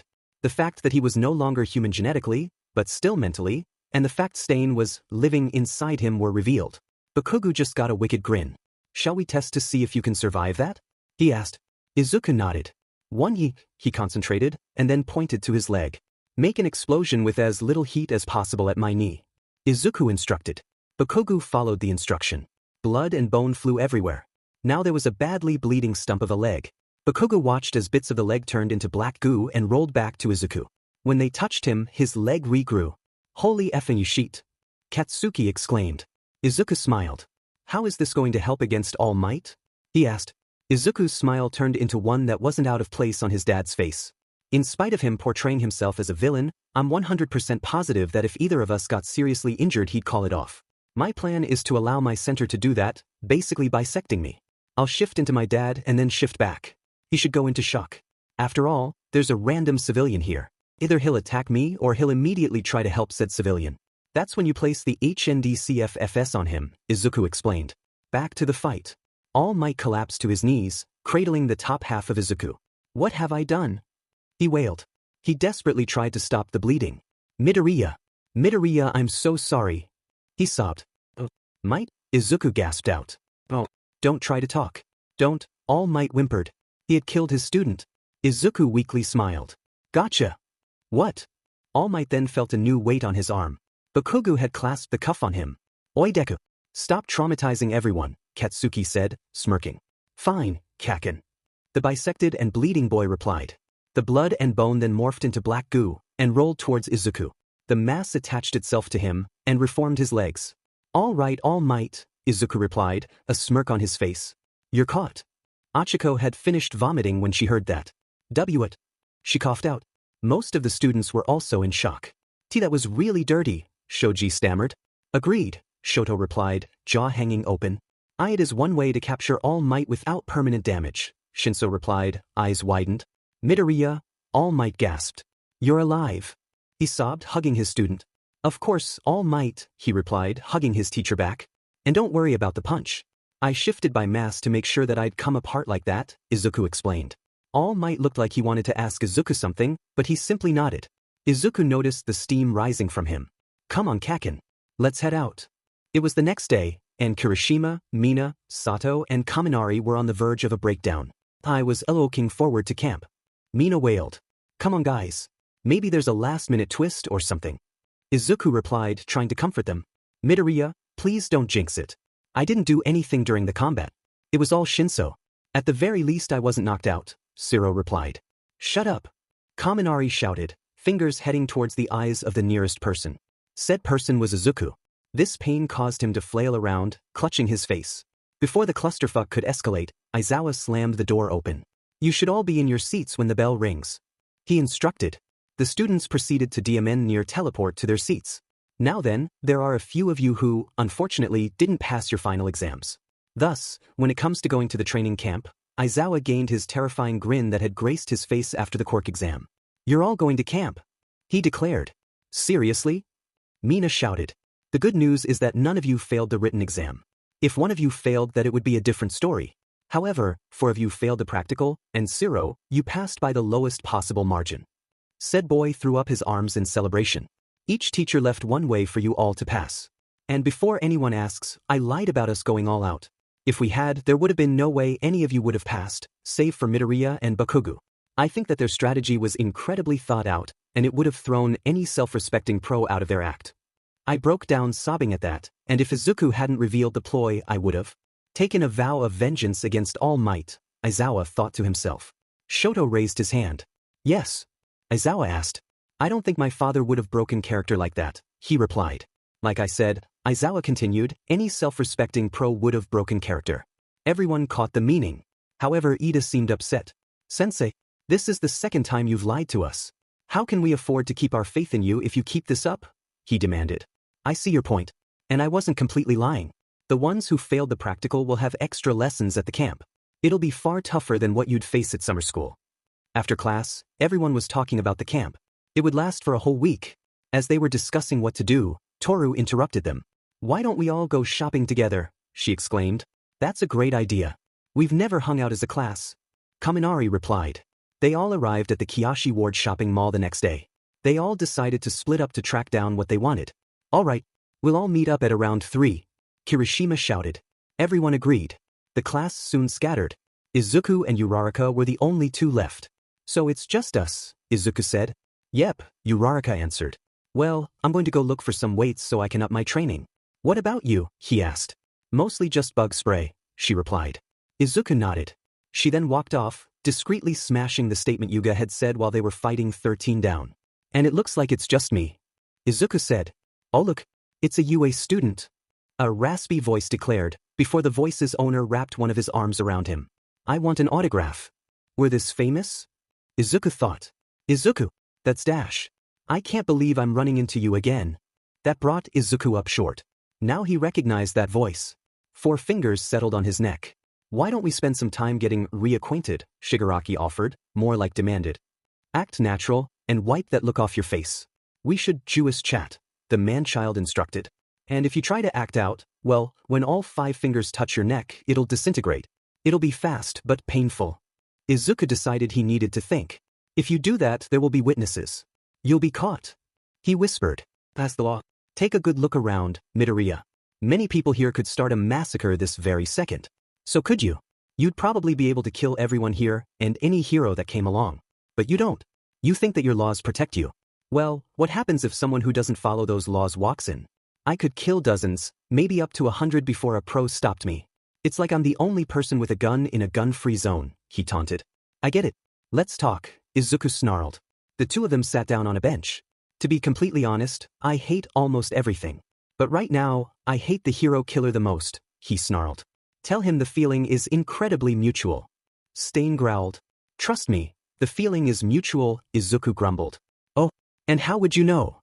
Shigaraki asked. Stain lives in my head now. Unlike all of the other people I consumed, he kept his mind intact, Izuku explained. Hey kid, why don't you add this brat to your kill count? Stain asked. And he just wondered why I shouldn't put you on the menu, Izuku snarled. You'll be dead before I die, Tamura replied. After all, people need necks. Izuku chuckled. What's so funny? Tamura asked. I'm barely human anymore, Izuku replied. That doesn't matter. Back to my topic. The hero killer upstaged me. The USJ attack? The Nomu I released? They were forgotten. He wasn't. Even the fake death that the media claimed is still the thing that matters most. He was like me, destroying everything he didn't like. Stain howled at that. Don't you even dare equate my crusade to your lunacy, scum. Stain disagrees, Izuku replied. And do you? The man-child asks. Yes. Stain was a villain, but I can't blame his actions. I have his memories, so I know the truth about his attacks. He only went after heroes that were nothing more than villains hiding their crimes, and in some cases, he attacked because he thought retirement was good for the hero in question, Izuku ground out. He may be a maniac, but at least he didn't flee the second things got bad. He never gave up his mission, Izuku finished. I made you my legacy. Will you take up my cause? Stain asked. No. I'm going to be the greatest hero. I'll expose them, causing them more damage than merely killing them, Izuku replied. That is a good answer, kid. It's a very good answer. Tamura snarled. And yet, I still have one final question. What is it that Sensei sees in you? Why does he longing that you live? Why does he seem to value your life so highly, even more than mine? He said that I'd die if I harmed you. I thought it was because of your quirk, but that can't be it.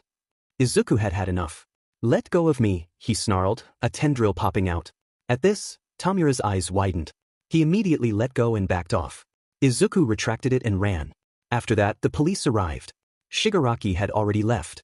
Izuku was taken to the police station, where he told Naomasa everything he could, including his final question. He left out Stain. Thank you for this, Izuku. It'll really help, the detective said.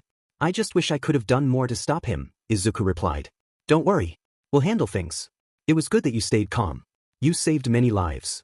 With that, Izuku was allowed to leave. All Might arrived soon after. Tashinori, Naomasa said. Naomasa, Tashinori replied. Izuku's fine. He was alright. However, there's something you should know. That made the 8th holder of One for All nervous. What is it? He asked. According to Izuku, Tamura's sensei seems to value Izuku's life. He values it so much that he told Tamura in no uncertain terms that if Izuku died, he'd kill him. Also, Gran Torino stopped by and told me what he knew. I asked Izuku for his father's name on a hunch, and he told me it's Hisashi Midoriya. I ran a background on him. He doesn't exist. Yagi coughed up blood. No, he gasped.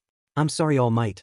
Torino even got Izuku to tell him his father's hair color, the detective explained. No, no, no, no. Yagi shouted. According to Izuku, his father has been on a business trip for years. Incidentally, it started the day you defeated All for One. This, the sludge villain's capture by him, All for One valuing Izuku over Tamura, and now the physical description matches. It all leads to one thing, he explained. Tashinori shifted into All Might.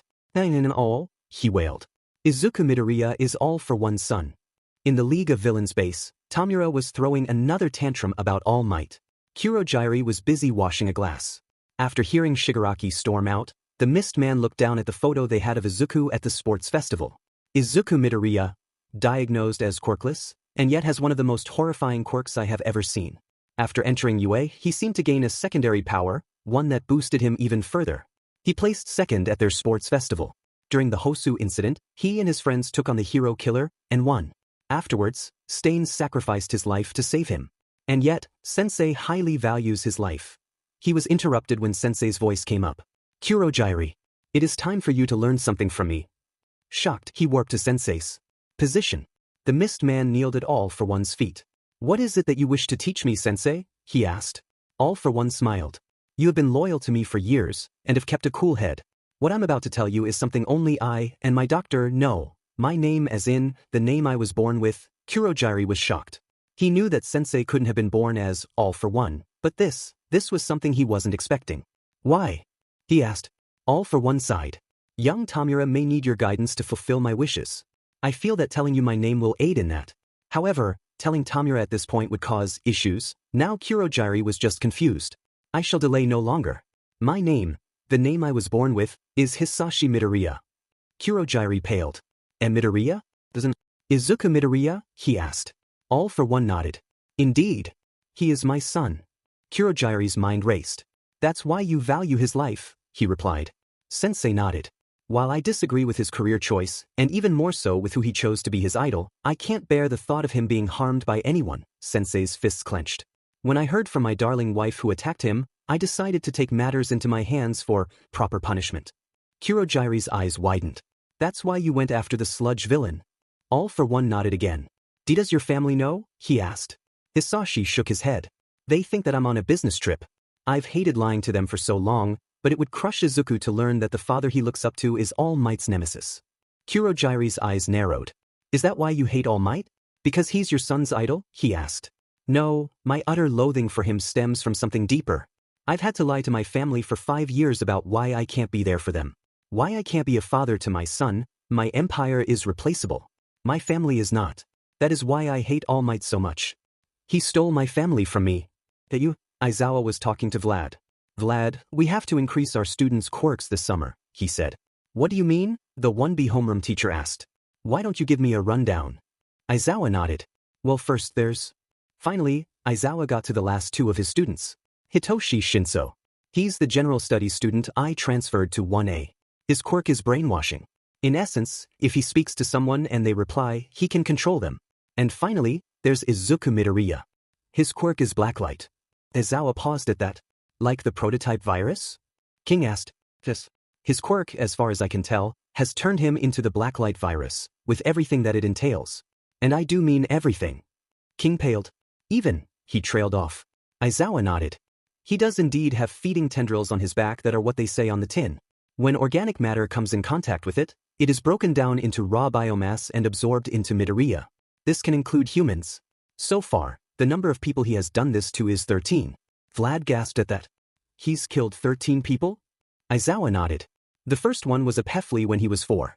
The second was a robber that shot him in the head, which he recovered from without a scratch. Numbers 3 through 12 were 10 thugs at USJ. And the 13th and most recent one was the hero killer. Vlad interrupted his fellow teacher. Didn't Endeavor take him down? He asked. That was a cover story. Stain willingly impaled himself so as to save Izuku after a reckless attack from Endeavor nearly killed him. My class had already deduced the truth, as the heat required to not even leave ashes would have killed everyone present and done tremendous damage to the surrounding area. As this was going on, Toshanri was flipping through the marriage records, searching for one, Hisashi Midoriya. If there was a photo of him, it could be a KNK in the logic. Finally he found it. He looked at the photo and screamed. His last hope, the one thing that could disprove what his friend had said, only cemented it. There, next to a woman who was labeled Inko Midoriya, stood all for one, under the name of Hisashi Midoriya. At the league space, Brian was finishing up the order that they had placed. All right, everything will be ready tomorrow, save your special purchase, he replied, smiling. I paid good money for that boost, DMN it. Shigaraki shouted, slamming his fist on the table. Yes, and I promise it will deliver. After all, I'd lose customers if I sold shoddy product. However, a superb product like this, and it being used by the League of Villains. I'll be buried in orders, he exclaimed, a smile on his face. The broker said before leaving. Kurojiri turned towards his ward. Tamura, what exactly did you purchase? He asked. Shigaraki got an insane grin. It's a surprise for one as hidden boss. Alright, so summer vacation has begun. Aizawa said to his gathered students. This isn't going to be easy for you. We are going to push you beyond your limits. That's when we'll see if you live up to the school's motto. When he was finished, Uraraka ran up to Izuku. I'm so psyched. I've been looking forward to this camp for the whole semester, Deku. She exclaimed. Yeah, it's close, isn't it? Izuku replied, beginning to sweat. Too close, he thought. Hey, are you all right? Uraraka asked. I'm just a little hot, he answered, scooting himself back. Uraraka seemed to think for a moment, before she became red in the face and backed up a good 20 feet. Let's hear it for camp. Camp, she replied, doing a little dance. Kaminari and Mina joined in as well. And then the mood was ruined. I heard that some of Class 1A is taking extra courses. Does that mean some of them bombed the exams? That must be so embarrassing as you're supposed to be the best in the school. I bet you're all ashamed of yourself. Minoma was cut off by Kendo, who knocked him out. I'm really sorry about him, she said. He's getting really crazy about this, one other Class B member replied. Oh, hello, Izuku said, waving. All right, let's get on, Kendo instructed, dragging the unconscious Minoma with her. Meanwhile, Ito was summoning Class A. Get on in the seating order, he ordered. The bus was soon underway. All right, we'll be on the bus for about an hour until our first stop. Stay focused, Aizawa instructed. Izuku and Shinso, who was sitting next to Izuku, nodded, but everyone else was just fooling around. Why do I even bother? Aizawa said aloud. Well, this is going to be the only time they have to fool around. At their first stop, everyone was either happy they could stretch their legs, or wondering why they stopped. We didn't stop so you could stretch your legs, Aizawa droned, guessing that the students would ask why they did. As he said that, another car pulled up. Hey Eraser, a female voice called out. Shinso immediately paled. Izuku, get on the bus, he whispered. Izuku was confused, but he headed back towards it. Long time no see, Aizawa replied. Two female heroes came out. Izuku was about to fanboy, but Shinso slapped his hand over his mouth. Izuku turned towards him. Quiet, he whispered. The two got on the bus. Lay under the benches, Shinso instructed. Izuku did so. Shinso, what are we doing? He asked. Hiding, the former general studies student replied. Why? Izuku questioned. Then they heard the panicking. You should have already guessed, students, that the training camp has already begun, Aizawa monotoned. A rush of earth followed, along with cries of terror. That's why, Shinso answered. If Aizawa sees us, he'll have them throw us down too. Izuku panicked. Do you know how to hotwire? Shinso asked. Izuku racked his memories. Yes. Don't you think that you have them on a pretty crazy schedule, Eraser? Mandalay asked. Yeah. The idea is to get an entire semester's worth of training here, he explained. Before he could continue, the bus revved up. Huh? All three pros shouted as it swerved away. How? Aizawa asked. There's only room for 3 in the car, Pixie Bob replied. No, there's room for 4, Shota droned, walking towards it, only to be picked up by another piece of earth and thrown down to where the rest of his students were waiting. All of them gained murderous looks. It's not school, sensei, they chorused. F-. All right, turn there. Shinso instructed. Izuku did so. And here we are. The camp, Shinso declared. The two got off the bus. We left them behind. Izuku exclaimed in worry. Listen, I figured that the pussycats would pull something like that. The goal was to exhaust us before we got here.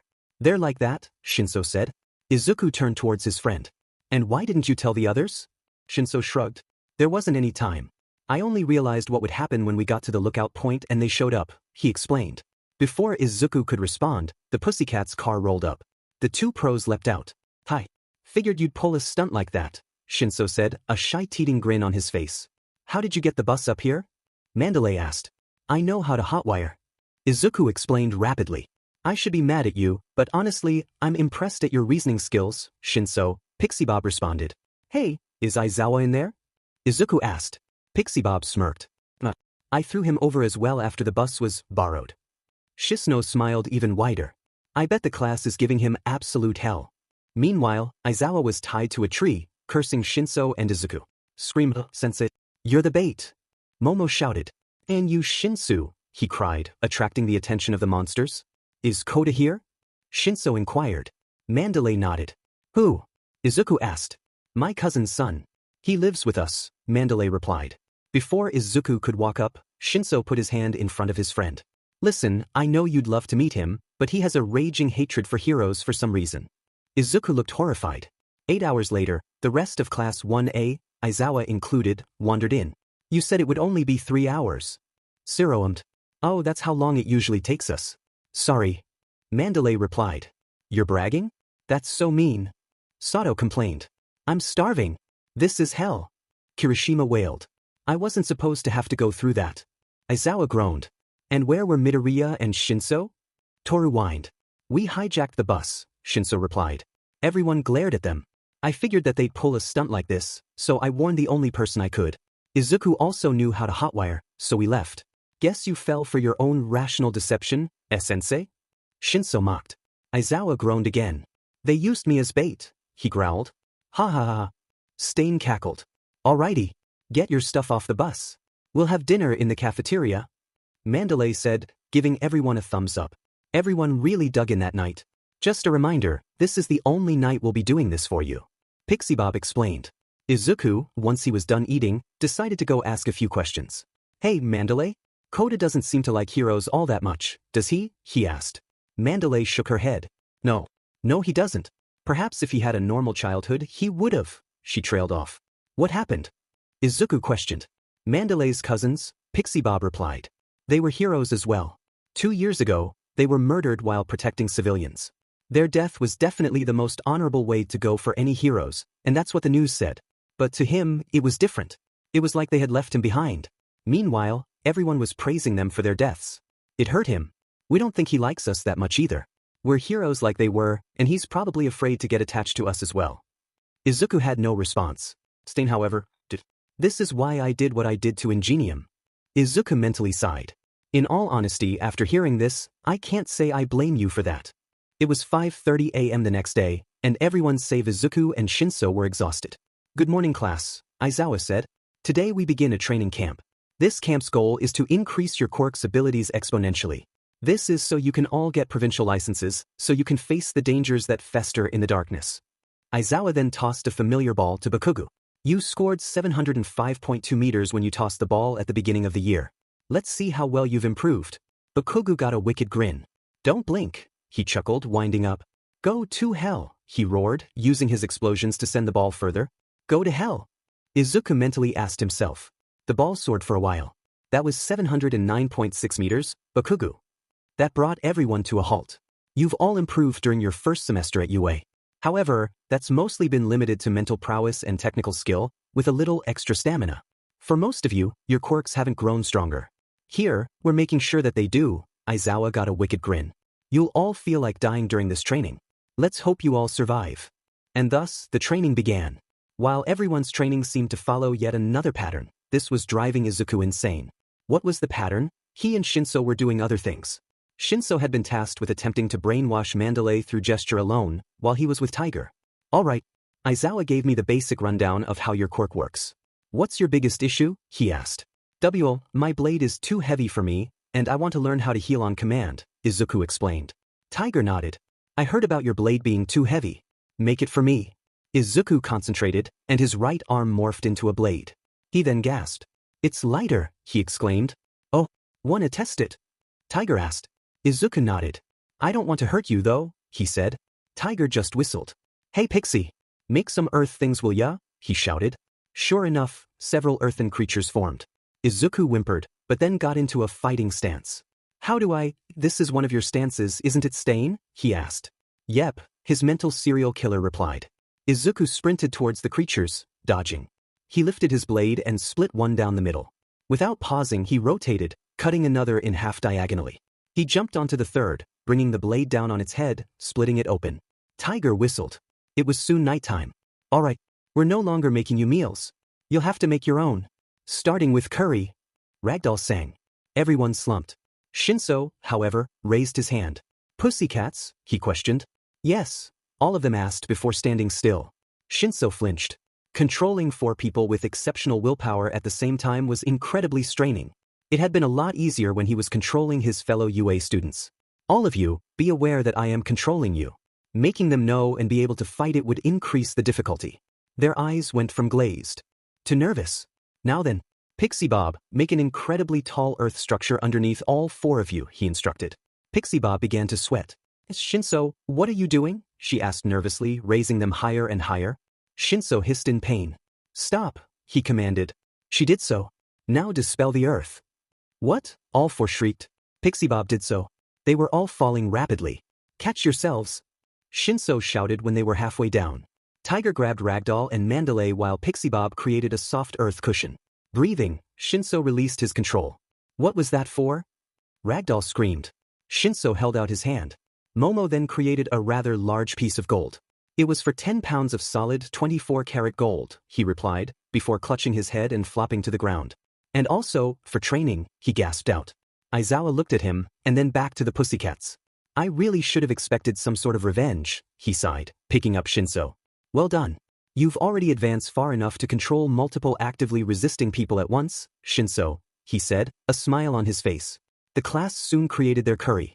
Everyone was eating it as fast as they could.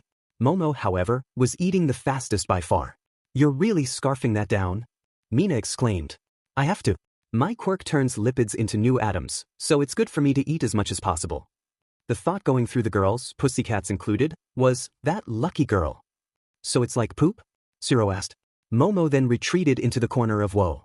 Apologize. Jiro shouted, slapping him. I'm sorry. Zero cried out. Meanwhile, Koda had snuck away. Izuku noticed and followed. Koda ignored his rumbling stomach and looked at the sky. I heard that. He whipped his head around and saw Izuku. I thought you'd be hungry, so I brought you some food, he explained. How did you find this place? Koda shouted. I followed your footsteps, Izuku replied. I'm fine. Get lost, the young boy screamed in rage.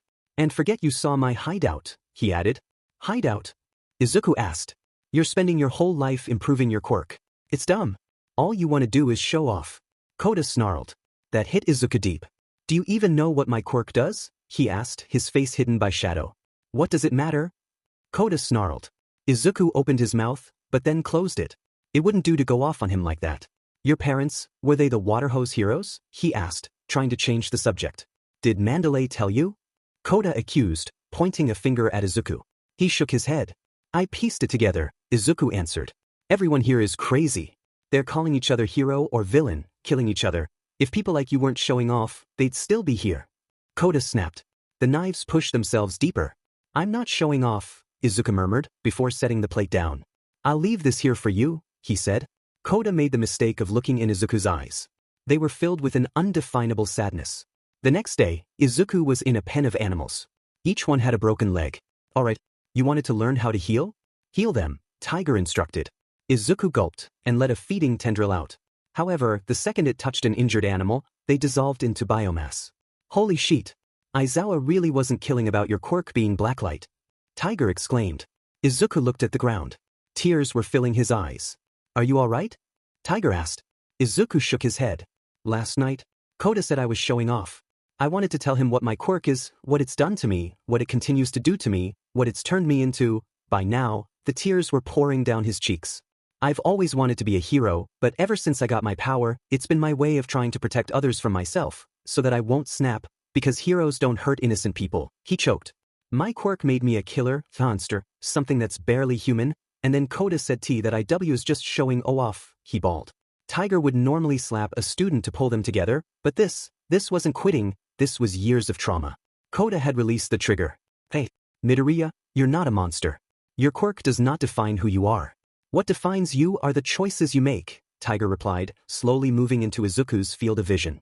Slowly, awkwardly, he pulled the crying teen into a hug. Thank you, Tiger, Izuku stammered, sniffling. Tiger just smiled. Alright, let's get back to work. See if you can heal the animals. Izuku nodded. Yes, sir, he shouted, letting a tendril slither towards a rabbit. Heal. Don't consume. Heal, he instructed himself. The tendril jabbed itself into rabbit, and Izuku saw a mass travel from him to it. The rabbit squealed in pain, thrashing as the mass went into it. However, the leg was healed. The tendril retracted. Good job, kid. Tiger exclaimed, a beaming smile on his face. Izuku, however, was staring at the tendril. The thing that made me into a monster, and now, I'm using it to heal, not kill. That night, everyone was excited. Earlier that day, Pixie Bob had announced a competition between the classes that would happen that night. However, the 4 students who had failed the practical were dragged off by Aizawa for extra lessons. I'm so glad we didn't fail, Izuku thought to himself. Pixie Bob went over the rules. The goal was to scare the other class. Several students were in the woods. However, after Tsuyu and Uraraka left, Pixie Bob sniffed the air. What is that smell? She asked herself. Look, someone shouted. Everyone turned to see a fire. Has the forest been set ablaze? Ida exclaimed. And then Pixie was thrown into a rock by some form of telepathy. Let's get rid of these feral cats, a villain laughed. Pixie Bob. Izuku shouted. As Tiger and Manalade stood together, Izuku realized someone was unaccounted for. Where's Kota? Kota was horrified. When his parents were killed, he knew which villain had done it. His picture had been seen. And right now, he was staring him down. He couldn't run. He couldn't hide. However, before anything else could happen, he was moved out of the way. It was that green-haired kid. What are you doing? Kota shouted. Oh, it's you. You were the one Shigaraki warned me about. One as surprise boss or something. No matter. You're still just a kid, he cackled. It's the League? Izuku mentally screamed. Izuku snarled at the villain. He knew a bit about him, but not much. You really think you can save this little brat? Against me? I'm muscular. My quirk increases my speed and strength so much that my muscle fibers can't be contained by my skin, the villain mocked. Izuku knew that name. This man killed the water hose duo. He was nigh unstoppable, and it was unlikely that the police could hold him for long. Izuku made the decision in an instant, and gained a homicidal grin. Thank you for the information. I do hope you planned on death, he snarled. Death? Like you'd even be able to lay a scratch on me. Muscular shouted. Izuku just threw his head back and laughed. You fool. Shigaraki probably told you to avoid me. Wanna know why? Izuku cackled as all 4 of his feeding tendrils popped out. My quirk is he roared, his right arm becoming a blade. He rushed at the villain. At this, Muscular gained a horrified look on his face. No, that's not possible. He cried out in terror, trying to stop Izuku. However, Izuku just began to bring the blade up. Turn away, Kota, he ordered. Kota did so, and plugged his ears as well. Izuku brought the blade up fully, and cut off Muscular's right arm. The tendrils absorbed it. Now, Muscular was sobbing in fear and pain. Izuku casually walked up to him. Why you are a hero? You shouldn't kill. Muscular pleaded. Izuku just grinned. Guess what? He said, grabbing Muscular's head and pulling it close. I already have a body count. With that, all 4 of the tendrils jabbed themselves into the villain. Muscular screamed in agony as he was liquefied. After a few seconds, he was dead, and the biomass flowed into Izuku. Okay, Kota, you can look now. With that, the kid did. Muscular was gone. What happened? Kota asked. Izuku sighed. I killed him, he said. Killed? Kota squeaked. Izuku nodded. You said my quirk training was for showing off. For me, it's so I don't kill someone on accident. Muscular was the first person I killed using this quirk voluntarily. I did it because I knew that the police wouldn't be able to contain him long enough to put him in prison. Kota gulped. Are you alright? Izuku asked, his voice changing to a more worried tone. Kota nodded. Good. Now Izuku dropped to the ground. No. That's not possible, he screamed. What's not possible? Kota stammered. The League, they have red light. At the League space, Kurogiri was washing a glass as Tamura played with cards. Are you sure that we shouldn't be there? he asked. Oh, don't worry. Even though I'm non-playable this level, they'll be fine. I used some money to buy a one-time buff, he chuckled. You keep talking about this purchase, and it appears to have been rather expensive. Is there a reason you're not telling me what it is? Kurogiri asked. You'd think it was too reckless, Shigaraki scoffed. Now you're worrying me even more, Kurogiri responded. While the idea to attack the summer camp was genius, it'll show cracks in the hero's abilities due to the mere fact that we showed up. I can't help but wonder what you decided to add to this mission, the Mist Man finished. Red light? Koda asked. Izuku nodded, horrified. It isn't possible, it just can't be, he muttered. Hey, what's red light? Koda shouted. However, a groan rang out from behind them. They both turned around and saw an emancipated person, but he seemed to have pulsating red globs all over him. Get back! Izuku ordered Koda. His blade was brandished. Alright, let's see if consuming muscular did anything for me. Izuku concentrated inwards, feeling for anything new. Sure enough, he found something. With a rush of virus, he watched as his arms were covered in some form of armor. Yeah, this'll be useful, he thought. So you want Kodaha? You'll have to get through me, he declared, rushing the person. Before the infected could swipe at him, he bisected the poor soul down the middle and consumed him. There were no memories. He was an empty shell, Izuku thought. All right, are there any more dash? He was cut off when he looked around. There was a swarm of infected, numbering at least 100. They had come from the forest. Well, F-dash, Izuku replied, before rushing in. Koda watched as Izuku, now covered with some strange chitinous plating, charged in. It was a brutal, one-sided fight. The blades sliced through bodies like they were paper, blood splattering everywhere. Tendrils snaked out of Izuku's back, dissolving the zombies into black goo. One of the creatures smacked Izuku's face, but he just brought that blade down and cut him in half vertically. After around 30 seconds, the undead were, once again, dead. Izuku's armor retreated. I'm going to have to bring someone up here, preferably someone with a hazmat suit, he said, turning to Koda. His blade became his arm again. Alright, we'll have to get back fast. Hold on. Izuku grabbed Koda, and coiled both Blacklight and One for All into his legs. He brought up his shield to protect Koda, and jumped. The two were running. Just a bit further, Izuku thought. Look! Koda shouted. Aizawa! Izuku exclaimed. Midoriya? Aizawa asked. Izuku nodded. Listen, I have a few things to say. Can you take care of Koda? I have to get to Mandalay Dash. He was cut off by Aizawa raising his voice. Midoriya, he shouted. Izuku paused. Are you injured? He asked. Izuku shook his head. What happened up there? Izuku gulped. There was a villain named Muscular Dash. Aizawa's eyes widened. Is he still up there? He shouted. Izuku shook his head. Where is he? Shota screamed. Muscular was one of most dangerous villains around. Gone, sir, Izuku replied. What do you mean gone? While I understand the need to rescue you... Wait. Did you? He trailed off. Since I did. And that's not the worst part. The villains, they somehow got a hold of my blood and made red light. Izuku informed his teacher. No way, Aizawa gasped. I took care of them. I left a corpse up there for someone to examine. Izuku explained. How many villains are there? Shota asked. 9, sir. One's dead. There's also a Nomo. They're here for Kaken. Aizawa nodded. What do you want me to do? Izuku asked. You need to find your classmates. It's likely that the other villains are trying to pick them off, Aizawa replied. Attacking children? Stain roared. Let me out. Let me dash. Izuku dropped to his knees, screaming. Izuku! Aizawa exclaimed. And then Izuku's back bulged. Izuku was still screaming. And then his back burst in a rush of biomass. The biomass then took form. Aizawa then gasped. It was Stain. The hero killer looked at himself. Okay, I'm still set as hell, but what the F just happened? How am I back out and breathing? He shouted. Izuku, meanwhile, was gasping. Ow, Lahiamed. Aizawa, who had read the actual report, glared at Stain. Quirk activated. Before you ask, no, I'm not going to attack you. Yes, I was living in the kid's head. No, he only had to ask for my help on the quiz for 4 questions, not all of them. Aizawa stared blankly. What? Izuku, meanwhile, managed to get up. You alright, kid?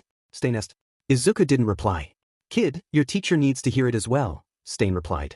That's because your back exploded and the hero killer popped out. Aizawa deadpanned. Izuku shot up. What? He shouted, staring at Stain. Don't look at me. I wanted to main those BSTRDs who'd go after kids, and, well, he shrugged. I'm definitely still connected to you, but to think I can go outside. Izuku thought for a second. Can you find a blade? He asked. Stain nodded. I'll head to the kitchen. Then I'll get busy. He took off at speeds impossible for a normal human. Midoriya? Did you just sick a serial killer on the villains? Aizawa asked. That I think so, Izuku replied. That I'm going to need a lot of alcohol after this, Aizawa groaned. Stain sprinted into the kitchen and immediately looked around. Us. There! He shouted, grabbing several cooking knives. I wish I had a sword, but this'll have to do. With that, he took off. Meanwhile, Spinner and Mandalay were fighting as Tiger and Magna fought in the background. You're not the real hero. Spinner snarled. You're wrong, a voice replied. Both gasped, and Stain planted several knives in Spinner's arms, wounding him. Rescue heroes like the Pussycats fit the definition of hero, Stain growled. Everyone was just gawking. How? Spinner shouted. Midoriya's quirk. That's how. Also, Mandalay?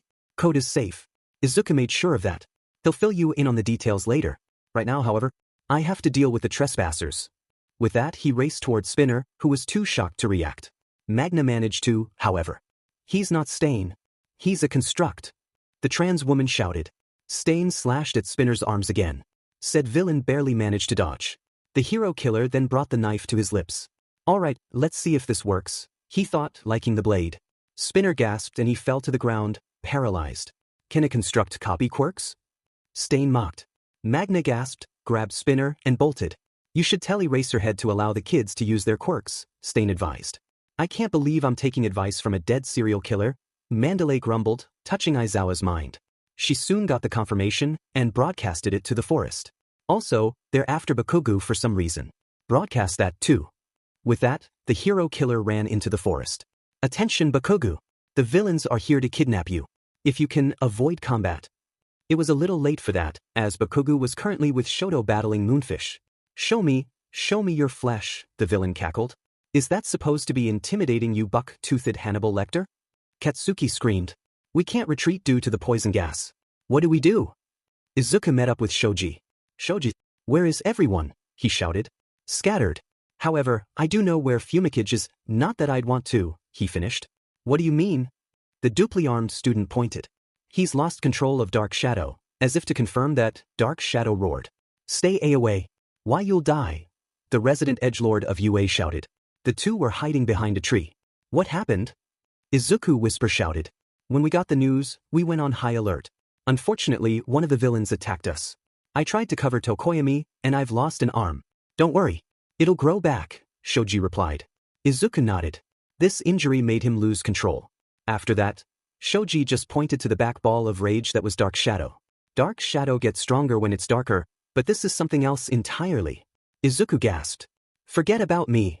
Go. Fumikage ordered. It's been attacking everything it can detect. The heat life gives off draws it.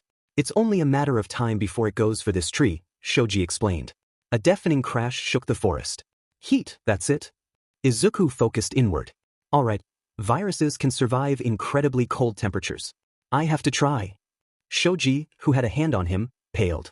Midoriya? Why are you going cold? He exclaimed, concerned for his classmate. Don't worry about me.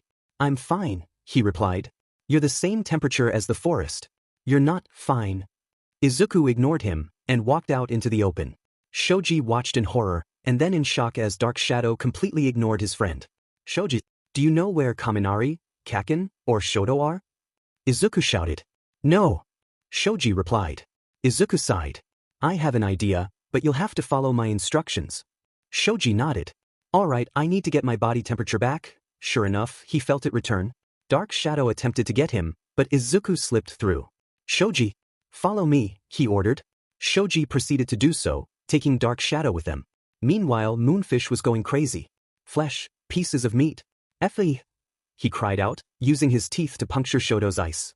You know, his hunger for flesh would be more terrifying if I wasn't so dim and used to it. Bakugou growled. Midoriya has proven to be no threat to us, Shoto responded. True, but the point still stands that I've been around someone who eats human flesh for a long in time. Bakugou replied. They then heard rumbling. The ice. Izuku shouted. Bakugou! Todoroki! Shoji exclaimed. Give us some light. Moonfish, however, was focused on the two. More fleesh, he howled, sending teeth at them. Izuku leapt out and used his blade to cut one of the teeth. Moonfish roared in pain. This brought the villain to Dark Shadow's attention, and it attacked. Light. Shoji repeated. Hold on. Bakugou shouted. Fleesh? I'm the one who gets to cut them open. Me. Moonfish roared. However, he didn't attack Dark Shadow, he went for Izuku. The teeth stabbed him repeatedly, including his back. No! Izuku cried out, horrified. Fleesh. Moonfish gurgled. And then the feeding tendrils popped out and rushed him. Before the cannibal could react, they impaled him, right on the face. He screamed only once before his head was dissolved, along with his entire body. Bakugou! Shoji cried. This time, Shoto and Katsuki reacted. They created what light they could, right in front of Dark Shadow. This allowed Fumikage to regain control. Thank you, he gasped out. You almost defeated a villain we were having trouble with, Shoto replied. My friends, I do deeply apologize, Fumikage said, head dipped. We need to get back to camp, Bakugou declared. Shoto nodded, carrying a Class 1B kid. Have you been holding on to him the whole time? Izuku asked, only now noticing. Shoto nodded again. They soon came up to Tsuyu, Achiko, and Toga. Izuku immediately got into a fighting stance. Quickly! Help her! Tsuyu shouted. Toga, however, jumped off. There are too many people here, and I don't want to be killed. Toodles! She said.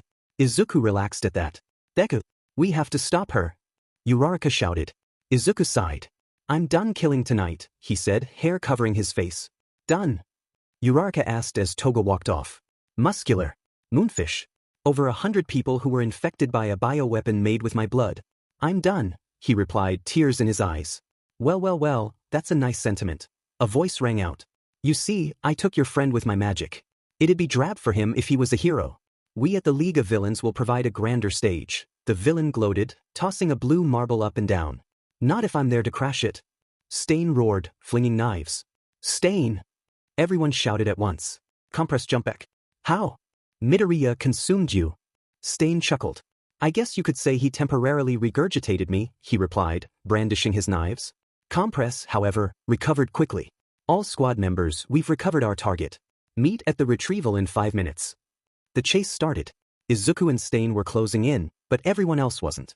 He's too quick. Shoto shouted. But we're gaining. At least they are. Uraraka shouted back. Izuku then stopped. Deku? Uraraka. Use your zero gravity on them. Izuku ordered, pointing to Shoto and Shoji. Tsuyu. Launch them at him. I don't know if we'll catch up, so you should do that. Uraraka nodded and so did Tsuyu. Izuku quickly picked up the pace. He then saw Shoji and Todoroki flying towards Compress. The two hit Compress and he fell to the ground, screaming. Hey, I know those kids. Huh, who are they? Twice shouted. Izuku then appeared, and so did Stain. Let go. Izuku roared, right hand becoming a blade. Stain held up his knives. What my legacy said, he growled. Stain? All three villains not pinned shouted. In the flesh, said Hero Killer snarled. Dabi looked shocked before he steeled himself. No. You died, he cried out, sending his fire at Shoji and Stain. Stain grabbed Shoji and dragged him out of the way. So, the child of fire. And more fire is here. Dabi gasped at that. What do you mean? Shoto shouted. Simple. He's your half-brother, Tuya Todoroki. There was a stunned silence. What? Tuya died in a car accident. Shoto exclaimed. That's what Endeavor wanted you to think, Stain growled.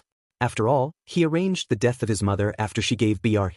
Once it was apparent that he had no interest in being a hero, you wanted to be a firefighter, correct? Dabi, who was shocked, numbly nodded. Yep. Well, if the information is correct, Endeavor tried to burn you to death, hence your burn scars.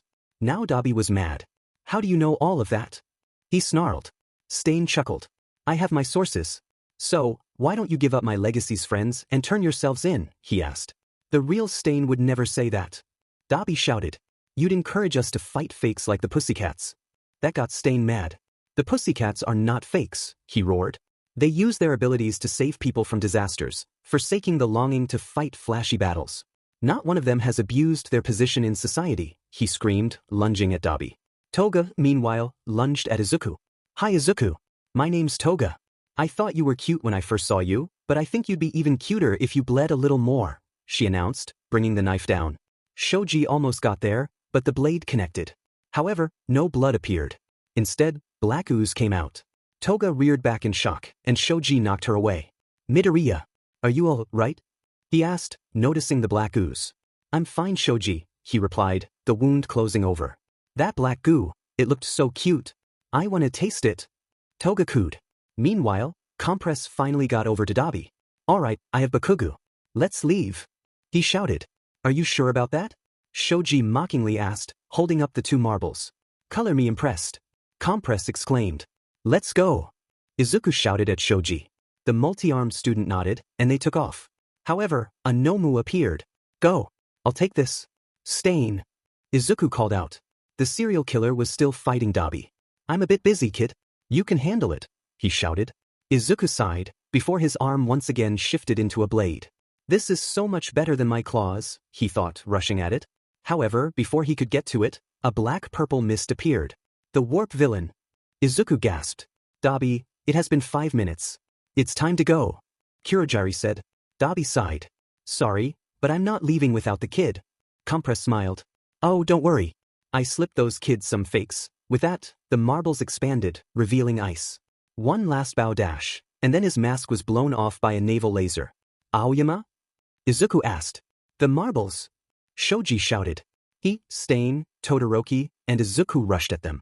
Shoji managed to grab one of them, but Shoto barely missed. Oh, isn't that a tragedy, my poor little brother? Dabi mocked. He then turned to Compress. Release them, he ordered. That laser ruined my finale, but very well. With a snap, the 2 marbles expanded, revealing Fumikage in Shoji's hand and Bakugou in Dabi's. Dabi grabbed Bakugou by the neck and dragged him through the portal.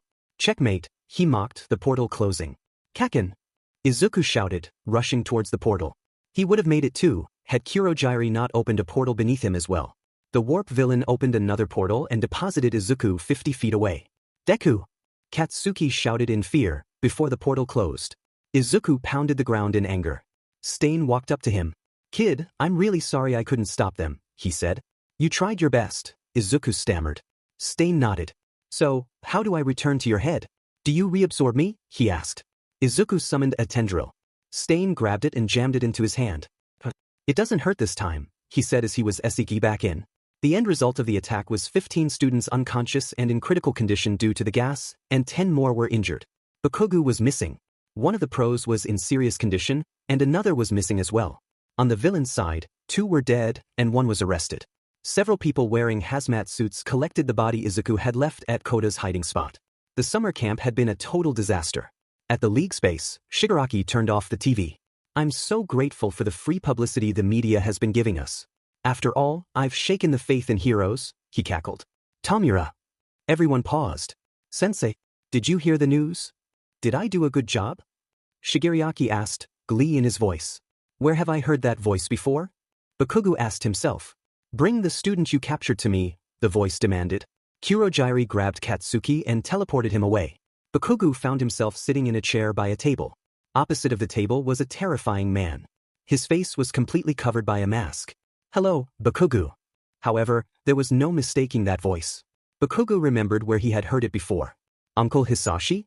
When Izuku went to bed after being evacuated from the training camp, he found himself in his mindscape, only it was different.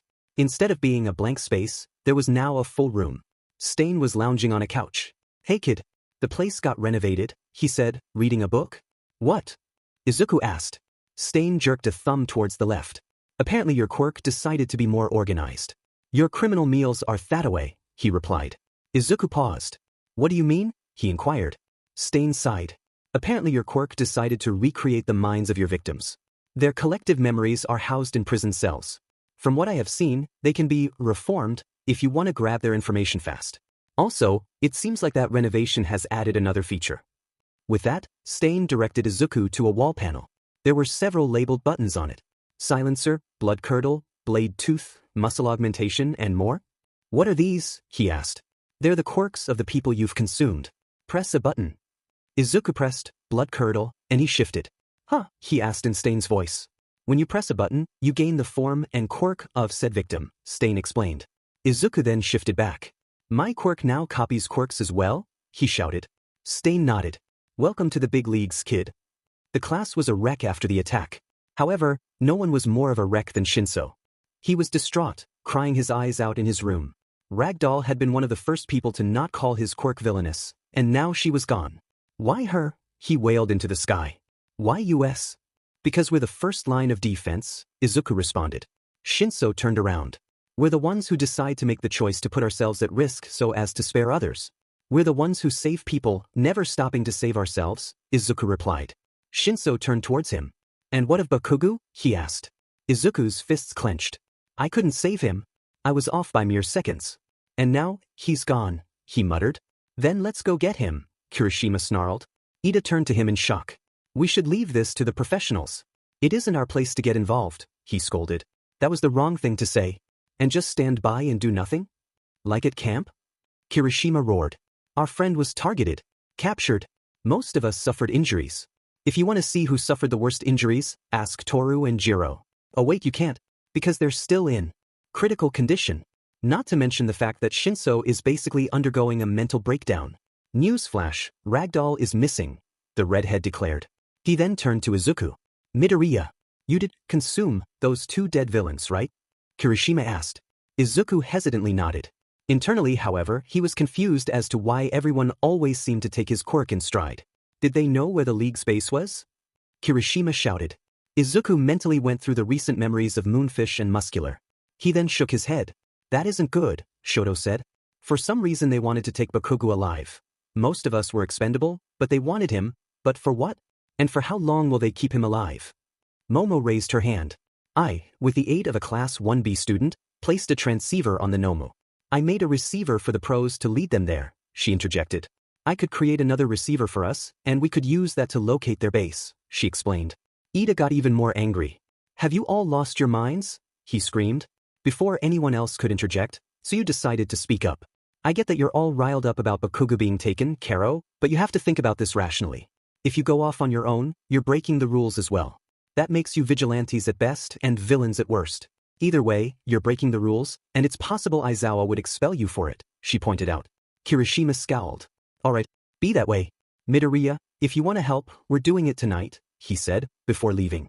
That night, Shoto and Kirishima were waiting by the front. Momo and Shinso then walked out. I have the receiver I promised, she said. Shino clenched his fists. Those BS artists took Ragdoll, they're gonna pay, he snarled. Izuku emerged from the hospital shortly afterwards, a determined look on his face. I'm in this as well, he stated, a determined glare on his face. However, before they could leave, someone else spoke up. Hold it. It was Ida.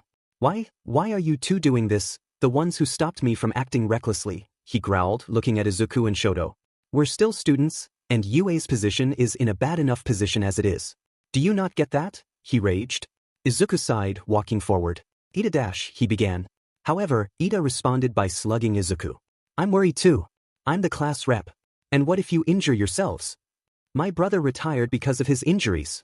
And what about you? What happens if you can't continue? Ida then grabbed Izuku's shoulders. Or do you just not care? Izuku was silent for a moment. Of course I care, he mumbled. Ida. Shoto said in his usual monotone. You're misunderstanding. We don't expect to face them head-on and win. While I'm confident Midoriya would be able to beat them, I do not think he'd want to use the methods he'd have to use to win. We are going stealthily, so we don't have to fight, the bichromatic teen explained. I trust you, Todoroki, but what if things go wrong? What if we have to fight? Momo asked. Shoto just pointed at Izuku. Fair point. I don't want to have to kill anyone, but I know that I might have to. I don't want anyone to share that burden, and I don't want to add to it, but if I have to I'll fight to save my friend. Izuku declared. I know that I couldn't stop you, so I'll come with you, Ida decided. I'll make sure you all retreat if physical combat seems like it will break out. I'll be your watchman, he said, pointing at Izuku. Momo nodded. I agree. We shouldn't fight the villains. The pros will have to handle that. However, if we can't get away without fighting, I believe one of us should fight, the strongest one here, she said, looking at Izuku. There were no words that described Bakugou's shock. Sitting in front of him was the apparent head of the League of Villains, and his honorary uncle. There were many things that he wanted to say.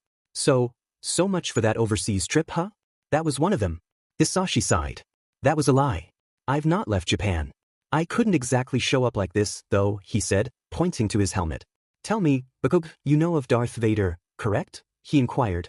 It was rhetorical. You showed us the Star Wars movies. You also pointed out how many of our streets and locations were named after places there. Why are you asking? Hisashi sighed again. 6 years ago, I fought All Might. I punched a hole straight through his stomach. However, he managed to apply the same life-threatening injuries to me as well. I barely survived. In fact, you could say that my head looks like a potato, he explained. Now then, I do believe Tamura has an offer for you. With that, he pressed a button and spoke into an intercom. Tamura, come take Bakugou, but under no circumstances are you to kill him or permanently injure him, he instructed. Bakugou fell through a portal. Shigaraki dragged Bakugou to where several members of the league were. So, Katsuki Bakugou, the aspiring hero, will you join the League of Villains? Bakugou had only one thing to say to that. Go throw yourself into Deku's feeding tendrils, he growled. Izuku, Momo, Kirishima, Shinso, Todoroki, and Ida were all walking away from the hospital. Midoriya. I shouldn't have hit you back there, Ida said. It's fine, Izuku replied. The bruise is gone already, and I understand the need to vent your frustrations. The group of 6 soon got on a bullet train. The coordinates indicate Camino Ward. It's 2 hours from here, so we'll arrive at about 10 o'clock tonight, Momo announced. Izuku decided he had to ask something. So, does the rest of the class know what we're doing? He asked. Todoroki nodded. Yes.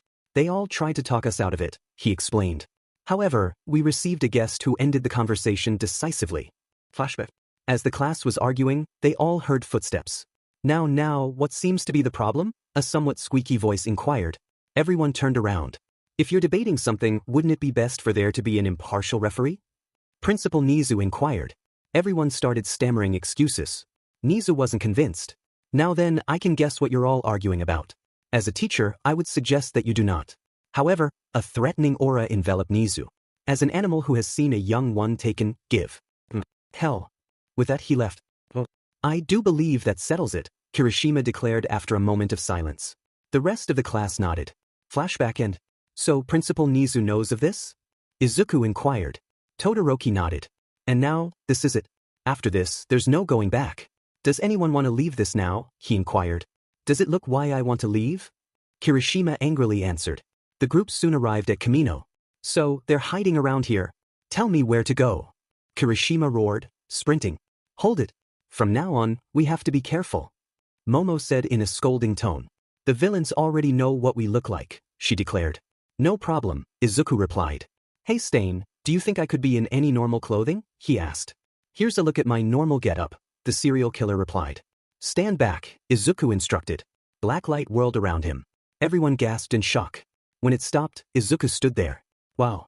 It even has a fake nose, he said in a different voice. And Midoriya. How? Ida stammered. Blacklight can do this. It's how I beat All Might, remember? Izuku responded. And by the way, this is what Stain used as a civilian disguise, he added as an afterthought.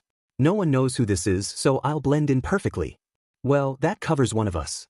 What about the rest? Shinso asked. I have an idea, but it's old school, Momo stammered, pointing to a department store. The 5 students who needed disguises soon walked out. Watch it, you punks. Shinso shouted, trying to act like a tough guy. That's all wrong. You've got to stick your chin out more. Kirishima instructed. You talking to me? Shinso shouted again, following Kirishima's instructions. That's it, the redhead declared. How he knew this was a mystery to everyone present. We're just a couple of scoundrels cruising for hot girls. Ida announced, standing straight as a board while trembling. He obviously wasn't used to such words coming from his mouth. Close enough. Kirishima decided, giving him a thumbs up. Yayorozu? Couldn't you have just used your quirk to save money? Shoto asked. I could, but I have to think of the economy. If I just created everything then dash. Izuku sighed in Stain's voice. So you just wanted to go shopping, huh? He asked. Everyone looked around, before looking at Izuku, who was poking the fake nose. I think Blacklight just decided to make this real, he said to himself, inhaling through it. It feels real at least. Do you even need to breathe? Shinso asked. Izuku shook his head. I thought as much, he replied. Everyone looked at him. I'm not going to explain. Ask him if you really feel like it. Just then, everyone heard the news. Let's return to the press conference that just wrapped up, the newscaster said. The screen turned to UA. They all looked on in shock at the sight of their teacher sharply dressed. We're here to apologize to the nation. A recent incident allowed harm to impact 26 of our students. We were ill-prepared and will take full responsibility for all the trauma that happened, he announced. I'll take a question, a reporter said in a respectful tone, which shocked the students. Since the beginning of the year, there have been multiple villain attacks. How is UA going to move beyond this? I ask because I trust the school to do what is right, but I fear that others may just want the institution to look bad, the reporter asked respectfully. We will increase patrols around the school and review internal security. The safety of our students is our main priority here, Nizu explained. Excuse me, another reporter shouted. During the sports festival, one of the students showed a quirk that acted like the blacklight virus. Are you worried that he would be a potential threat? The reporter inquired forcefully. Aizawa scowled. The student in question single-handedly defended a young child from a villain during that attack, risking himself for someone he had only known for a few days. While the villain's even being there was a tragedy, it shows his conviction towards being a hero. Those at the league base were enjoying the public's reactions. So, when everyone has truly asked themselves what justice and fairness truly are, we've won. And you like winning, don't you? Shigeriaki inquired. Not to mention you've won against Izuku Midoriya, you class surprise boss. Dabi, release him. Since we're recruiting him, we should treat him as out equal. Not to mention he knows he can't take us all. Finally, all of us have suffered at society's hands in one way or another. Shigeriaki was blasted back the moment Bakugou was released. Shut the f up. Get to the goddamn point already. Or do you just like hearing yourself talk? He growled. And don't forget that your boss said I can't be killed or permanently harmed. Bakugou then glared at them some more. From what I'm hearing, you're beaching because you all want to cause some trouble and you want me to join you. Well, guess what? It ain't gonna happen. You complain about suffering? Deku was diagnosed as Quirkless and was bullied for it. I don't see him here. And every FING day, he kept himself under control, like a time bomb constantly resetting the clock. He could have snapped at any DM in time and butchered everyone, but he FING didn't. Because he has something you all don't, integrity and compassion. Yes, society isn't perfect, but it's the best we have. You all want to just tear it down just to see the ashes fly. You won't ever get me to change my views. I won't give in to whatever temptations you have to offer. Not even Hellfire Katsudon, he declared. Hisashi Midoriya sighed. Bakugou swore by that dish that he'd make for the Bakugou family when he and Inko were over. Well, if he truly says that, then there is no doing this.